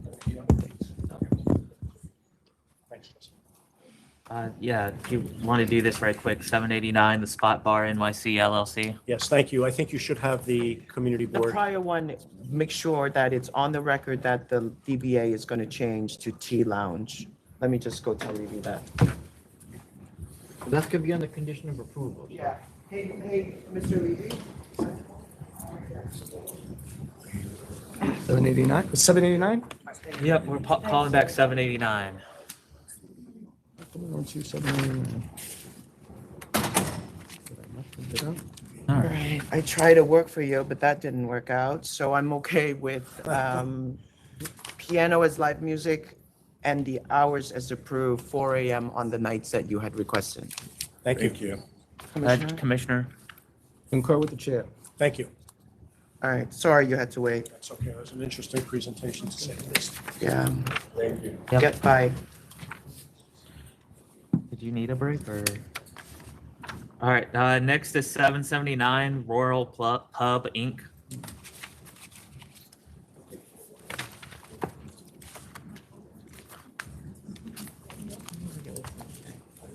$779. Good afternoon. 779, yes. Yeah. Good afternoon. Can you put your name? Yeah, my name is Jagwinder Singh Multani, and I'm the owner of the Royal Pub.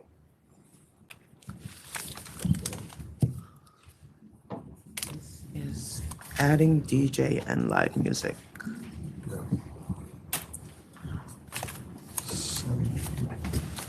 Are you already advertising events that going to 2 a.m. in the morning? No, only when we get a license on 2018 when we got 3 o'clock. Before 2018 we have 1 o'clock. So then we change the license. 2018 you have 1 a.m. 1 a.m. and then I apply for the extension of hour. So next year 2019 we got to 3 o'clock. So I think then we do like 2 Wait, o'clock. you're saying you got 3 o'clock in 2019? Yeah. You came to the authority? Yeah, we applied through my lawyer. I have the paper here. That's the paperwork?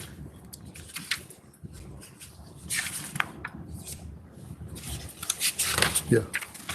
Give it. Yeah, if you want to.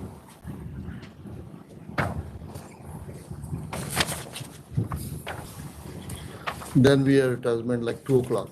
We close like 2 o'clock. Okay, you close at 2 now. Yeah. So, why do you want live music and DJ? Like really, like almost like 5 years, you know, I clean up the place. When I come here like 2018, when I get my license here. So when Mr. Vincent G. Bradley, you know, he was here. So this is my first business as a bar owner.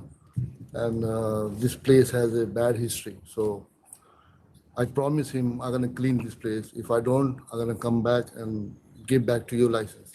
So now it's almost 5 years, you know, so I'm trying to get the, because a lot of people, I have my customers, they're asking for the live music and all, like, you know.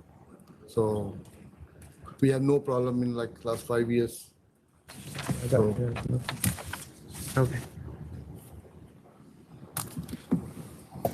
The 3 a.m. is good? It's just not in our system. Back in 19, All right. it's in the system, but. Is this You okay? Yeah, it's at Minnesota Shopping. Okay. Yep, I'm good with it. Thank you for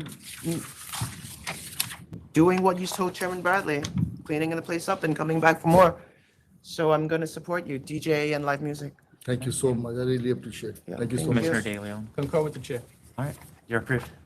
Good. Thank you. Thank you. Thank you so much. All right, next is 786 Florentina Steakhouse Inc.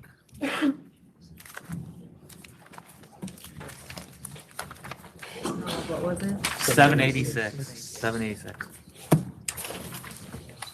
Hi. Good afternoon. Sorry, Congratulations. we're a little slow going today. That's all right. Congratulations. Thank you. We all know that you'll bring experience and balance of fairness to the chairmanship. And Thank to you. you, Commissioner, welcome. Thank you, sir. We're before you today because of the administrative law judge recommended a disallowance. May I take an opportunity to explain to you this matter? This matter was filed in November of 2022 and was accepted in December 12th, 2022. On January 6th, a temporary license was issued to this steakhouse. Although the application in its before you did not request it and showed that it was not a licensed premises for the 2 years.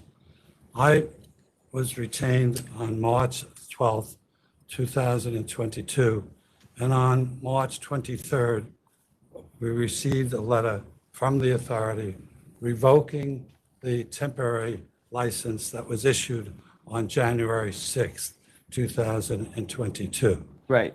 It was opened as a restaurant with 70 employees on January 10th on reliance of this license that was issued. As soon as it was known that there was a revocation, I contacted the authority, both the licensing and the chairman, and as a result, it was determined two things. First of all, that we would have bring this to the full board because of the disallowance of the administrative judge. And during that period of time, we worked very closely with the licensing bureau to make sure that when it came before you, there would be no other issues available to be determined.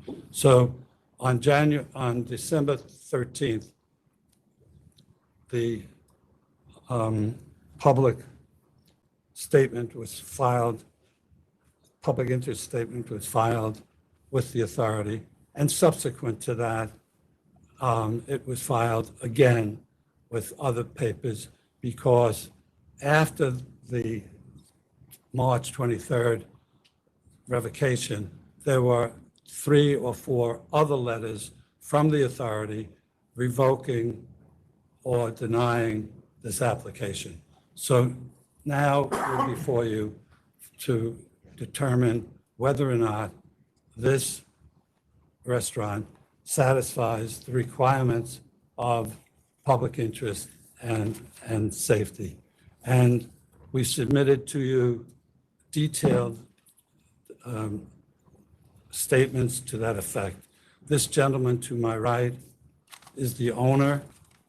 He owns other establishments in the area with his wife. What's his name? His My name is Barisha. Barish. Okay. And so before you today is the question of issuing this license to a person who's well-deserved, who has received 5-star. The minute that we received the revocation, he removed all liquor from the premises and has not served any liquor, and nor is there any liquor on the premises.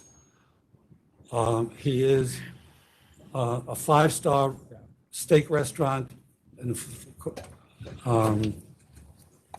as listed by Google and other rating agencies. What are the hours?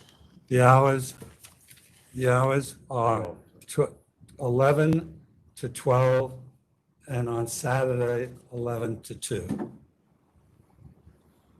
2 a.m. on Saturday. Every other day is 12? 12 o'clock, yes. Okay.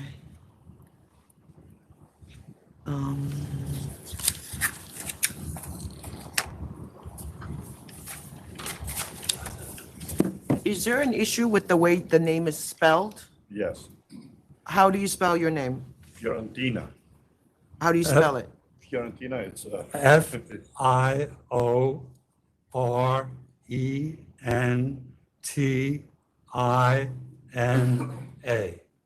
Okay. So what's spelled Steakhouse wrong? Inc. So what's spelled wrong?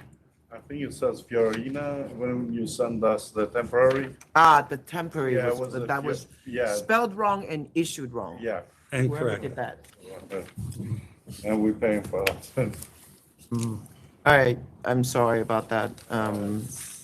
Mistakes happen, and No, usually if it's too good to be true with us, it is. So you should call your lawyer and check. Don't hire 70 people and start something if you don't think you should have had the license, because likely you should not have had it. my first restaurant, from pizza business to bakery and now to a restaurant. So Good for you. I'm learning. I like that growth. I like that growth, and I'm glad we're here to support you.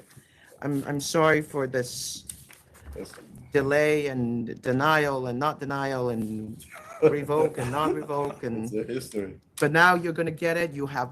I you. tell people you have a story to tell, and you own that. Thank you. Thank you very much. I appreciate And it. I'm going to vote to approve recorded music only. I'm gonna do 1 a.m. Sunday to Friday, 2 a.m. on Saturdays. Thank you. And Commissioner? And I concur with the chair. Community board approves, deficiencies are corrected. This is a Thank great you. start. Community report. Thank you, guys. All right, thank you very much. I'm Accept the sorry twice. for Thank the you very much. I problems. appreciate it. Thank All you. right, good luck. You had a question about, what was the? Can I go to the bathroom? Who's gonna say no? You can't go. How many nights included in that music? I think it's fine. It's, It's fine. That's not music. no, it's a separate issue, yeah. But, so they should be fine with how many nights? Yeah. Okay, yep. All right, we're off the record for a brief recess.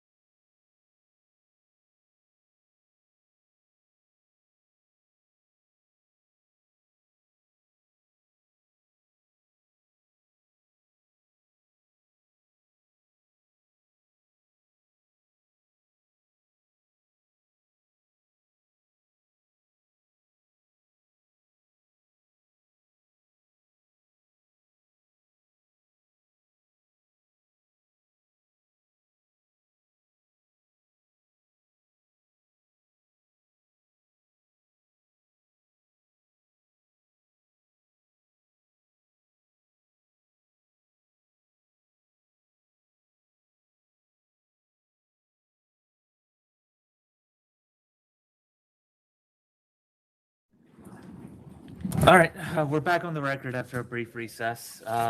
Next is 782 and 783, Illusions Hookah and Mixology Lounge, Inc.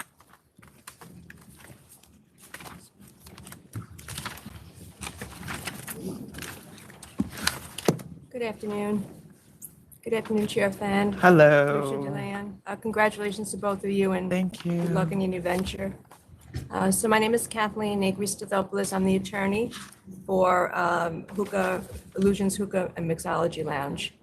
And we're here today based on a CNC plea that I had entered for cases 131590 and 146487. Right. Which are kind of part of another plea that was entered back by another attorney. 124329 was that case number.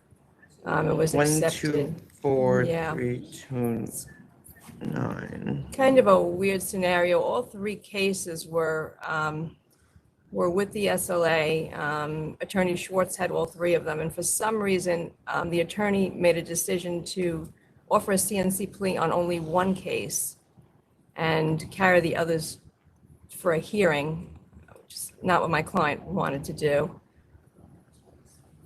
You guys know about this 782?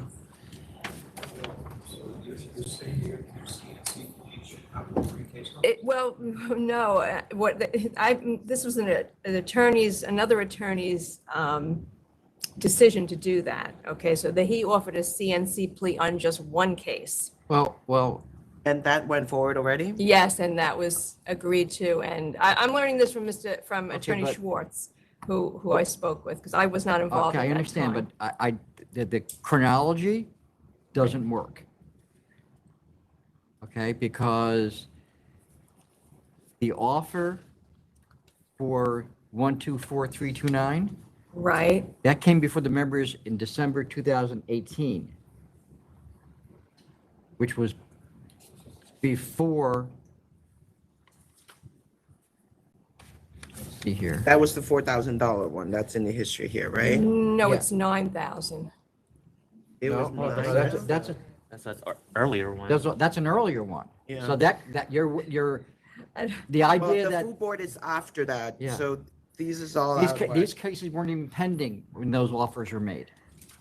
I'm only going by my conversations with Attorney Schwartz, who was a little annoyed by the fact that the plea should have been taken. There were three cases, I was told: 131590, 146487, and 124329. Those were the three cases. One was a CNC plea was offered on the 124329 for $9,000, which was accepted and paid for. And then these two cases moved to. No. I don't know. Hold on for a second. Okay.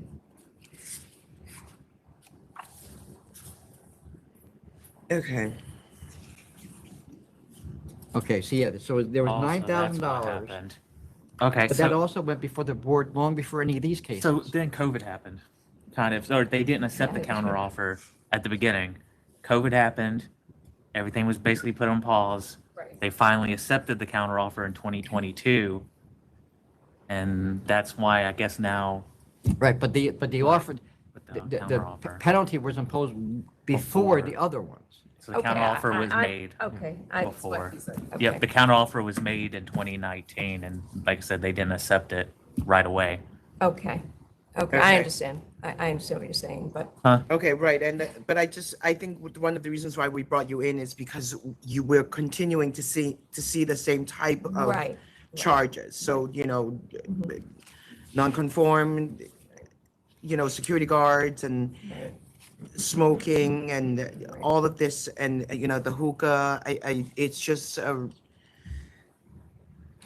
repeated violations 1, 2, 3, 4 times. Right. The only thing I will say about it, once again, I just came into this case in March, but when looking over them, it seems that I'm setting aside the COVID one in 2020 where they weren't wearing masks, setting that aside. Yeah. It seems like they really were from 2015 through 2018. Yeah, I know. And since then, it's really been run It's fairly good. clean, yeah. Okay. There are no pending complaints, guys? Okay. All right. I'm okay to Thank clear you. this up. Thanks for coming in. Okay, sorry. Obviously, someone is watching, so just try to run a clean operation. Yes. CNC accepted? Yes. Yep, Commissioner. Thank you, thank you. Once again, good I appreciate it. Concur with the chair. Thank you. So next is 796 XY Club Inc.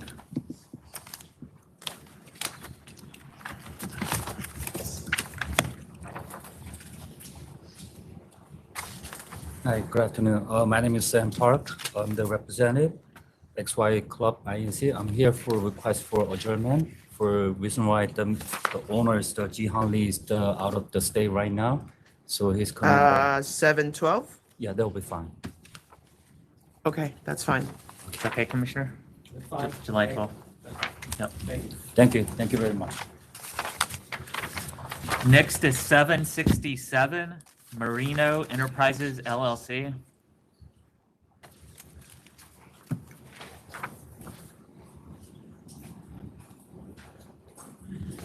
Good afternoon. Congratulations, Thank both you. of you. My name is Wilmer Umana, member of Merino Enterprises.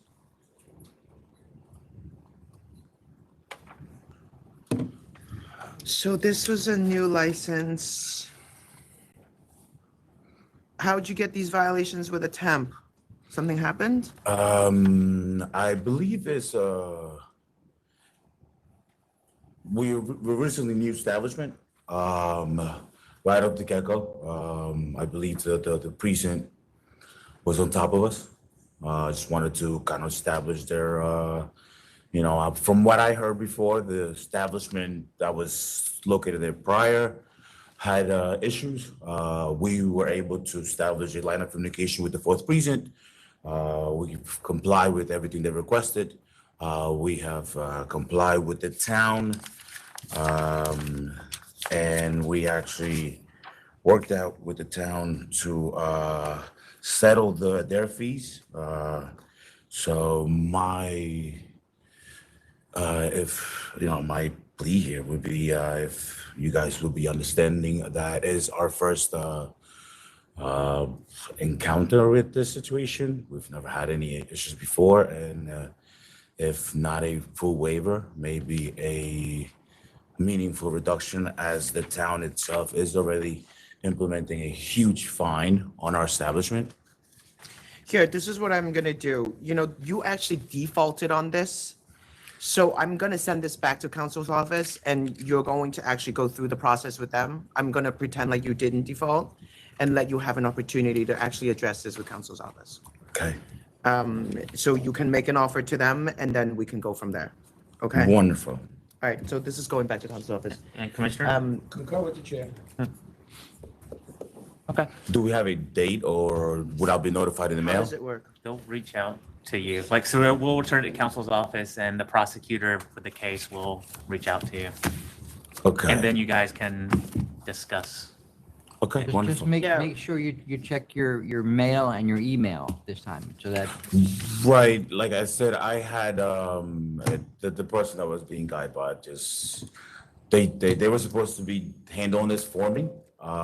Yeah, so they try just- to, we usually deliver it. I know that it's a new operation, so I assume you just didn't see the document and you're not ignoring have us. not been personally. But like, you want to respond to these things and you do not want to default on your record. So I'm gonna, at least for now, take that away, and then you can make a financial offer if you want to do a CNC, and we'll go from there. The hearing itself, would that be also here, or would that be somewhere more You don't local, necessarily because I need have to go travel hearing. 2 If you hours? decide to go to hearing, you can, but you can also just, you'll hear from counsel's office, and they will now send you the notice of pleading, and then you just appropriately respond based on what they send you. Wonderful. They'll give Thank you you more very information. much. You guys have a wonderful afternoon. Yep. Thank you. Next is 738 Coffee Project NY 2 Corp.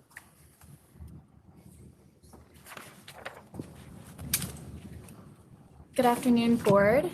Congratulations, Commissioner Fan, Thank you. Commissioner Thank you. and Chairperson Fan. My name is Eleanor Mooney. I am a member of Project Noir LLC. We will be managing the space on behalf of Coffee Project New York 2 Corp. We are here because of the 500-foot law, I believe.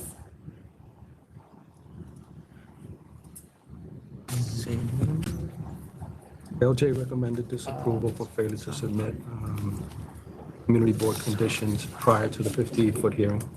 Yeah, but they then submitted it later, and there is a community board approval.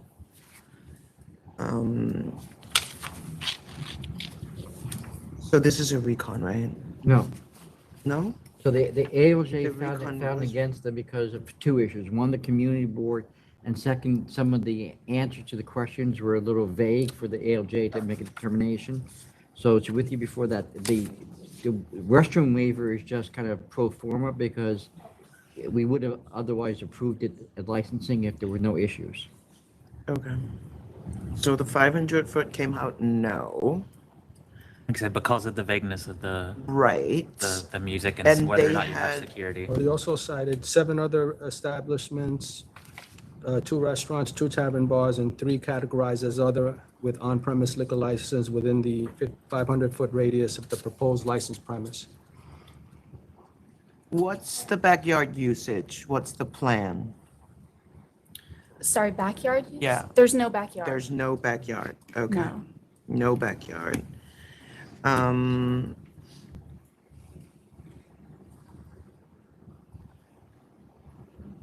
Right, updated commission.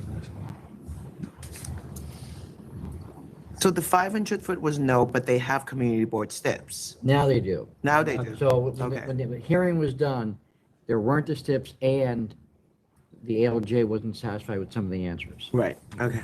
All right. But community board has since come on board. Okay. Sorry, it's just getting late in the day. I'm no longer understanding my own handwriting. Like, what does it say?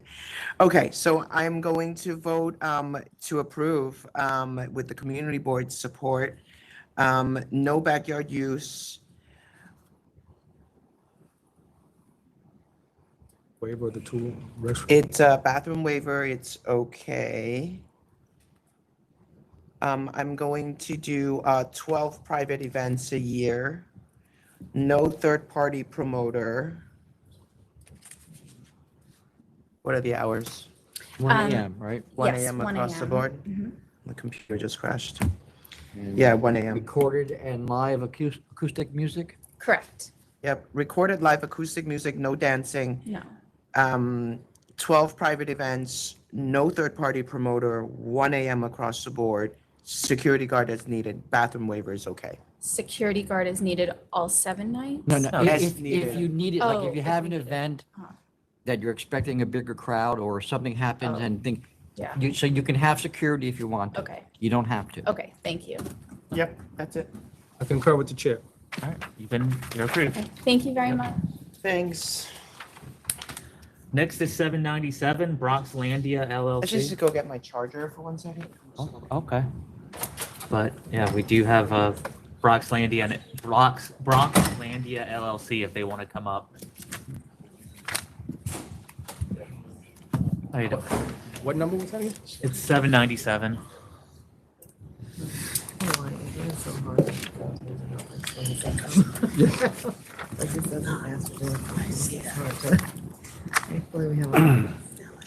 Yeah, no, this is, Remember when I said I was gonna keel over, pretending to keel over? Yeah. I mean, just keel.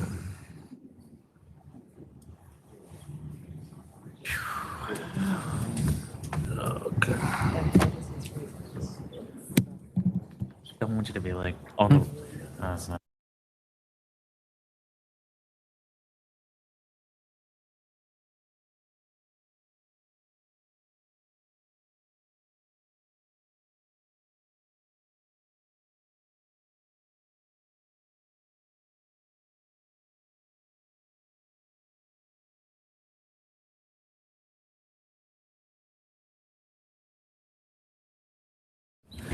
All right.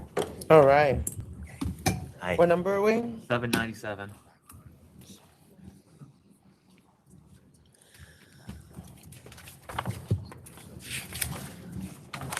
If you can just go ahead and introduce yourselves. Oh, okay. Yeah.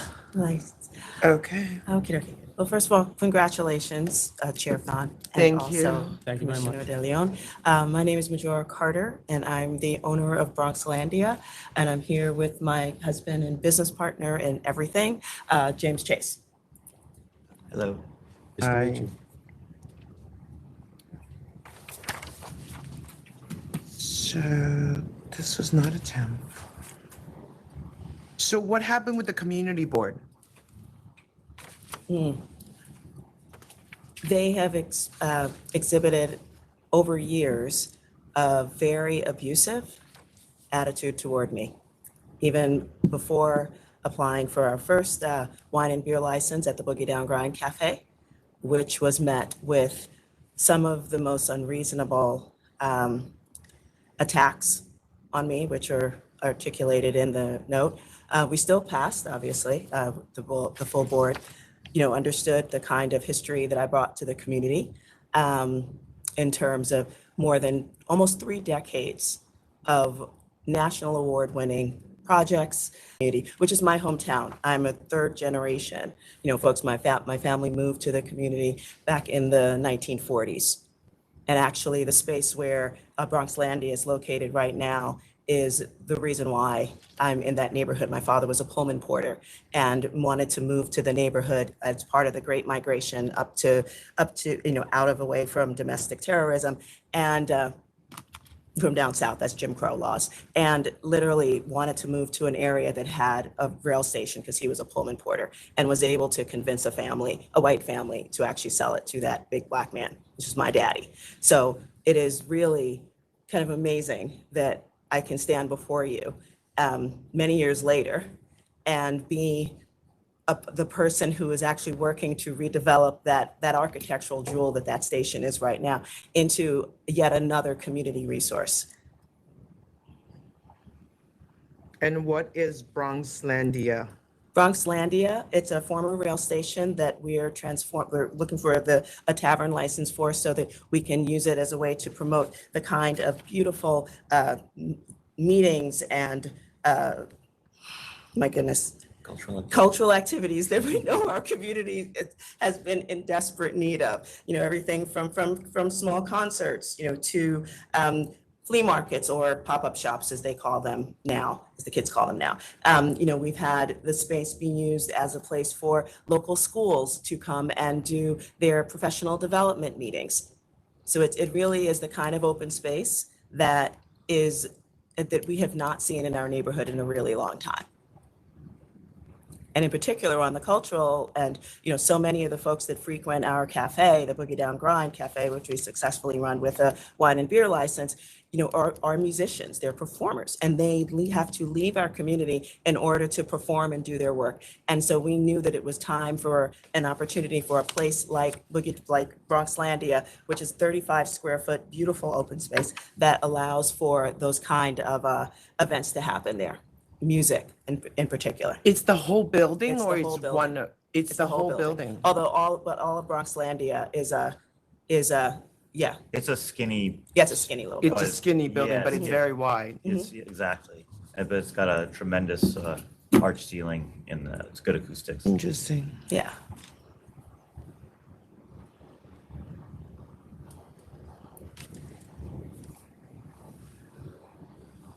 If I can add, Yeah, sure, go ahead. during our process of getting the beer and wine license for Boogie Down Grind, the community board was extremely resistant, and the chair of the subcommittee on licensing was eventually made to step down and apologize for his behavior, but he's still on the committee and might have a bit of a grudge.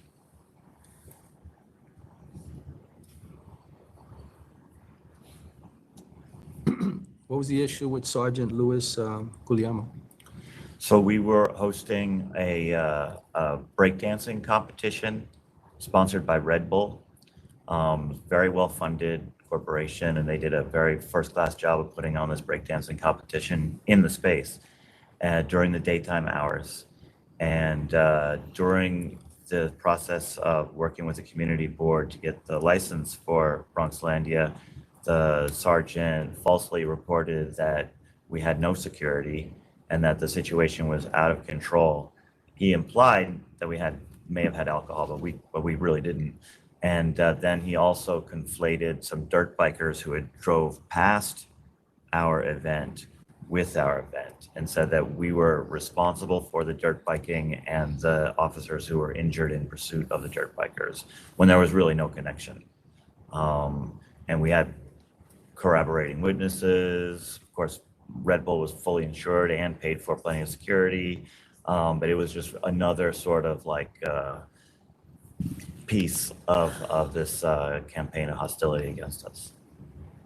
We initiated a CCRP complaint against him, which was then moved to internal affairs.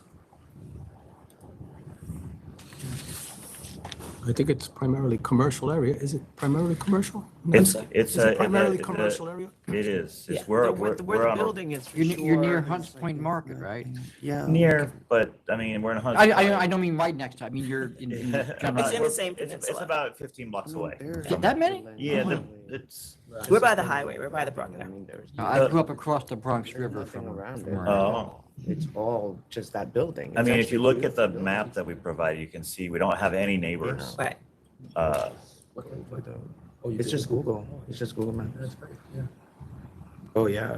I stand on every corner along the state looking at things.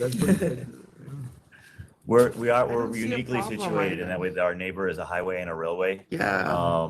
And it's a All good right. spot for the kind of activity that we conduct Yeah, there currently. I mean, okay, And, I know you're trying to do something for your community. I see this building and I see so much community and art and just lively experiences, right? And I know that's what you're going for. So I'm going to vote to approve 4 a.m. Commissioner? And the bathroom waiver? You do need to put in bathrooms though. We Oh, yeah. understand that, and we need to generate a little bit more revenue, and we wanna improve. But that I'm not going to give you the bathroom waiver. I actually think that you need bathroom on site. Oh, we have a bathroom. We have one bathroom on site. You need two. We need two. You need to build it. You need to build a bathroom. Bathroom is everything. Okay. You want to stop people from fighting? Have enough bathrooms. Have more bathrooms than you are legally required.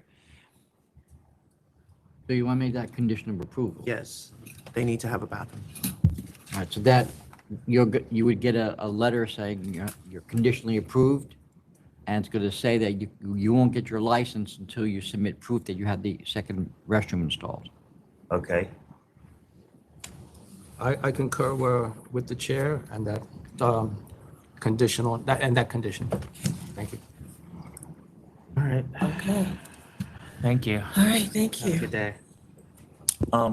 Guys, we wouldn't, porta potties don't You can count. start with that. Oh, we'd be able to? If it's not going to be going with your drawings, so don't live on that. Right, but no, the bring that customers in, won't like it either, but. Start that.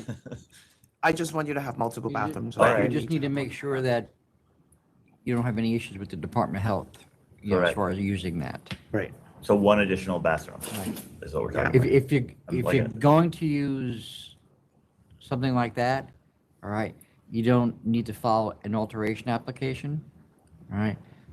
Well, actually, you're not gonna get it, but if you, at some point after that, build another restroom, you're gonna have to file an alteration application to show where that is.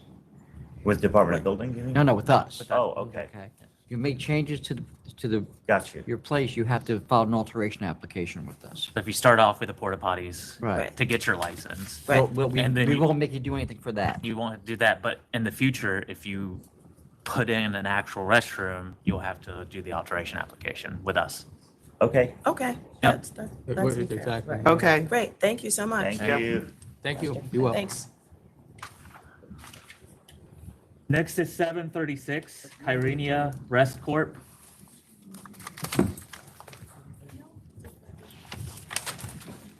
Congratulations, Commissioner Fan, and thank you. Congratulations, Commissioner De Leon. Thank you, sir. Hi, my name is Manuel B. Vidal Jr. I'm representing KYRENIA Rest Corp. This is the principal, Paraskevi Rosopoulos. And I'd just like to bring up two very significant mitigating circumstances. She was approved in 10/27/2021. And she had a contingency approval, of course, and this was when COVID was still rampant.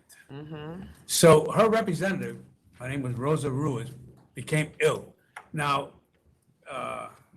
Ms. Misropoulos is a Greek national. Her primary language is Greece. So she really didn't have given the problems with the communication during COVID, she couldn't get a professional to replace Rosa Ruiz, who was the representative. She didn't know me at the time, so, I met her after that. And so, so she couldn't comply with the contingencies, and so she was under the impression that her application was approved and that she could sell. So she was violated because some agents came over and saw that she was selling liquor without a license. So the penalization that she was disapproved. Okay. And so so she's been without a license for 2 years now. She's a grandmother. She's very highly respected by her Greek community over there. The people who rent the premises to her is a Greek organization called Pan-Cyprian Organization.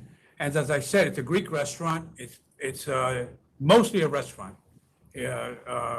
Alcoholic beverages are just a complimentary situation. It's not a bar per se. But her food is her essence. It's 12 a.m. Sunday to Thursday, 2 a.m. Friday, Saturday. Yes, ma'am. Recorded music only. Yes. Any kind of live entertainment? No. And you have a manager? Well, but she's there all the time, so She doesn't use a manager? No. She's managing herself? Okay. All right. You have support from your local senator. The community Yes. board has no opinion. Yes. Even though the 500-foot found no public interest, that's mostly based on this past history that your council just mentioned and tried to clear up. So unless Commissioner De Leon does not agree, I'm going to vote to approve with 12 o'clock Sunday to Thursday, 2 a.m. Friday, Saturday, recorded music only, no third-party promoters, no private events. And Yeah, I'll just note that the ALJ also said that there was a failure to submit a personal questionnaire, public questionnaire. Public interest. Public questionnaire. We have that in there? Public interest. I have evidence that I sent it in. I think he sent it, yeah. May I show it to you? Well, I mean, where'd you send it? And when Yeah, did it you doesn't really send it? matter right now, so, At yeah. this I point. sent it in August 1st, 2022. Ah. I emailed. Oh, okay. That's all right. We got it. All right, then if we do, then I concur with the chair. All right. Thank you, sir. Thank you very much. I'm sorry for the long wait. We don't usually go this long. Yeah, I know. Next is 787 Cafe Mathias Inc. Oh, my God.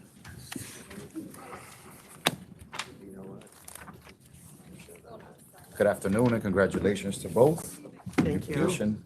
My name is Miguel Acosta. I'm here to represent Cafe Mathias, doing business at Savannah Tacos.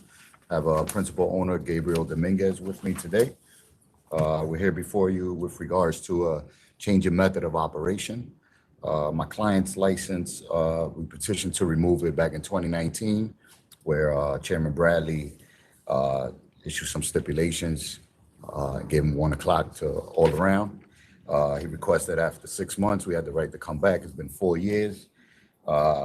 Decided to come back now. Since 2019, my client has been operating. Well, you did come back after 6 months. No, we haven't. We submitted online, but we haven't come back here. This is the first time we get to the full board. It's been denied by licensing board. I think the full board denied in September 2020. Yeah, with the It got denied. Because of the COVID ticket, yes. Oh, because of the COVID ticket. And then it got denied again in March 2021. Yeah, okay. This is the fourth, this is This is request number actually- 3 to make changes. This is our third request. Yes. So we apologize about the misinformation there. So since then, we've met with the community board. The community board has supported the request. We have records to submit to the authority as evidence of their approval. With regards to this, my client is seeking these changes in order for him to be able to provide his patrons more time. At the present time, he has been struggling financially with regards to the hours. So this would just give him an opportunity to be able to expand his hours on certain days, at least by an hour or two. He hasn't received, besides COVID violation, 2021, he hasn't received any other violations. No 911, no 311. There's no 311 calls, no 911 calls. I've been there 12 years. And he's presently approved to provide acoustic music, which hasn't had an adverse effect on his business, you know, with regards to noise and complaints. So with regards to the DJ, I don't believe this would be an effect to his operations, but he would like to have the opportunity to be able to bring in a DJ once in a while. You haven't been here 12 years. My location? Yeah. Well, that location You has been moved. rented for 12 Well, years. no, somebody else was there, and we found he was actually running the place. My wife. Yes. Well, his wife was licensed there. He was licensed on another location. The wife license got canceled during that time. She had a high-risk Well, pregnancy.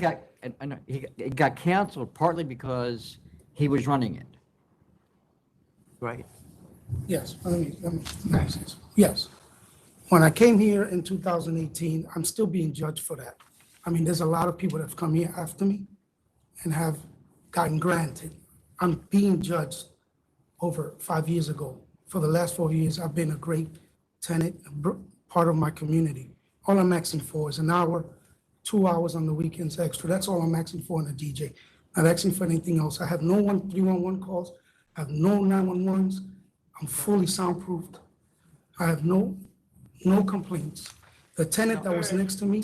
No, I get it. Look, bad things have happened. Let's not go back and rehash. Thank you.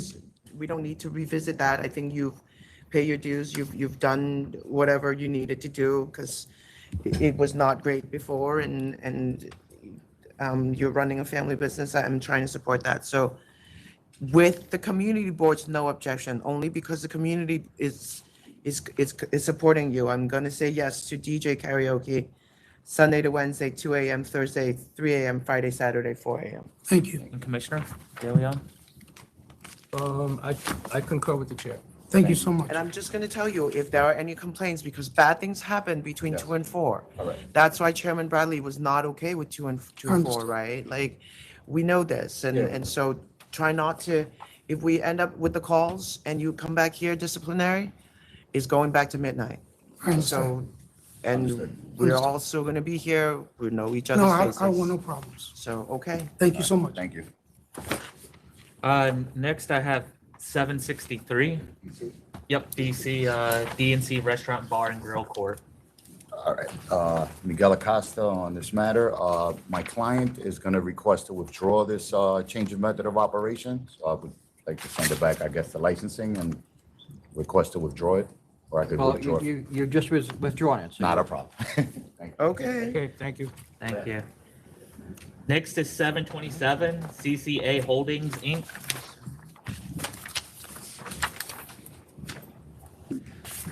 One of the issues with this one was a pending matter cases. That's also on the Right, calendar. this if is you a wanna- licensing matter. Yeah. Good afternoon. I want to start by congratulating Chairperson Fan and Thank welcome you. Commissioner De Leon. Thank you. As mentioned, there are two matters on for CCA Holdings today. There's a requested change to the approved method of operation as well as a disciplinary hearing. We're requesting that they both be held over to the next meeting so that we can do some additional community outreach. Okay. And that disciplinary is 756. 756. That's Are the- you ready to pay that? I can just let that go. Can I The just close 10,000? that? Let me just close that out. That would be fine. Okay, let me accept the 10,000 on 756, and then we'll keep going on, you come with more information on 7/27. Thank you. Like 7/26 or 7? Let's Oh, wait, do, 7/12. let's do the outside date, Yeah. 7/26. Concur July with the chair. 12th or July 26th? Yeah, July 26th. Yes, well, 12th would be better. They would yes. prefer the 12th if possible. Well, you were supposed to get more information, so you tell me how long it's gonna take for that to happen. That we feel comfortable that we'll be prepared for the 12th. Okay. All right, and Commissioner De Leon, you're okay with accepting the $10,000 offer on 7/56? Yes, I am. And you're okay with holding the application over to July 12th? Yes, I am. All right, thank you for coming you. in. Thank I'm sorry you waited all day for that to happen. It's so ridiculous. All right, yeah, we're on YouTube every week. Congratulations. Thank you. Subscribe, share, whatever. All right. Next is 747 Global Surf Cuisine LLC. Good afternoon. My name is Benjamin Corngood, appearing for the licensee Global Surf Cuisine LLC. This is in connection with a CNC of $3,000. The licensee has reiterated that they will operate as a restaurant and their focus will continue to be on serving high-quality food. This was their first offense. They've had no complaints since then. They've been fully cooperative with the town and the fire marshal, and they expect to do so going forward. All right. That's fine, thank you. Will you I'll accept? Yes, And Commissioner De Leon? I'll accept. Thank you. yes, thank you. Okay, Jonathan, there's nothing else, correct? Correct. All All right. right, thank you. Well, how did we end up with all these? Well, now, So then now we do now we it. do there's no more appearances, no more appearances. So now we just go through the rest. It's the speed round. The way that I got it. Got it. All right. All right, so 721 is an offer of 2,000. I'm gonna accept 2,000. Same here. 722 is an offer of $1,200. 1,200. Commissioner? Yeah, Yep. I So, concur. yep. 725, the no contest default at pleading.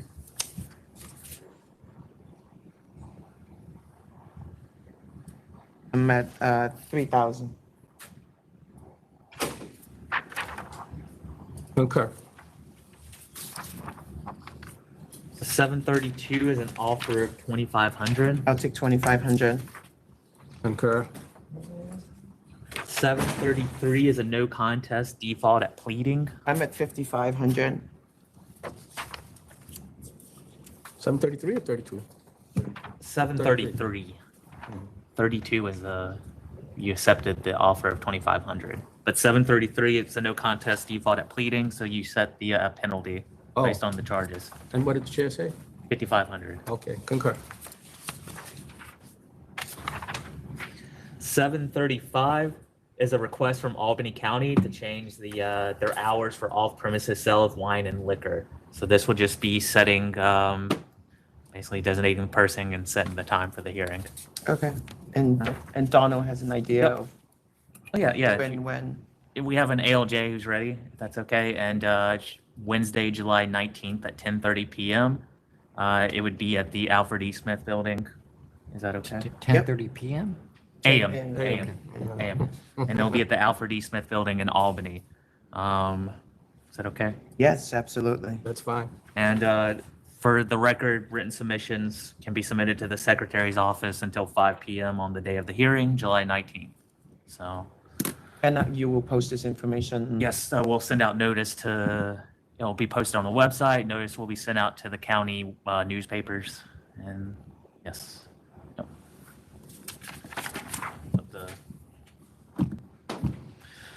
Next is 737. It's an offer of 2,500. 2,500. Concur. 739 and 740 is an offer of cancel and bond. Cancel and bond. Concur. 741 is an offer of 4,700. 4,700. Concur. 742 and 743 is an offer of 2,500. I'm gonna counter at 5,000.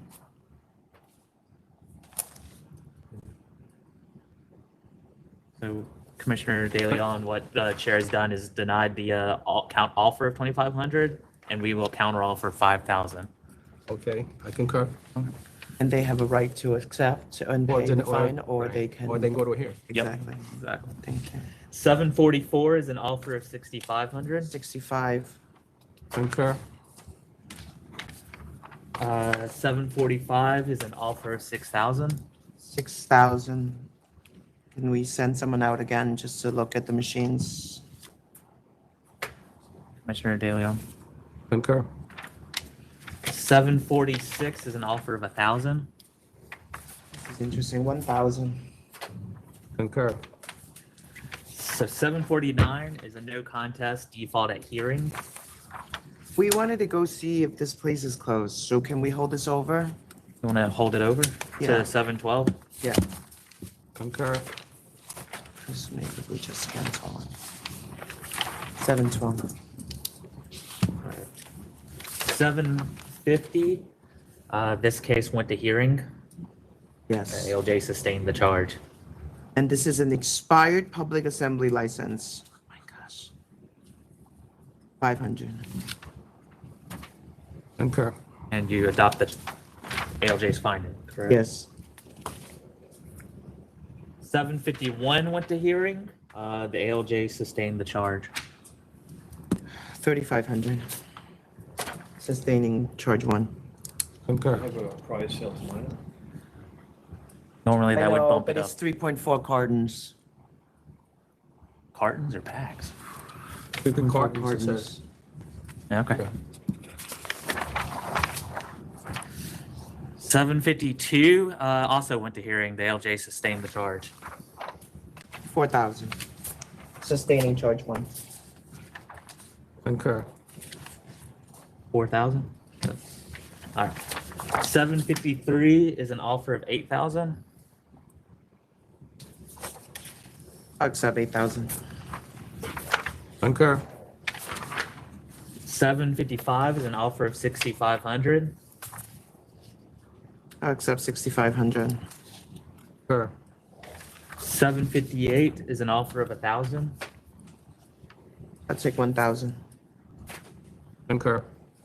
759 is a no contest default at pleading. Cancel and bond.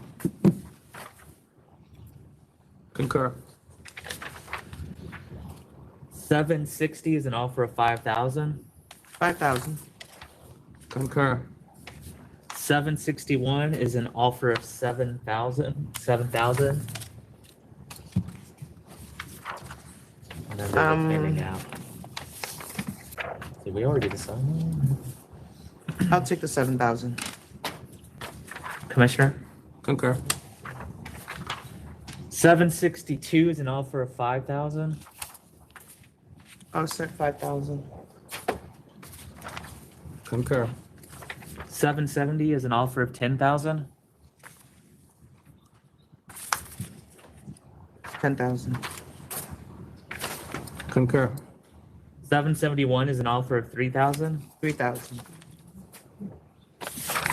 Concur. 772 is an offer of 2,500. 2,500. Concur. And 773. Return all of these to licensing. So that would be 7073, 7074, and 7075, which are new seasonal catering or new catering establishments applications. Return to licensing? Yes. And Commissioner, you're okay with that? I am. Concur.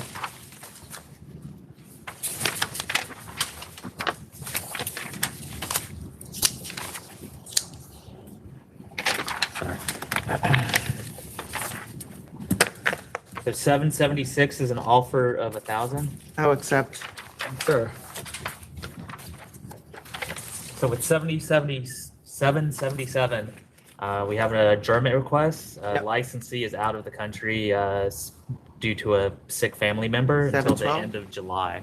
So then End we of have it July? converted to July, but I So didn't- August 16? August 16th, I guess. Concur.